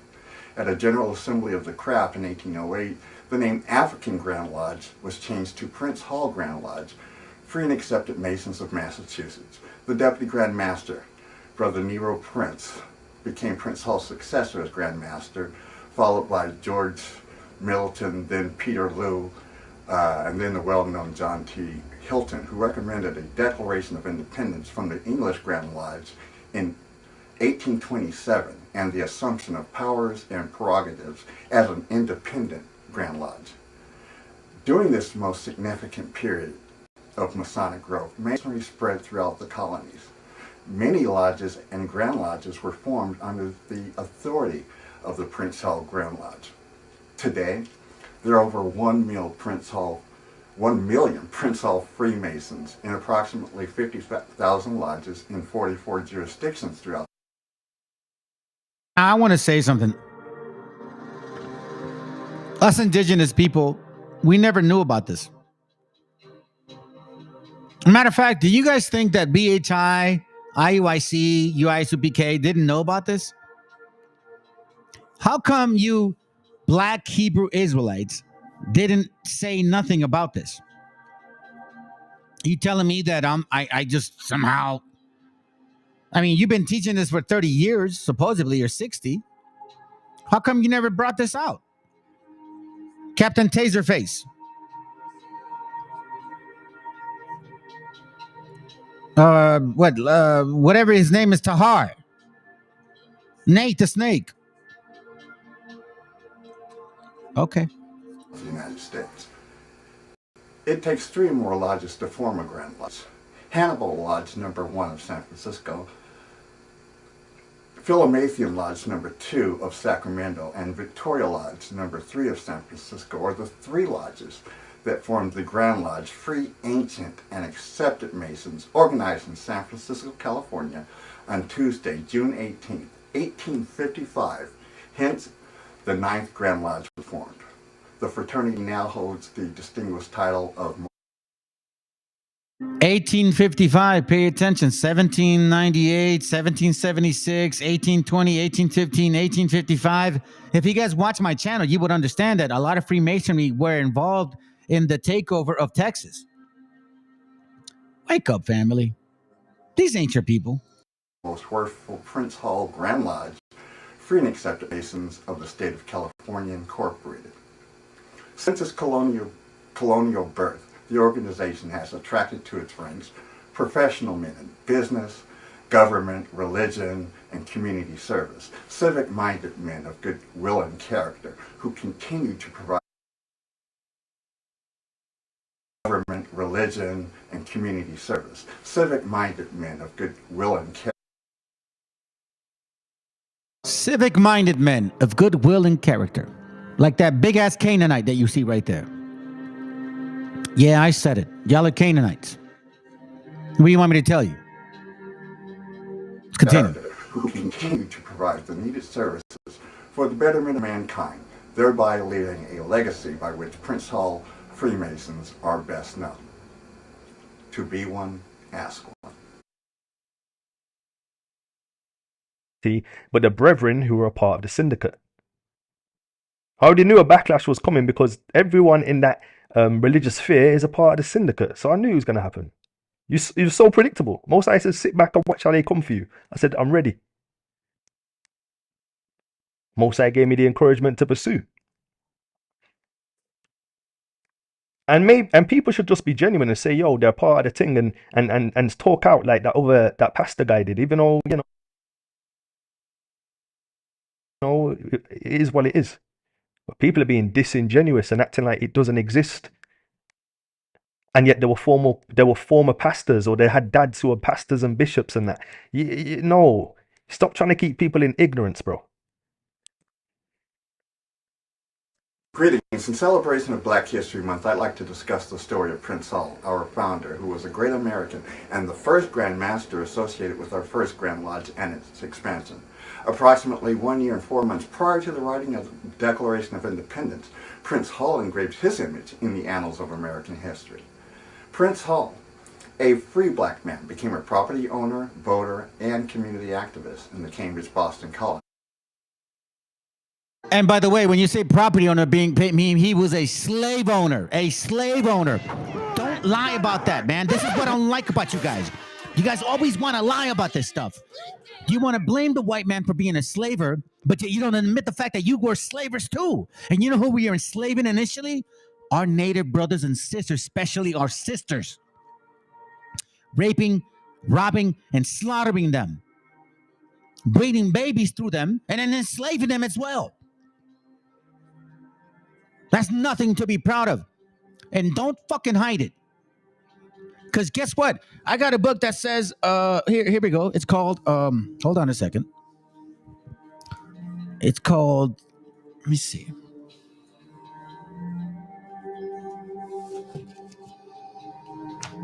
Something about the thoroughbreds, the Negro thoroughbreds of America. Okay? And then others like black slave owners. The black slave masters in South Carolina from 1790 to 1860. Wake the hell up, man. Stop lying. And this is the time now. Now you understand that, this is why this voting situation, Kamala, Trump, it exposed the nature of the individuals. It exposed the nature of the nations. It's the best time to be around, man. Because they manifested themselves. Bullshit is out the door. Truth is here. His story has not been told nor recorded in the history textbooks, despite the fact that he was a civil rights activist who made a significant contribution to the growth and development of our nation.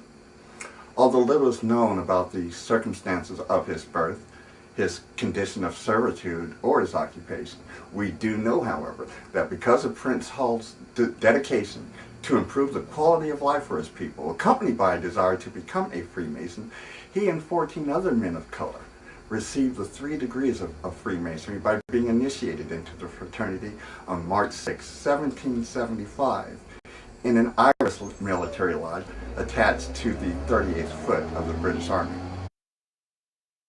Sorry, I gotta pause because I really dislike his face. You know what I'm saying? And it just bothers me that he's like, look at him, it's just so great. Okay, whatever, shut up. I'm gonna show you something. Let me just get to the point because I'll get sidetracked. Okay, you see this right here? It's a book called The Seven Myths of Spanish Conquest. Okay, 7 myths of the Spanish Conquest. And in this book, it talks about crispy, curly, dark hair, meaning that came some blacks who had crispy, curly, dark hair with the Spaniards. And in case you don't know, for you Hispanics, for the first time being in this channel, read this real quick. Another first attributed to the Africans in Mexico, was bringing up smallpox to the mainland. Francisco de Eguía, one of the black slaves of Narvaez's expedition of 1520, allegedly died of disease soon after landing in Mexican coast. Who brought smallpox? You see it right there. It wasn't white people. Who helped the white man conquer this land? Morenos. I'll show you. Just get to the point real quick. We'll talk about those pictures later.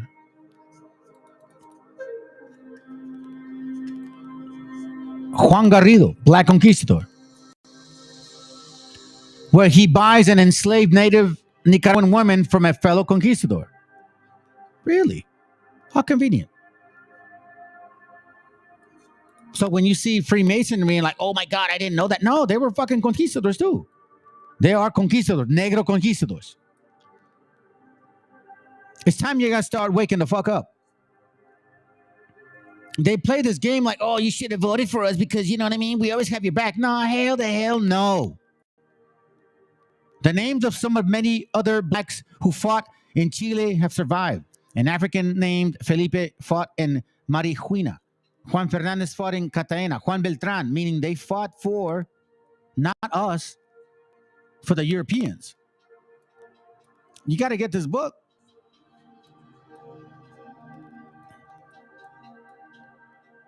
Just as Juan Garrido had been called Mexico's only black conquistador, so was Juan Valiente being called the lone Negro conqueror of Chile. Yet evidence of for Mexico, Chile, Peru, Colombia, Venezuela, and elsewhere shows that these men were by no means alone.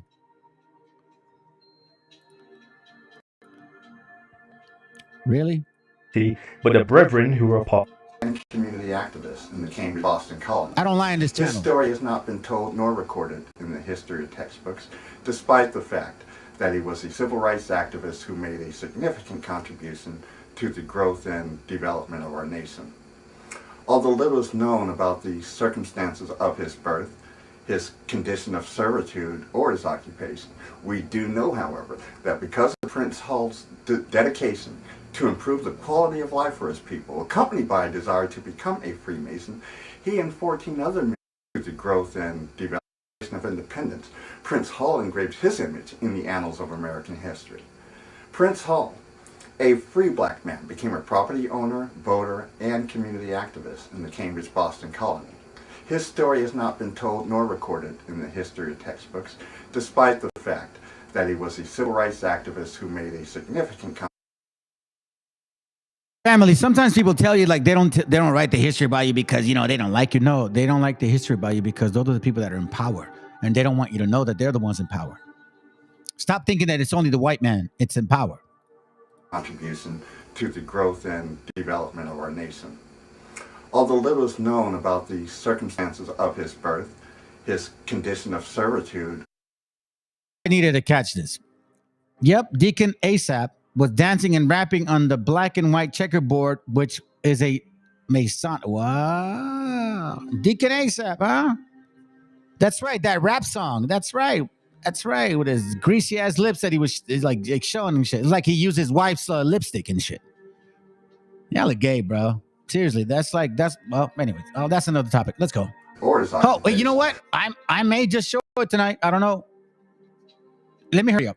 We do know, however, that because of Prince Hall's dedication to improve the quality of life for his people, accompanied by a desire to become a Freemason, he and 14 other men of color received the 3 degrees of Freemasonry by being initiated into the fraternity on March 6, 1775, in an Irish military lodge attached to the 38th Foot of the British Army. This event made Prince Hall the first of his race in North America to enter into the oldest and most prestigious fraternity in history.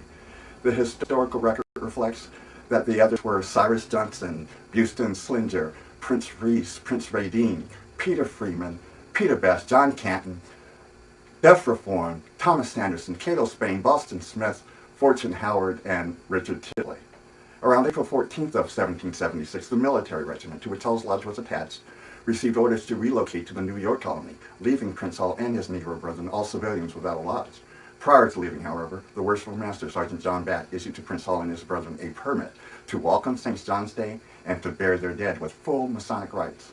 As a result, African Lodge No. 1, Ancient Accepted York Masons, was formed, with Prince Hall elected as worshipful master. As the Batt permit left Prince Hall with Masonic limitations, he petitioned the Grand Lodge of England for a full charter in 1784.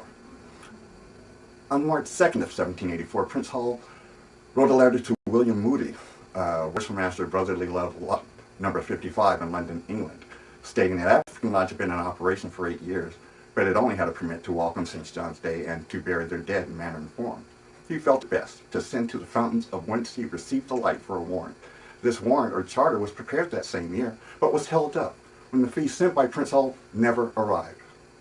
After several years, Hall decided to entrust another fee to Captain James Scott, the brother-in-law of John Hancock, a signer of the Declaration of Independence. Captain Scott delivered the letter and the money and received a charter, which he duly delivered to Prince Hall at around the time of the writing of the United States Constitution.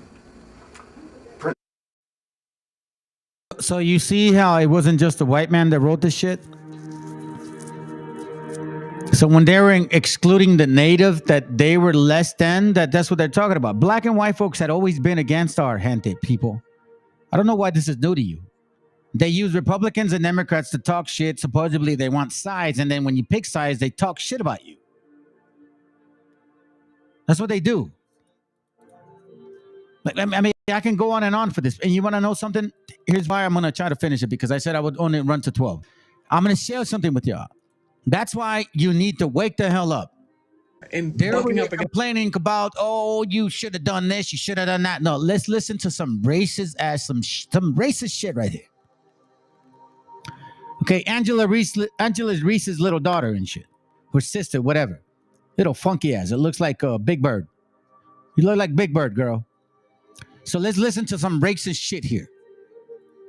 Before you guys go and assume people do certain things, you need to look at your own eye first. Look at your own people first. Look at your own history first before you go assume stuff. I've shown y'all how Cubans move.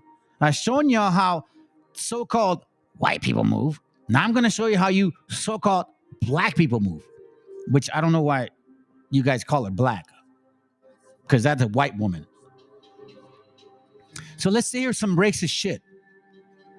Calling Asians pink dicks and telling people, butt out. This is between the white and the black people. She said it herself. I'm not lying. See, you guys expose yourselves. We just wait for you guys to say something. And then we just, like, wow. Now I know. A bad bitch is never wrong. I'm like the fucking Chicago Bulls in the 1996 season. I'm on a run. If you have the attention span that I have, basically what I said in that video is that foreign people of color who immigrate to America and catch themselves trying to be wannabe white supremacists and cock-sucking masses 3-inch pink dick thinking that it's doing something for them, fuck around and find out what happens when black American people withdraw their support for your cause. And in the wake of the 2024 US presidential election results, I'm watching that happen in live time. And I'm sorry, I'm enjoying it. I'm eating it up. Black American people who haven't purchased Starbucks or McDonald's in over a year are basically crashing the mobile apps for both of those franchises right now with how much they're repurchasing those items in the wake of the exit polls of who did and did not vote for Kamala Harris in the 2024 election. The Starbucks app crashed, I think, because so many people were just using it out of nowhere, like all at once it crashed. You see what happens? You see?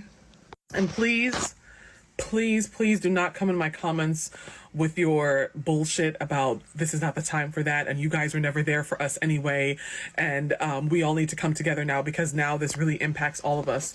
The time to come together was in that motherfucking voting booth, little bitch. That was the time to come together. And you didn't want to do that because Kamala Harris is black and is also a woman. Okay, the time to come together was when Kamala Harris, after meeting with Netanyahu, released a press statement stating that the loss of life in Palestine and in Gaza is completely and utterly unacceptable, and we are negotiating for a ceasefire, and bucking up against even what Biden himself said he would do. That was the time to come together for that candidate.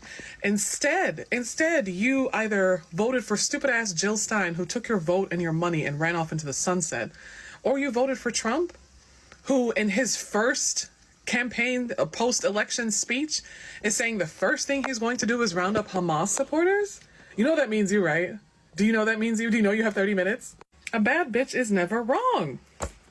A bad bitch with a good synthetic beauty supply helmet wig is never wrong, and I am that bad bitch on today. Praise God!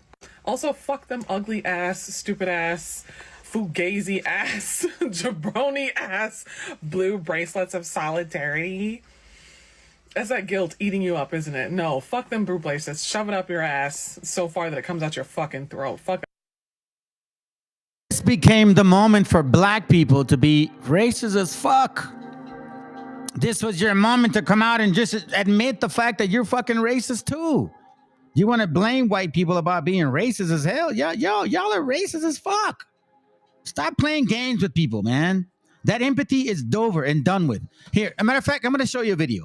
I'm glad that I remembered because I almost forgot it. Shit, I almost forgot the video. I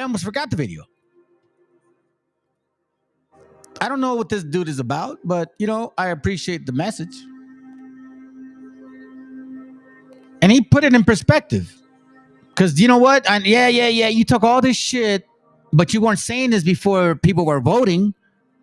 Now that somebody doesn't side with you, like Cuban bees and shit, all you guys are upset. You sound just like a white person. You're no different. Big Bird, you got Big Bird face and shit. Let's listen to messages.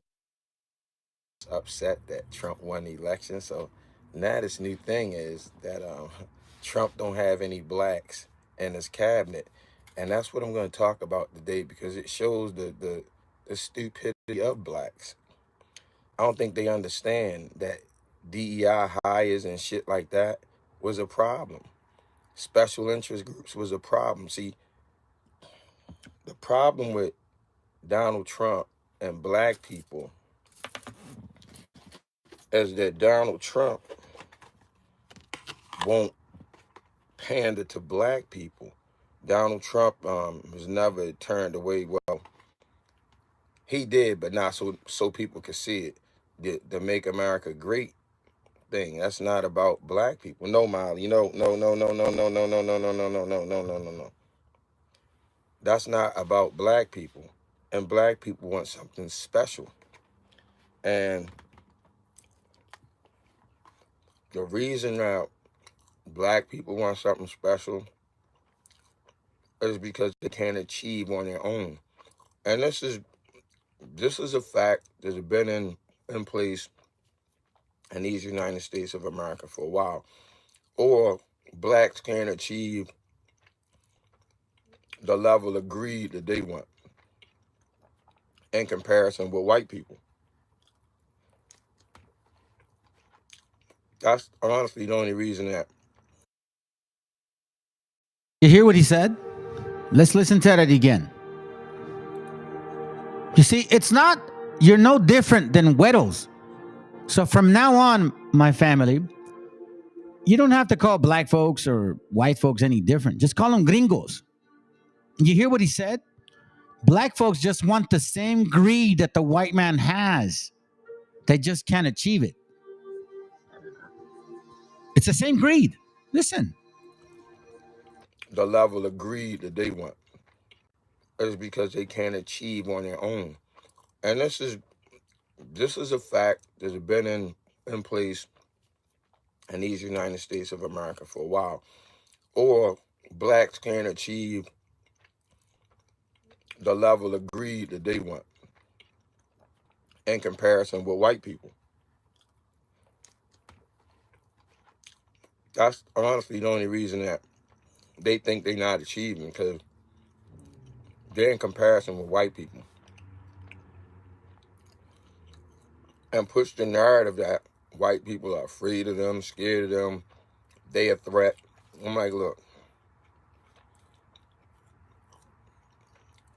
when Caucasians first stepped foot in Americas, they sold the indigenous guns. That's how afraid of you they were. Blacks created hip-hop.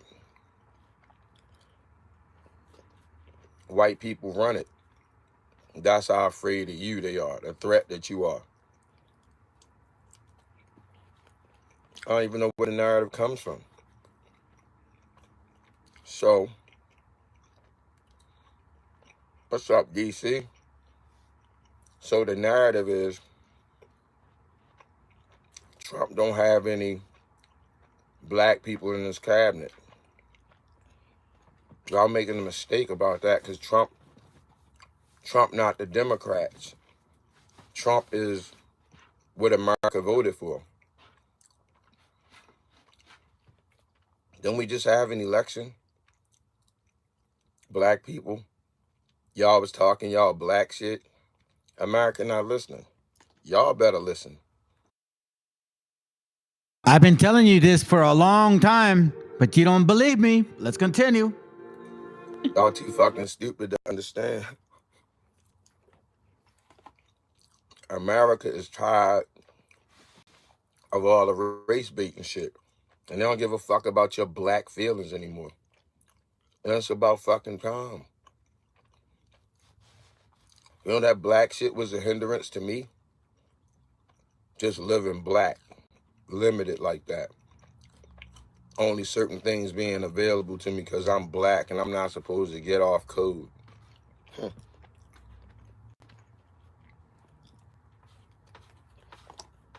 You motherfuckers are exhausting. Well, I'm not. Okay. How about forget the blue bracelet? Can you write me a check with some green money? Can you do that? That would be far more useful and helpful in the face of what is going to be some really costly tariffs and increased taxes on our goods and things like that. Can you do that instead? If not, keep your stupid ass blue bracelet. For all I know, that could just mean that you're quietly supporting Blue Lives Matter. Shut up. We needed the support in the booth. And in the booth, the only people who got active were black people and surprisingly Jewish people. Oh, that's what I wanted to say. You see this shit? So black people and Jewish people were the only ones that voted. Ah, how convenient, huh? She's an attorney, by the way. I wonder why she said that. After the whole video, like after this, like, you know, like supposedly show here, you realize that she's like, Jewish people voted for fucking Donald Trump, you stupid big bird. So shout out to Jewish people also as well. It bears repeating, and foreign people who come to America refuse to accept this fact. Black people and white people will be at each other's. So see, this is why I showed you guys the Freemasonry. Listen to what she says, and we're almost done. She says black people and white people, they know their game. Why are y'all getting involved? You see what I'm saying, family? These people ain't from the book. These are Edomites, Canaanites. They fucking know what's going on. Edom went to Canaan right off the bat. Esau loves Canaan. Canaan loves Esau, bruh. You see what I'm saying?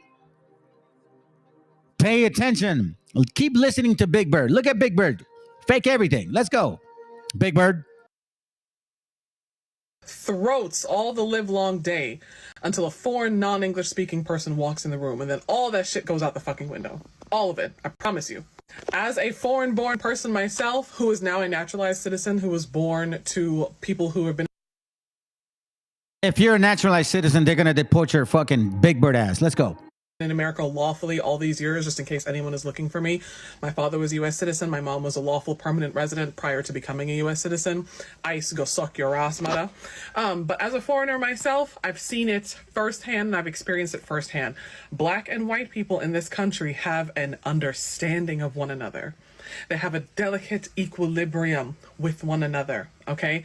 And again, at each other's throats, at each other's necks, threatening this, that, and the next until a non-English speaking foreign person walks in the room. And if you don't believe me, If you dare to disagree with a bad bitch with a law degree in her helmet wig, I want you to take a long look back at how the country came together in the wake of the September 11th terrorist attacks.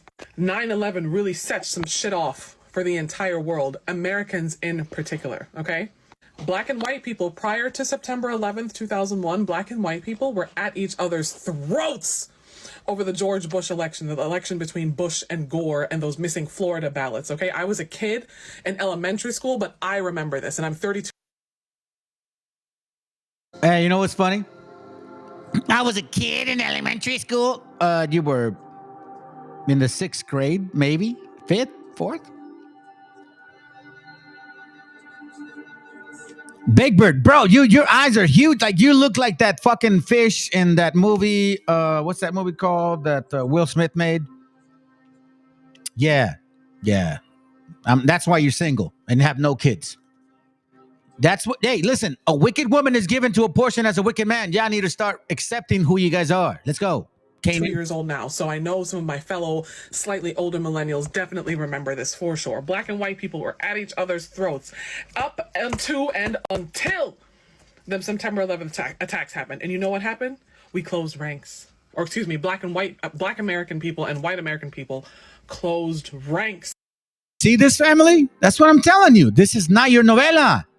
This is theirs. She's admitting it. I've been showing you guys left and right. She's admitting it. What the fuck are you supposedly foreigners getting involved in? This is a white and black concept. So why are you here? Then go back to Africa and go back to Europe and have your novella over there. But no, you're here in America. And then you're telling people that you call foreign, even though we're like in our land, that we don't belong here. And we should not be about your business because this is a white and black relationship. I told you, black and white conquistadors have been here since the get-go. BHI, Sakari, they're full of shit. Tell Nate the Snake to go thump up his finger because he enjoys that. Stop believing this 12-type chart. Listen, they said the end of the world was in 2000. It didn't happen. The same man that said that created the 12-type chart. Why do you believe this bullshit? So fucking quickly. Oh my God. And that's exactly what's happening now. So fucking around and finding out is something I do not recommend for everyone because not everyone can handle it. Black American people and people of African descent in general are accustomed to living under white supremacy and colonialism and having to survive nonetheless and eke out a little itty bitty tiny whiff of a life. We're accustomed to that. The rest of y'all, I don't know what you guys are gonna do, but we'll be fine. Okay, you guys can go take them blue bracelets and all them marches and protests and stuff.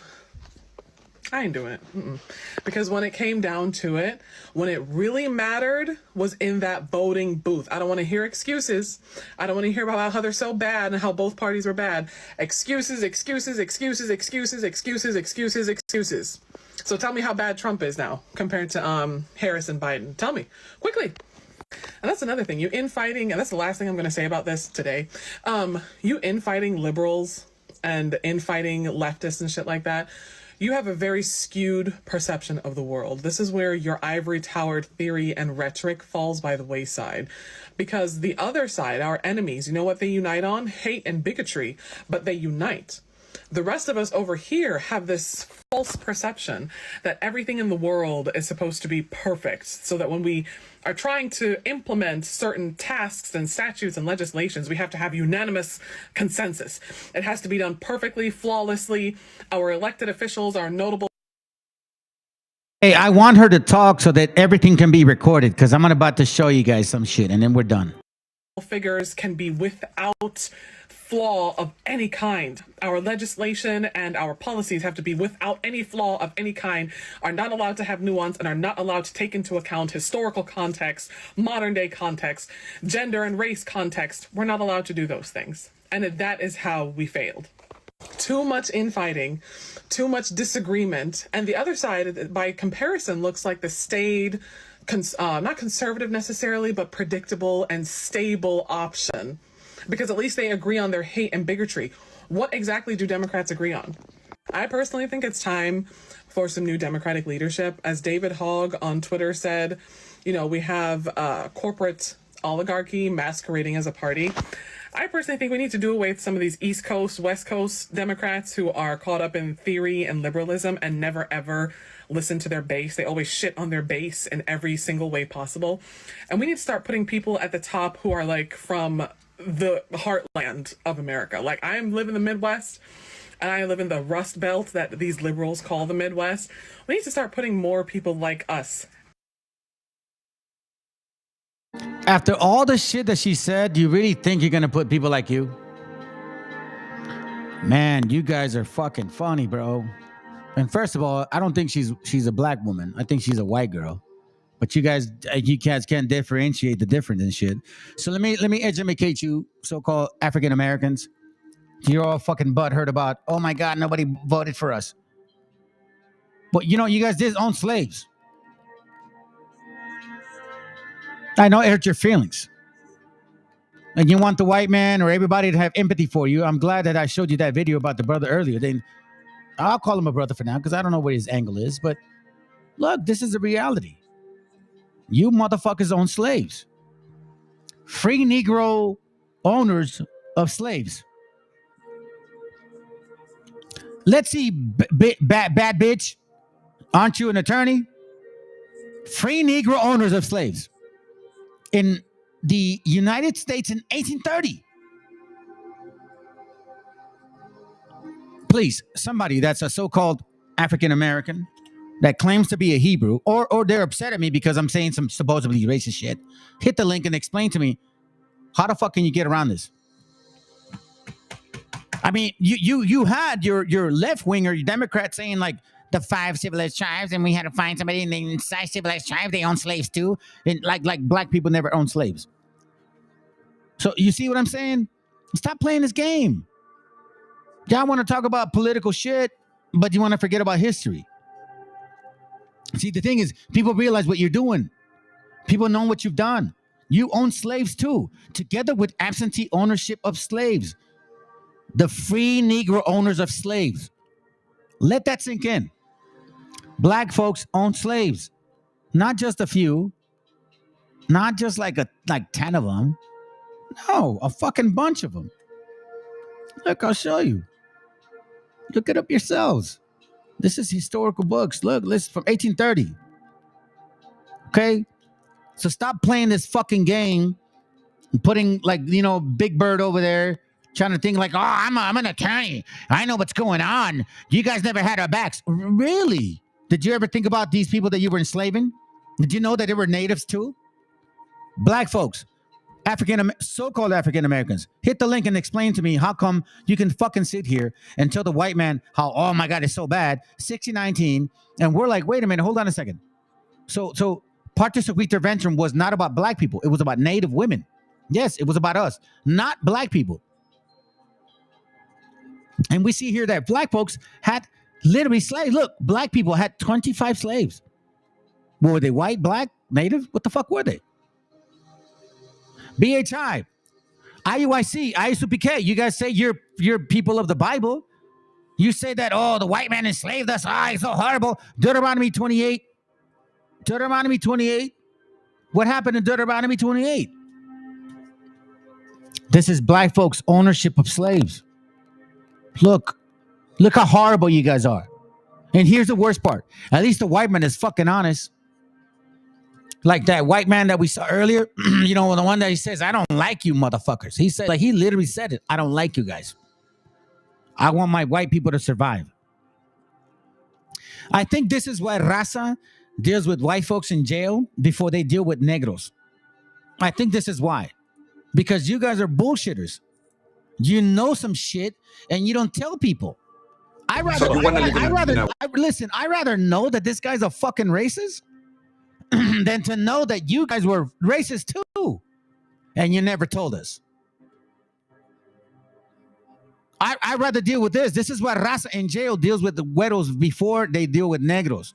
They can't trust you, motherfuckers. Can we trust you now? You throw batshit crazy bullshit, talk like Big Bird over here. Continue.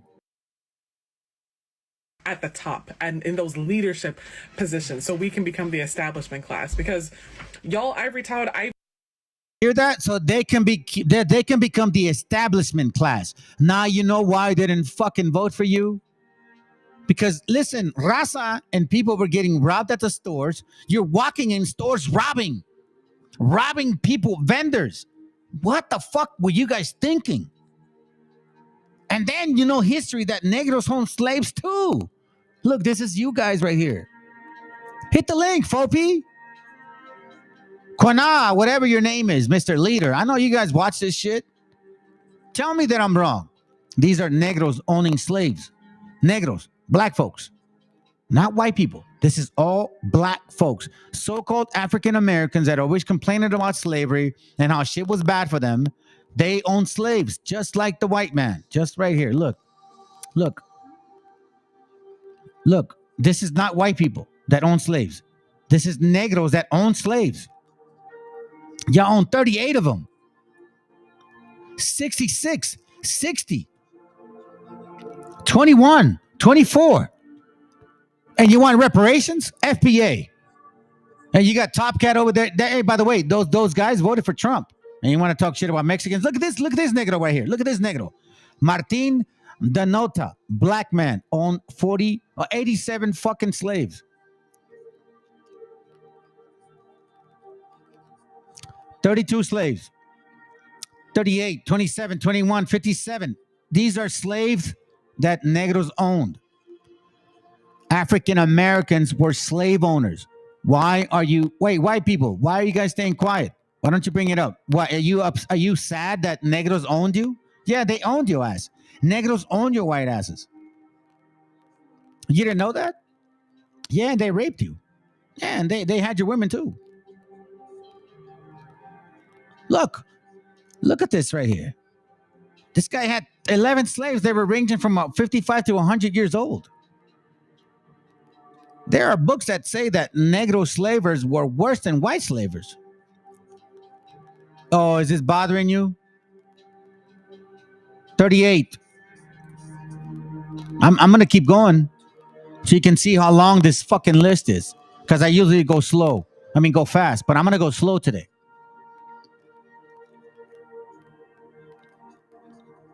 Journal of Negro History. Look at this. Negro slave owners. All of the people on the left are black, African American, like Fopi, like Quana, like Captain Taserface or Tazariak or Nate the Snake and his family, Tahar, you know what I'm saying? Oh, Barack Obama. You know what I mean? Every single person that you would assume that is black is right here, that owns slaves. So before you guys go and accept like, oh, poor black people, it was so bad, shut the fuck up. What the fuck was so bad about this shit? You had 42 slaves, Negro. What the fuck's going on?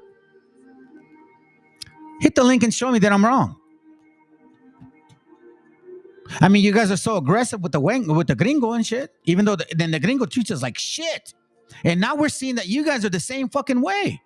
I'm gonna tell you something. You know that negra was she's not even black, honestly. She's a white woman. This white woman with a fake ass, hair and shit. She says, yeah. Every time you guys needed us, well, now you ain't gonna use it. You're not gonna use us no more. Well, as I recall, nobody walked or marched for Justice 8. Do you want to know why nobody marched or walked for Justice 8? Justice 8 was upset at the fact that black people were robbing our vendors. So he walks to the mayor's council and shit. And as he's sitting there, there's another black woman that's telling our people that we shouldn't be here. And if anything, we should be speaking Spanish, that we are illegal immigrants or illegal aliens. So he gets upset, calling her out and calls the mayor out. So the only reason why black folks didn't walk or supposedly support the Justice 8 is because it was against black people. So don't fucking come over here and try to say that you guys are supportive of anything. Hell no. You're just like gringos, homie. Y'all are gringos. You just have a tan. This is who you guys are. And this channel, we don't back up. We're going to continue to show you how fucking wicked you guys are. Look, this is you guys. All the way to Maryland. You claim to say that you never had nothing to do with slavery, but here, right here, we see that there was black and white conquistador. Peter Negro Register had 6 slaves. You see this? All these Negroes had slaves.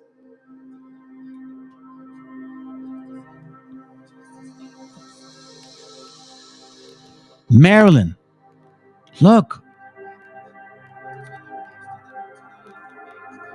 I'm going to take my time on this fucking scrolling down. These are not white people. These are black slave owners.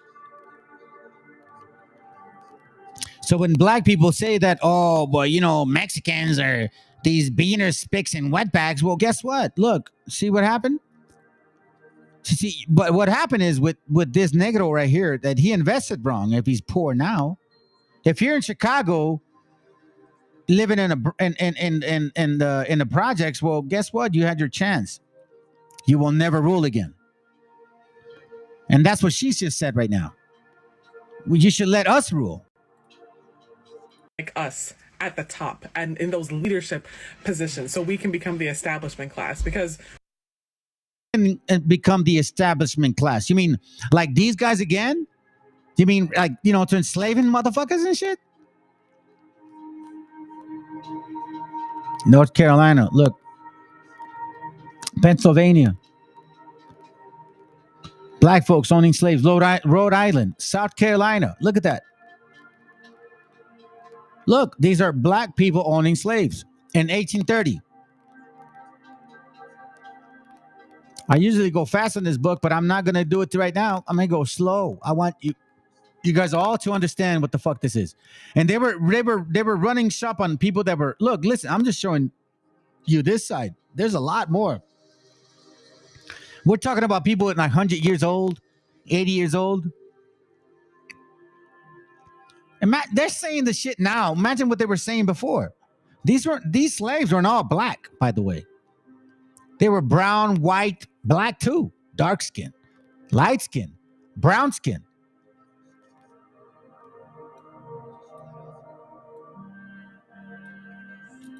Somebody hit the link. Show me that I'm wrong. Some BHI, some African American that thinks I'm a fucking racist ass bastard because I'm saying some shit. And then hit the link. Show me that I'm wrong. These are all black people owning slaves. FBA, Pan-Africanism, Kemetic shit. BHI, Christmas Christians, black Christian apologetics, or even white ones, since you defend them so much. How can you explain this? Vocab Malone didn't want me on his channel because I told him I know this shit, and he said, no, I don't believe it. Like black people didn't have slaves. Yeah, I'm telling you, hey, let the Most High strike me if I'm lying. He didn't want me in his channel. I was chatting with him on Instagram. He, as a matter of fact, he told me to leave him alone. Look, Justice Angel or Angle, 88 slaves. This is a black man in Colleton County. He owned 88 slaves from between 55 and 100 years old. Is that the white man's fault that you are a slaver? Are you going to say it was a white man that made me a slaver, Charles? Why do you have sympathy for people that literally don't give a fuck about you? That sympathy's over. And all you Moors that supposedly, we're the Moors and we're the originals, bro, y'all can hit the link too, and I'll check your ass real quick. Wobbles. Look, this is who you guys are. Virginia. We haven't stopped for a while. As you can see, I've been going through this book slowly. Look at this. Prove me wrong. Are you telling me Sakari, GMS, ISUPK, IUIC didn't know about this? 47 slaves from William Brokenborough, a black man named William Brokenborough, had 47 slaves. They weren't all black. They were white too. Definitely native. And definitely had our sisters in there. That's why a lot of you black women have like supposedly grandmas that have some native and shit? Yeah, it's because of the woman. So your grandpa, your granddaddy, the Negro or the white man, he raped her. He stole her or bought her. So the only reason you have that kind of hair is because of wickedness. A wicked woman is given as a portion to a wicked man. 25. Curtis Carter, Mr. Black Man, 25 slaves. This is it. Well, what do you want me to tell you? Or do you want a channel that's going to lie to you? If you're a Hebrew of the Bible, then you should know that this shouldn't offend you. You should know better. But if you're not a Hebrew, then guess what? It's going to burn your spirit because you're either Canaanite, Edomite, Ishmaelite, or Elamite, whatever it is, but you're definitely not an Israelite because we speak facts. There ain't no such thing as color line here. I call out everybody because that's what Hebrews do. That's what Judites do. And in case you guys really thought that those West Africans were Judites, bro, you guys are fucking lost. Those are not Judites. Those are Canaanites. Yeah, I'll show you. I'll show you how I know that they're Canaanites. I'll show you. In the Old Testament, it says it. Okay, I'll show you real quick.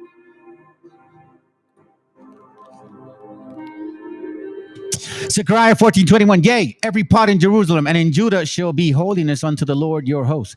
And all day that sacrifice shall come and take of them and seated therein.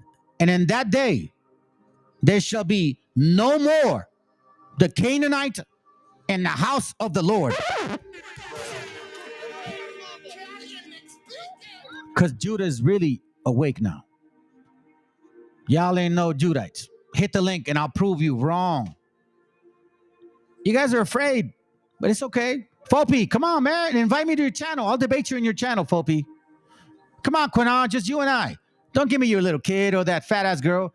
Quina, I'll call you out. Fopi, you and I, Quina, I'll debate you. So as I scroll down and show you guys how wicked you guys are, how you guys are part of this Freemasonry, how in the fact that absentee ownership of slaves in the United States of 1830. What does it say? Negroes own slaves just like the white man. Stop the bullshit. Stop lying to people. Stop the bullshit.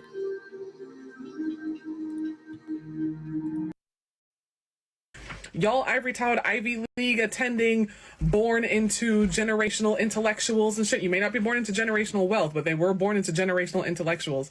Y'all argue too much. Things have to be far too perfect. Kamala was the perfect candidate. Jesus was perfect. And you know what they did to his ass? Think! But my point still stands. Foreign people of color coming to America, fuck around and find out exactly what the fuck happens when Black American people tell you to go fuck yourself.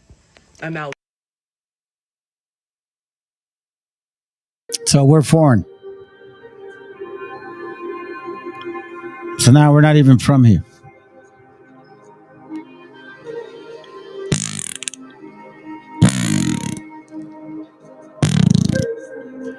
Let me end it with this. This is for you idiots. This is why when you don't know the Bible, when you don't know the Bible and you don't study and you don't know how to discern things, you think that people just randomly say stuff. And it doesn't mean anything, right? Let me tell you something about the rich. And then that's it. Listen to what Trump says about tariffs. There's 2 ways to make money from tariffs. And then I promise we're done. I just want to prove something. Okay, that's it. The higher the tariff, the more likely.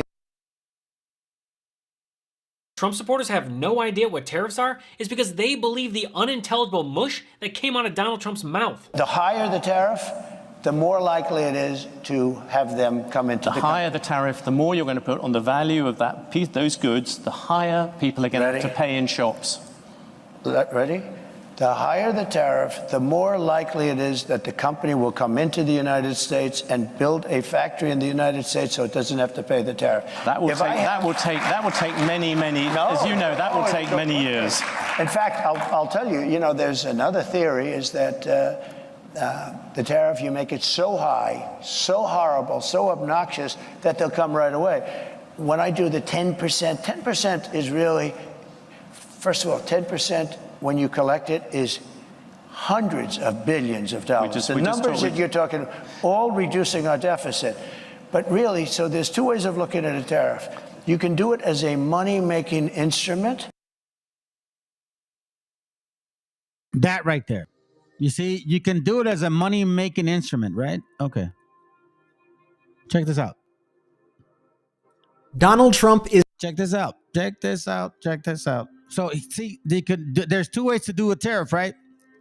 So let me show you what they're doing with the tariff. See, they want to apply the tariff because they're going to make money through the tariff. So if you don't know math or economics, then you're going to be stupid. And if you don't study, then you're going to be stupid. Anyways, after this, and I'm done, I'm going to play a song, maybe two, and then I'm through, okay? Listen in. Listen to what he said. There's two ways to make a tariff. You can make money from a tariff. You're like, what do you mean? Listen. Hold back on Trump's plan to enrich his buddies at the expense of everyday Americans. Watch this. Happy Tuesday morning and congratulations, Donald Trump voters. It's being reported that Donald Trump's team, they are going to fund another round of tax cuts for Elon Musk and his buddies with money they collect from tariffs. And who pays the tariffs? They get passed on to the consumer. They are going to fund another round of tax cuts for Elon Musk and his buddies with money they collect from tariffs. You see that? They're going to implement the tariffs and they're going to collect money from the tariffs. Pay attention. That's what he said. There's two ways to make money from the tariffs. You stupid asses.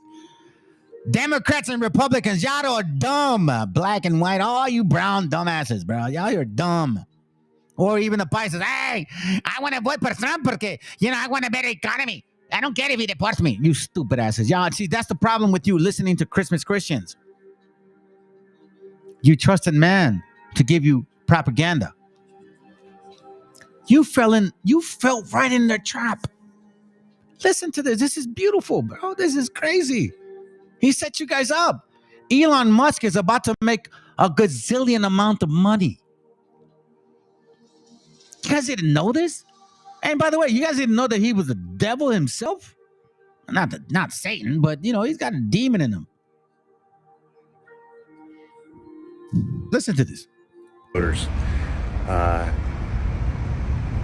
It's being reported that Donald Trump's team, they are going to fund another round of tax cuts for Elon Musk and his buddies with money they collect from tariffs. And who pays the tariffs? They get passed on to the consumer. Congratulations, Trump voters. Donald Trump is going to raise prices, raise costs for the average American family by between $4,000 to $6,000 a year through tariffs. And he's going to use that money to fund tax cuts for his buddies. It would be funny if it weren't so effing stupid.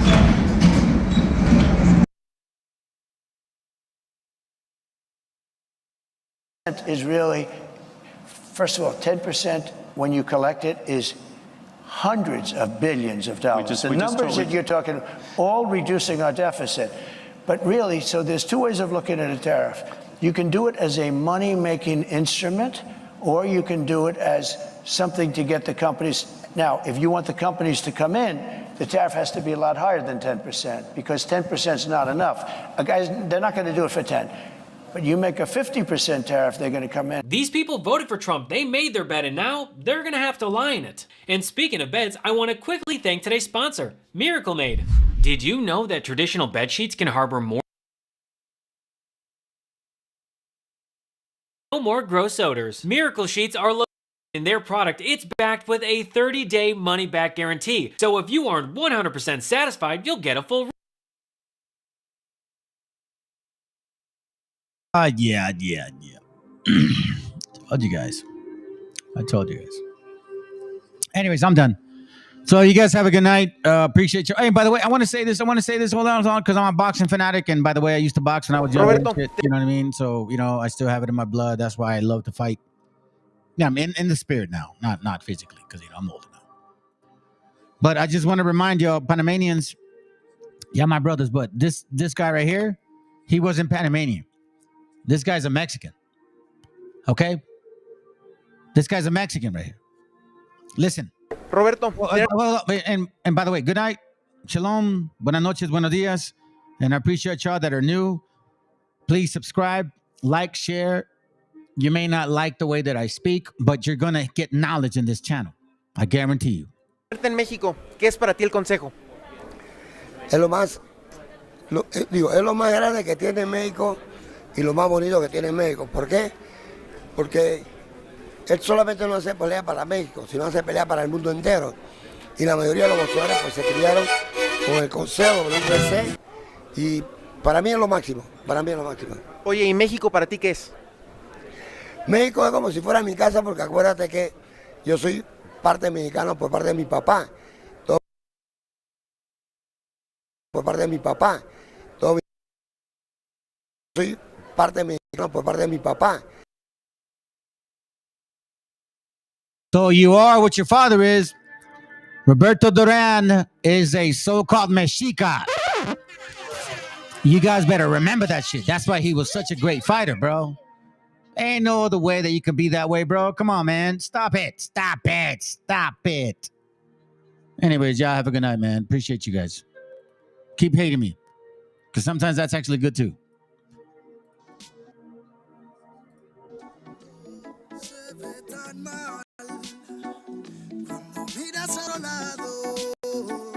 Los fantasmas del pasado no se detendrán hasta verte derrumbado.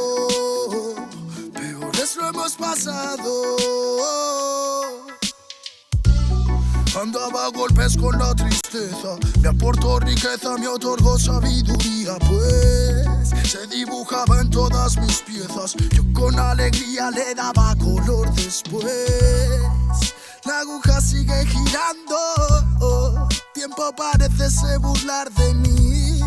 Dijo que sanaría esperando, pero creo que la espina aún sigue ahí. Con los dedos no voy palpando. Cierro los puños, escapa de aquí. Agonizando, no me espera el tiempo, no voy a esperar por ti.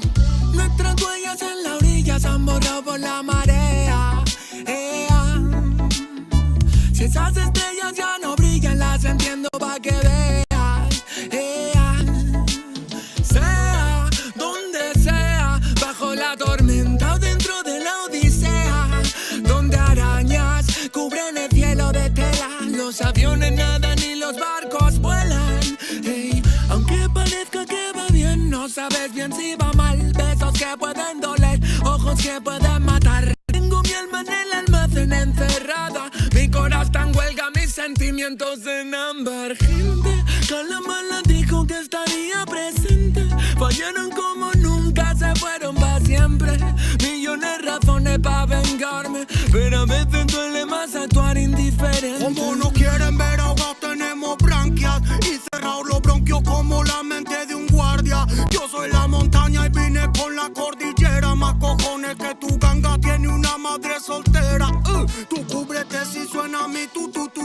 A mí la tengo soldado fumando de su palulu. Ni un conjuro de grimorio me lo salva del velorio. Pa' tener pila valorio se matan vestidos de emporio. Yo no quiero una pistola, estoy soñando que la vida que quería me llega a tiempo. Desde que yo la vi sola, loco ando. Vino a verme cuando el sol se estaba poniendo y se dejó una pluma y se perdió en la bruma. Nunca se despidió de mí, ey. Nunca se despidió de mí, ey. Vivo en un mundo que parece roto y lleno, porque todo es perfecto y lo debo plasmar. Me fumo un troco lo tras otro y lo veo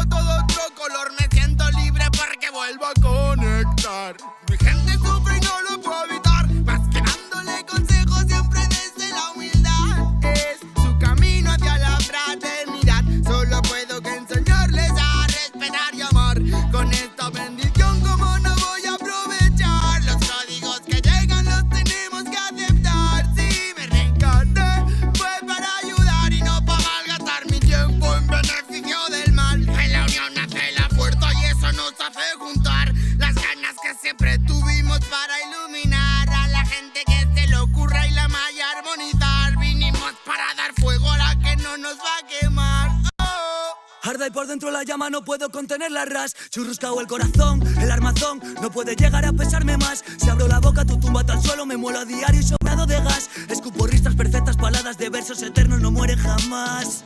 Cuando acabe mi condena, me vi muy solo y perdido. Cada vez más negra la flema, más elegante el problema, pero planté cara a todos mis enemigos. Recuperé las ganas, las fuerzas y el garbo. Dedico requiems a mis diablos, que aquí estoy vivo de milagro. Delicadas flores crecieron entre los cardos. Me dicen bien, es más delgado que de costumbre. Será de tanto que he bailado en el alambre, que a tanta pena es mejor no ponerle nombre. Llevamos la música en vena, nuestra sangre.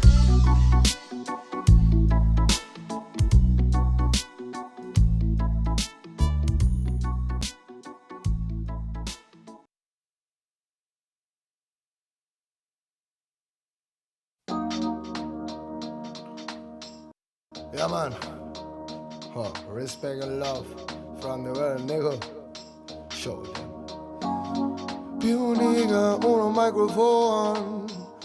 Can't wait to the number 15. Rock you on the studio. Bomba, claro.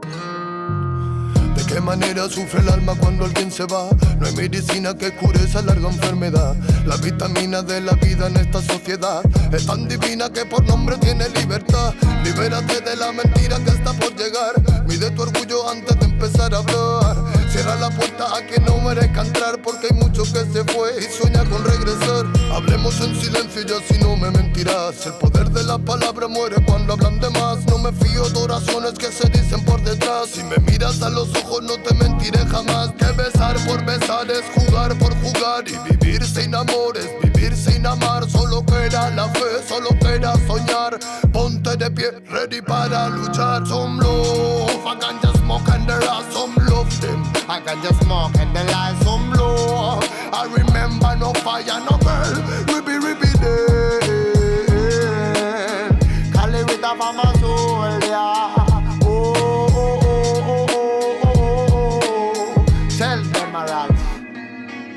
¿De cuánto tiempo hablamos cuando hablamos de querer? Si la mitad lo malgastamos solo en comprender. ¿De qué manera es más fácil aprender? Que nacemos para ganar y morimos al perder. No puedo dejar de animarte, que cuando te caigas debes levantarte.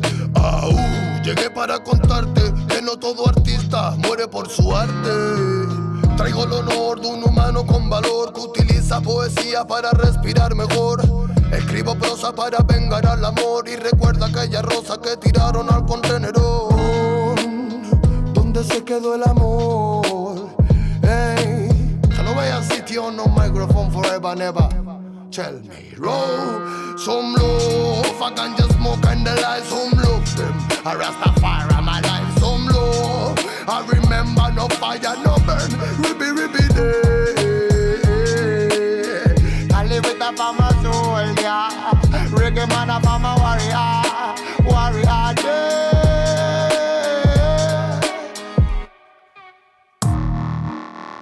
Not a really thing. Oh, yeah man. Y se piensa que la música es un juego, lo lleva claro, hermano. Desde España, internacional, bomba, clack, you, Lego. Not so really easy. No.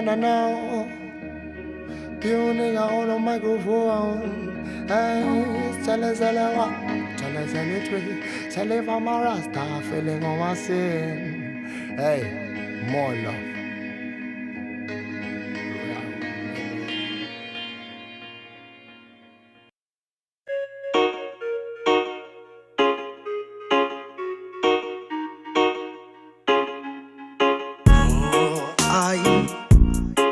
Para pensar si hoy me queda más que reír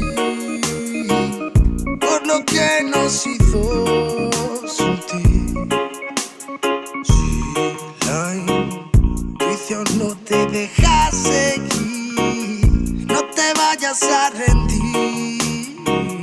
No te quiero ver sufrir.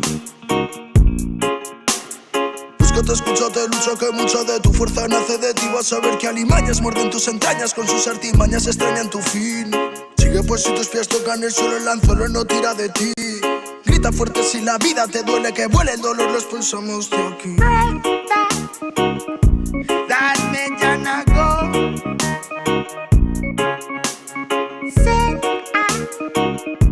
Mi llorar frío.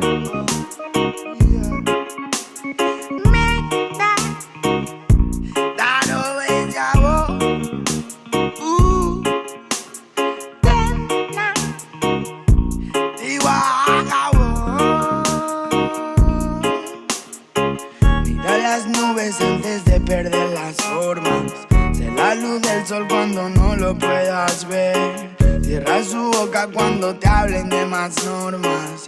Todo lo mal montado se ha de romper. Aunque que tú te rompas no hará más que estorbar. Si es bajo el castigo y mando de Lucifer, en verdad tú sabrás con lo que te conformas. Y yo con el super amor traer. Hablan sin sentido y se enamoran, pero todo llega y solo te queda esperar. Pasan los segundos y las horas y sin darte cuenta todo vuelve a comenzar. Todo parece lógico en este mundo de plástico, hay que ver la fe cómo se va perdiendo. Quizás me quede afónico de ser mi propio médico y crecer sin ser un hombre que va muriendo. Tal vez me esté volviendo loco. Tal vez viviendo poco a poco. Took me so high, there's nobody low. You take me too high, there's no way to go.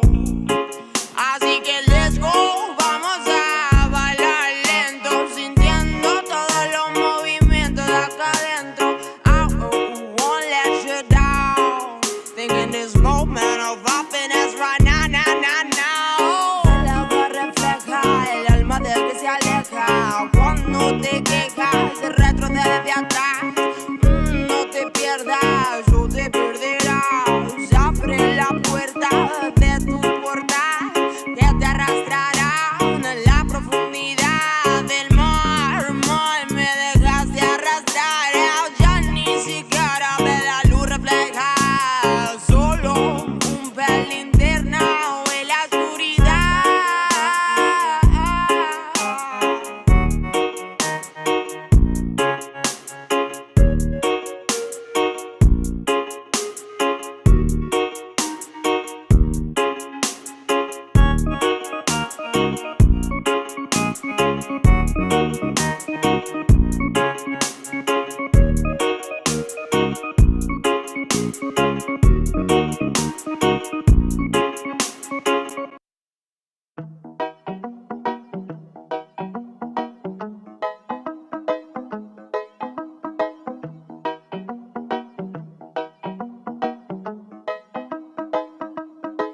Quiero pensar,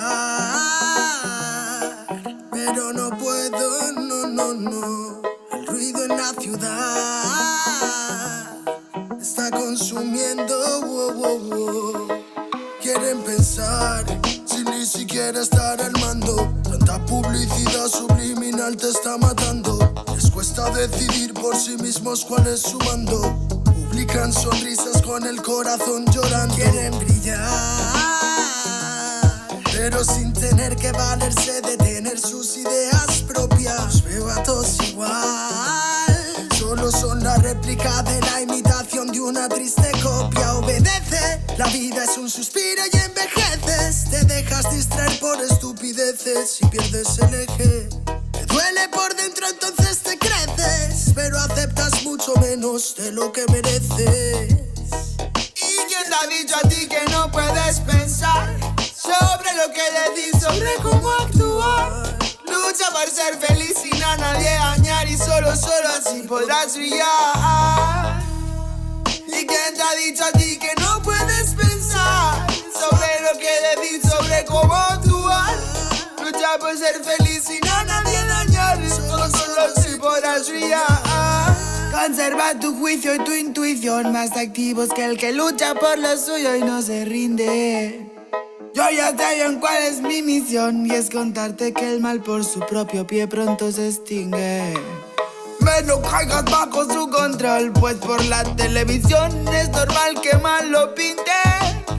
Tú mantente firme en conexión con la fuente de creación, vivirás siempre de fin de. Dios abre los ojos, dime lo que ves. A tus propios hijos matándose por billetes. Niños mueren cada 2 por 3. Pa' unos es bendición, con otros por su causa pequen. Y yo que intento ser un ser crístico, voy bendiciendo hasta los diablos. Piensan que es cierto el mensaje típico. Dicen que invento lo del engaño. Y mientras lucho contra mis errores, demonios escucho, me ofrecen soluciones. Pero sé que hay un ángel que quiere que mejore. Me dice haz un trabajo interno antes de que lo ignores, antes que otra vez llores y se llenen los mares de pena y de dolores, ya que en mi mente no caben. La paz no va en un sobre, somos algo importante. Nunca te revelaste y por eso no lo sabes.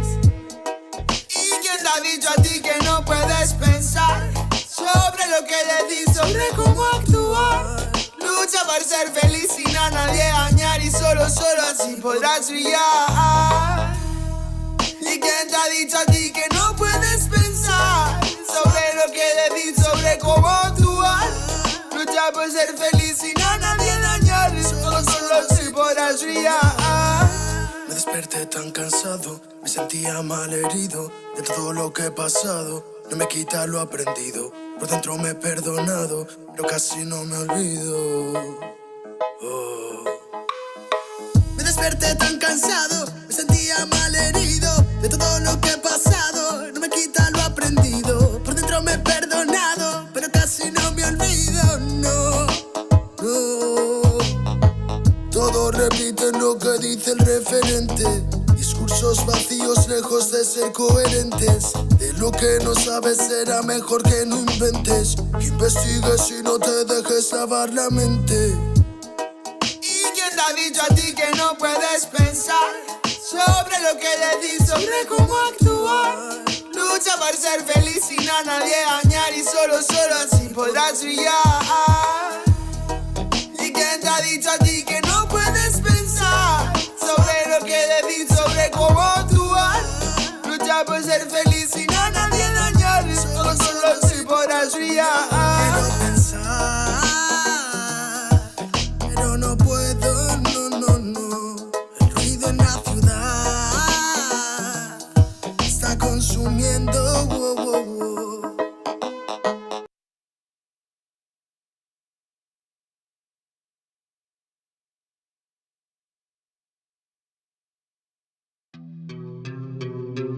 Yeah. Oye, es nada más y nada menos que el motherfucker Blasphemite de Plaza de Kings. Estos bebés son Big Papo, no sean rebeldes, deje el revolú. Yo no me quede, yo me hospede junto a Belzebú. No me remete, plebe, no soy leve como tú. Si hay algo que no muere, eso es el hip hop Perú. Y para estos pericos te traje una chica perica. Atrás te voy a mostrar como 2 monstruos rap trafican. No trate ni trepe, solo trote, señorita. Que tra, donde la sangre salpica. Se aplica, te explica, replica. ¿Pa' qué? Aplica, practica, suplica. Con fe a mi perro quita, yo lo mataré. Tu madre llora y canta la bandeja, flow peregrina, chivolo propina, ina, hacen base, mejor coja vaselina, no imagina mi vida fuera de una esquina. Yo solo quiero más chavos pa' comprar más chilindrina. Gira, que somos puros animales rompiéndote todos los cristales. Repete señales que a ti no te sale. ¿Qué pasa, compadre? Somos naturales. Voy a llenar todas las editoriales, rate de mi huevo pa' los tribunales. Tú eres un antianal, yo experto en artesanales. Yeah, se me afaga la cimaita, sopló.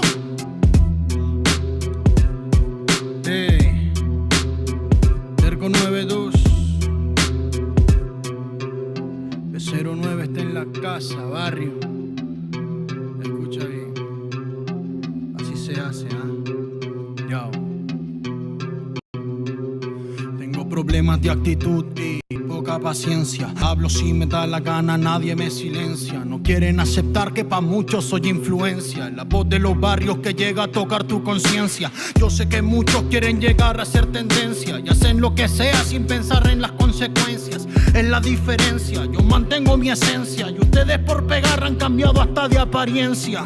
Y no es que lo diga yo, pero la gran evidencia es que cambian de personalidad con frecuencia. Y no son locos con inteligencia, solo quieren un poco de atención con insistencia. No presumo en nada, hago todo a mi conveniencia. Por eso te doy una sugerencia: conmigo no busquen competencia, que llevo 10 años ganándole a la vida y lo sabe la audiencia. La firme que ocurrencia, ¿cómo pueden joder sin prudencia? No se dan cuenta que mi experiencia es a base de exigencia.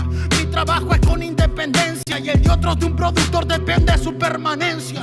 Sigo firme en la resistencia, dándole más rap en el track hasta por correspondencia. Que muchos disques evolucionaron, no es coincidencia. El dinero y la fama hizo que pierdan su decencia. Terco 92, cuando quieras, donde quieras.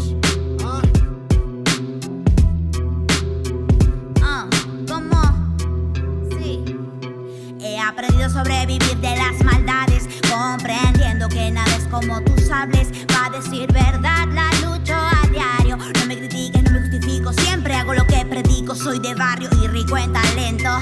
De una me sacan por mi forma de ser y mi acento en el yauca. Mi gente la está rompiendo por ser parte de este movimiento. Quiero saludar a las personas que nunca confiaron en mí, que hoy por hoy se partean cuando me ven venir. Bye bye motherfuckers, en estas líneas voy a fluir. Déjate llevar como hay people in the street. Yo. Déjate llevar como hay people in the street. Hey, hey, hey, oh, yeah. Hey. 1, 2, 3, 1, 2, 3 es la torita aquí en la casa.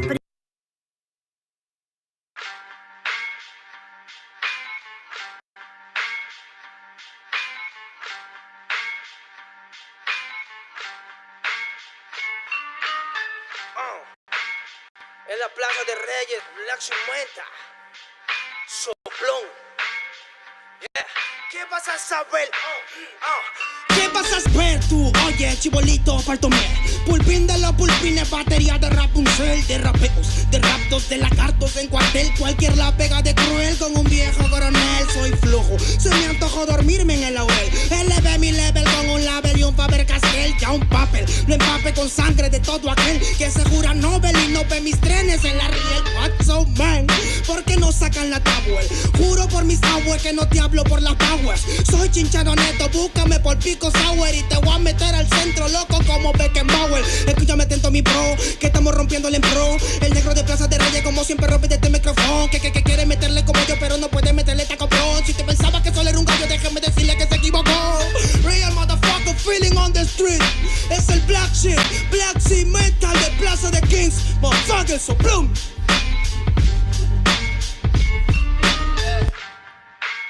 Dinero Luigi, man, desempeño en la victoria para que sepa.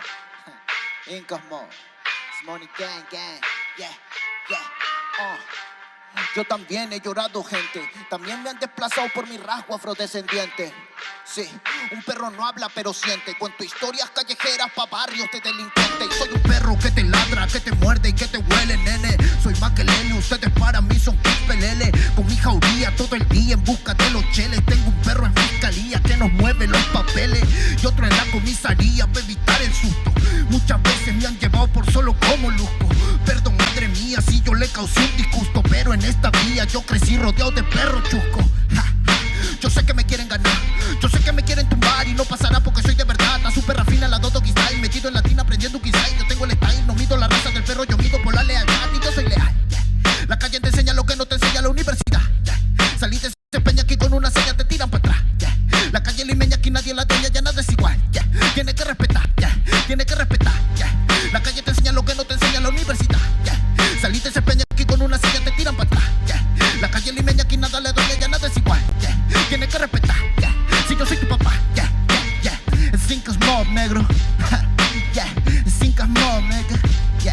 Nero Luigi, man. Incas Mob, yeah. It's money gang, gang, gang, yeah. Hey, yo.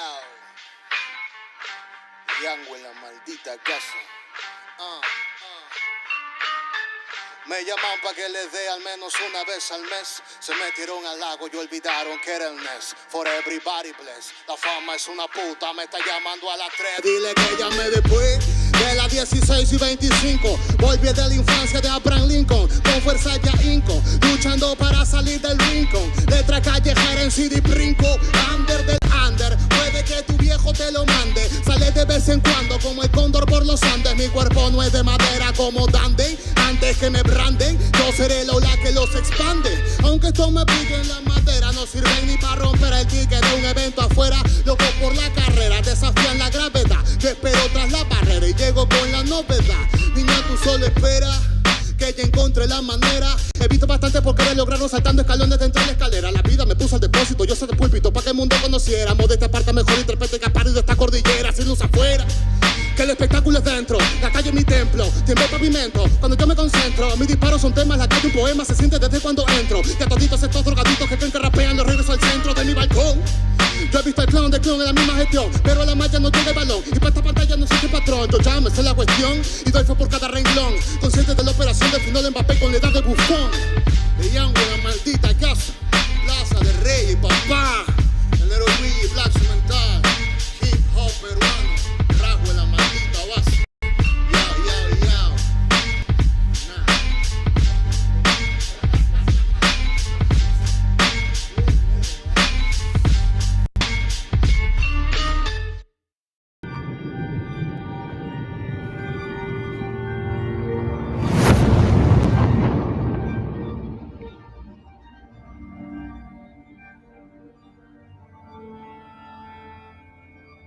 Ical, hijo, abre los ojos.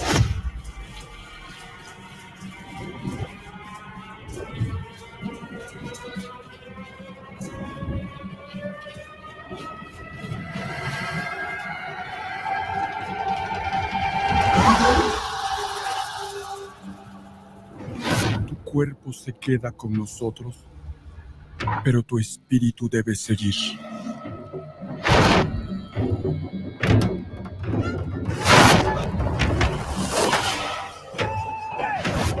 Busca la luz. Aléjate de las sombras. Deja que nuestro dolor sea tu fuerza. Desde aquí iluminamos tu camino.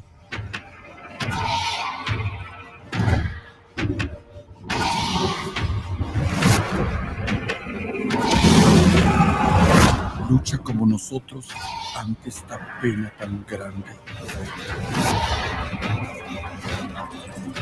Yo soy tú. Tú eres yo.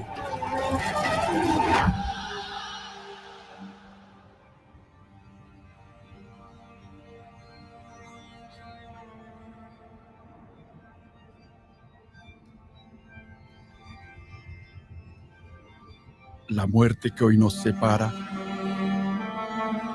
mañana volverá a unirnos. Eres libre, hijo.